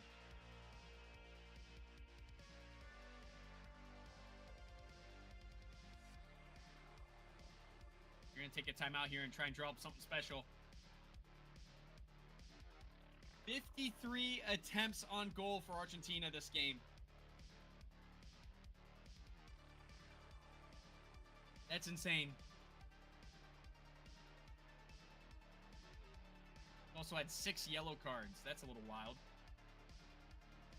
And 22 corners. This, I think, is 23.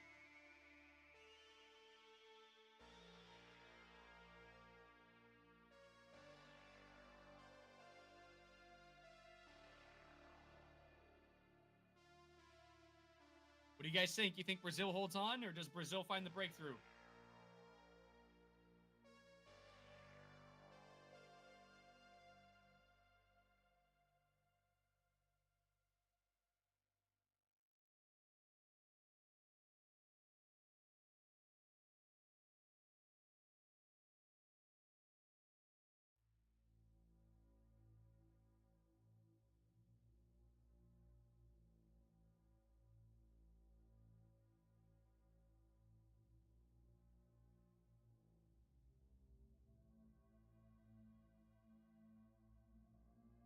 See how this goes.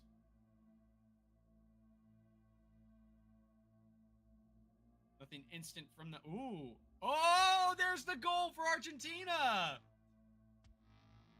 Wow. Willian does well with the first one, but unfortunately for him, he pushes it straight to the 5th attacker. Still outside of the arc. Great goal there.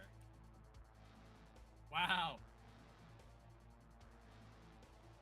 Great kick save. Just can't quite stand up fast enough. Oh, and then it takes a deflection as well. Otherwise, I don't know if that goes in. Wow. Holy cow. I knew I've been saying all game it's going to take a deflection or something really special. Yeah. 2 minutes to go. Can Argentina find one more?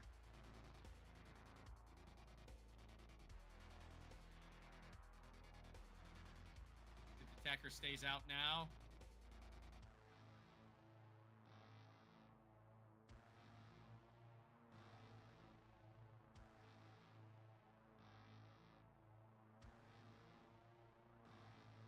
Great fake.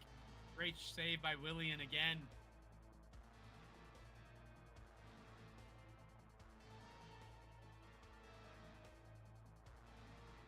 Wow. Wow. All right, got about 95 seconds to go to come up with something special here. Another great shot. Another great save.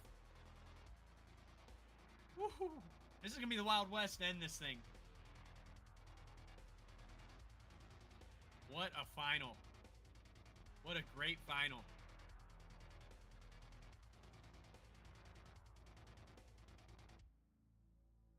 Will this go to extra time? Another good save from Willian. Notice Argentina taking more shots, not holding on to the ball through the passing quite as much. Uh-oh.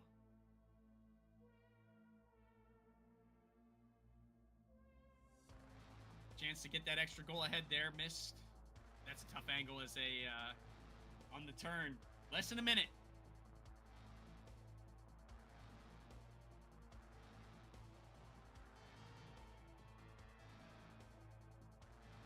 Ooh. Wow.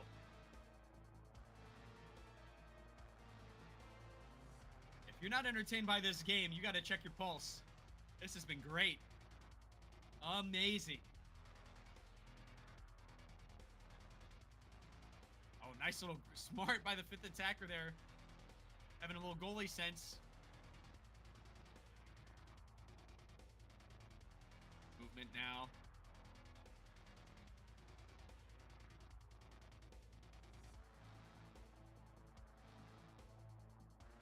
.28 seconds to go. Oh, yellow card on the bench there. I think they're playing around with the ball a little too much.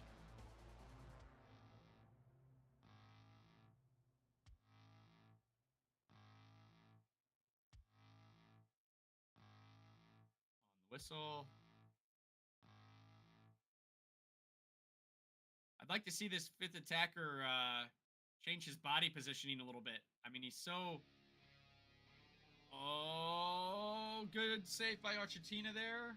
That easily been a goal. Great save from Willian.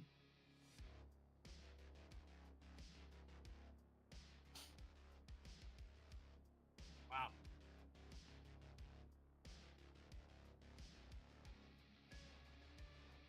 Five seconds. 1 second. Argentina calling for a handball, but I don't know about that. Argentina's got a second to go. Do they just throw video support at this real quick just to see? They're calling for it. They're calling for video support on the handball.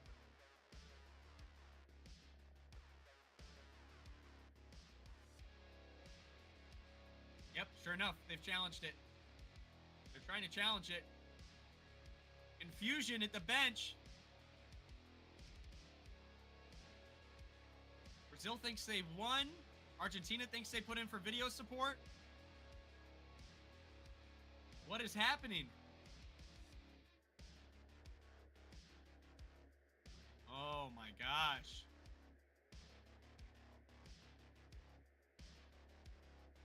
What will happen here?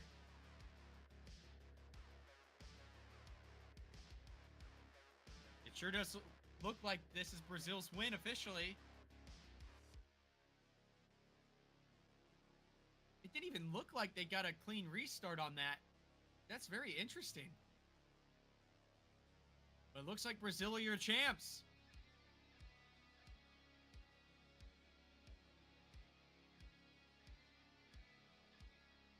World Cup champions once again are Brazil.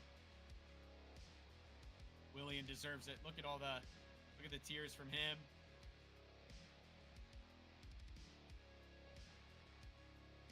Man, what an effort from him. He's got to be your MVP of this game. No questions asked. Absolute heartbreak for Argentina. Second World Cup in a row that they've lost 2-1 in the final. And they've been right there.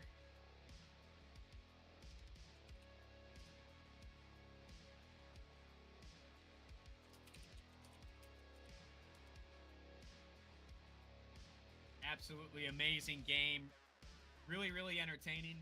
I was worried, admittedly, at the beginning of this, so if you guys were with me on stream, that I did not think that I thought this could potentially not be an entertaining match at all. That either way Brazil's been playing, that they just run away with it. But Argentina proving to be their toughest competition of the tournament. Rightfully so. But I was also a little worried, too, that it would be a grind if Argentina stayed in the game just the way that they have played. But they were very, very entertaining to watch in this game and really poured the pressure on, which was really cool. Argentina, so close. Again, winning the Cup in 2016, losing to Portugal in 2021 by 1 goal, 2-1, and now losing to Brazil in 2024, 2-1. And you got to assume that in this next cycle, there will be a massive rebuild based on the age of a lot of the guys on that roster.